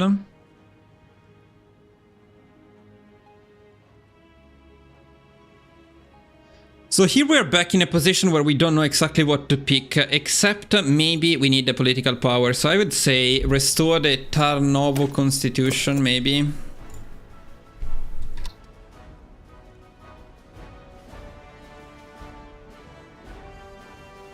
And then maybe freedom of press. Such a bad thing.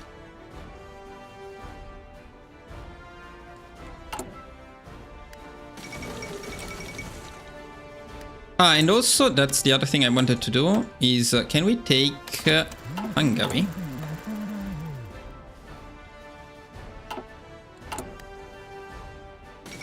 Probably not.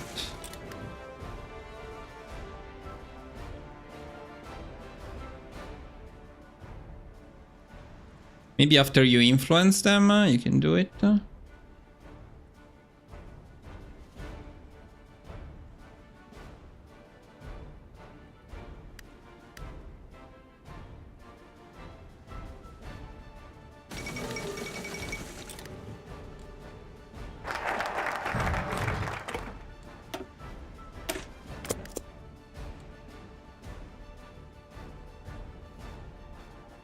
This is where we're going to use our spies on diplomatic pressure to get some non-aggression pacts and stuff.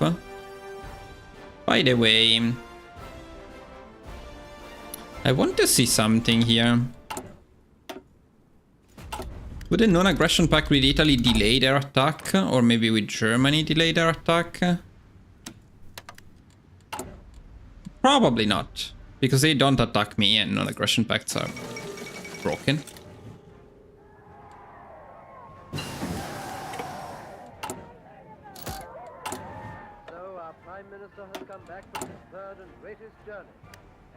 Yeah, so if you can ask them again, it's in a while. It's not fast. That's for sure. Also, which one gave me the course? This one gave me the course, or this one gave the course? No, neither of them. This one gives the course.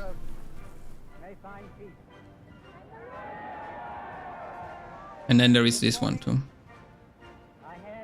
which is pretty good. And it's the compliance one, which is very good. So we actually may want to rush these ones. This is 140 days. It's 140 days focus, this one. Just saying. Just saying. What do you need to pick it? Any control is a historical Bulgarian claim. Any of them. Macedonia, Southern Serbia, Northern Dobruja and Dobruja.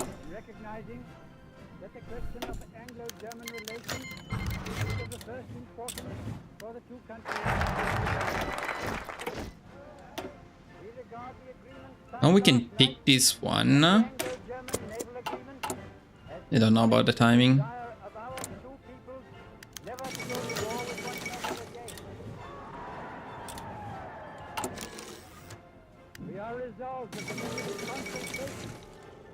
The method adopted to deal with any other questions that may concern our two. Yeah, so they go back to colony, which is sad. That's something we would want to avoid if possible. To assure the peace of Europe.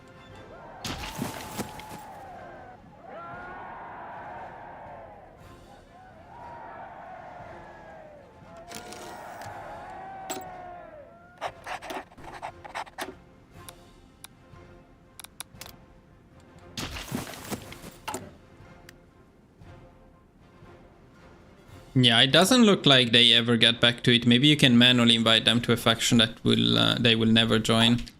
So no, they need to accept the first time or you're screwed. Oh! I had that. Missed it.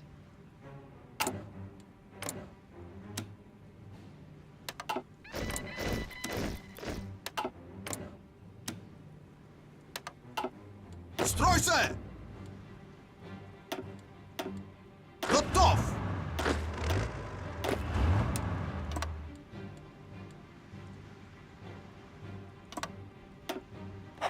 Готови за движение! Строй се!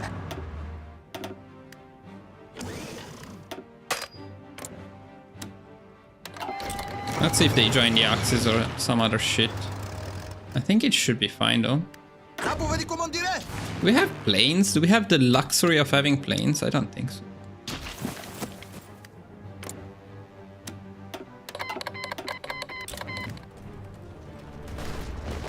Готові! Заповіді командире! Продовжавайте атаката! Продовжавайте атаката! Внимание!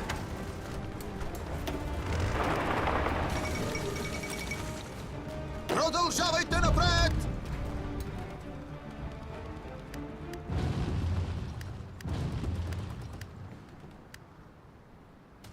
Стой! It's not going particularly well. Isn't it over yet? Huh? Which do they need?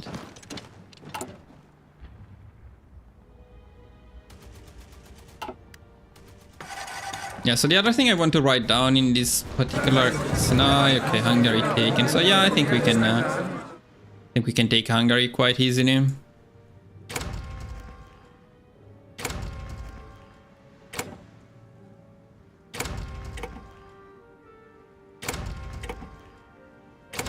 Which is nice.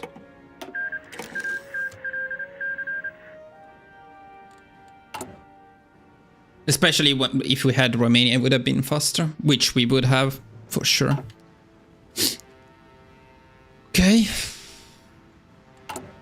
And yeah, then I wanted to check Italy, and I wanted to check if the non-aggression pact does anything at all.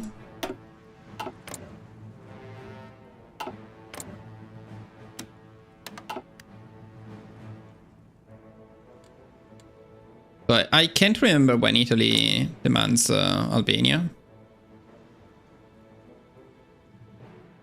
Where is my spy? Didn't I? The fuck?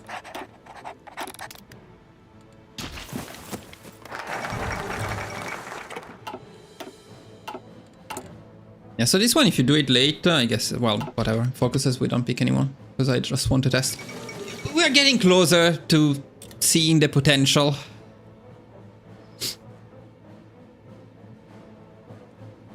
But it's so late. So damn late.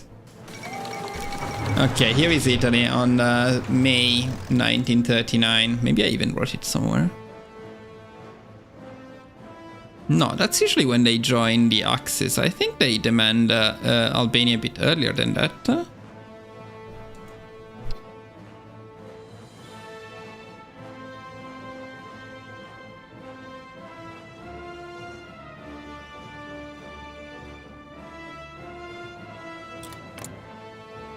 So let me see if a non-aggression pact with Germany would help at all. Most likely not.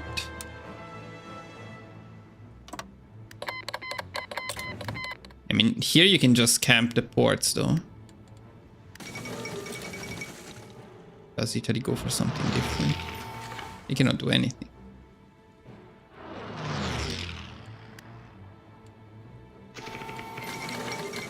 They join the Axis. Does the Axis just join the war? Yeah, probably they do. Yeah, easy. Non-aggression pacts, they don't exist in this game. Then they worry about historical accuracy, you know. They say, no, yeah, you shouldn't be able to destroy the Royal Navy. Well, why does my non-aggression pact with Germany is worth? Why is it worth nothing at all? True, Germany is not famous for respecting non-aggression pacts, but it's not my point. So, okay, let's see if the one with Italy helps in any way, but I'm pretty sure it doesn't because they don't declare war on me, they declare war on Albania, so that won't help. But let's see, just in case. So at that point, if you don't want to be in a war with Italy, you cannot take Albania, and that way you can delay the war a bit. But being in a war against Italy is not necessarily a bad thing. Especially because they cannot get to us. We have puppets everywhere. They may attack Yugoslavia at some point, but that's okay, because we're probably going to attack from Yugoslavia. We camp the port in here and kill them. And then... okay, so wait, that's... I think they did not get it.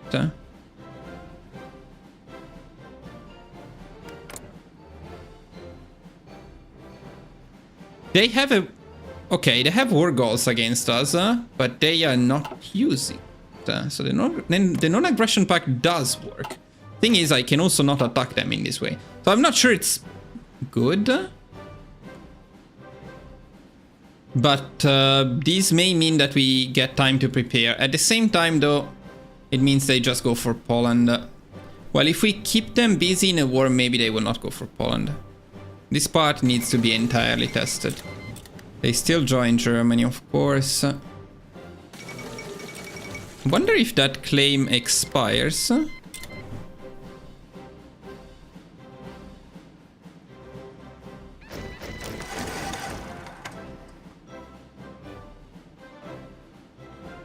In May 1941. Why are their claims like 2 years long? What the fuck? Boys, I think it's time to stop because this part we need to work out. I think we're doing a pretty decent job with the first part of the run. We need to add the research, building priorities to that, maybe changing the... Oh wait, I am on partial move. I didn't even remember changing. Did I change it manually at some point? Oh, well, I don't know. Yeah, so we need to do this again, but not today. I'm too tired at this point and I need to do some other stuff. So probably next week. I need a break because HOI4 is literally killing me these days. And I still need to do the editing. But anyway. Thank you for watching, boys. Thank you for watching. See you next time. Bye-bye.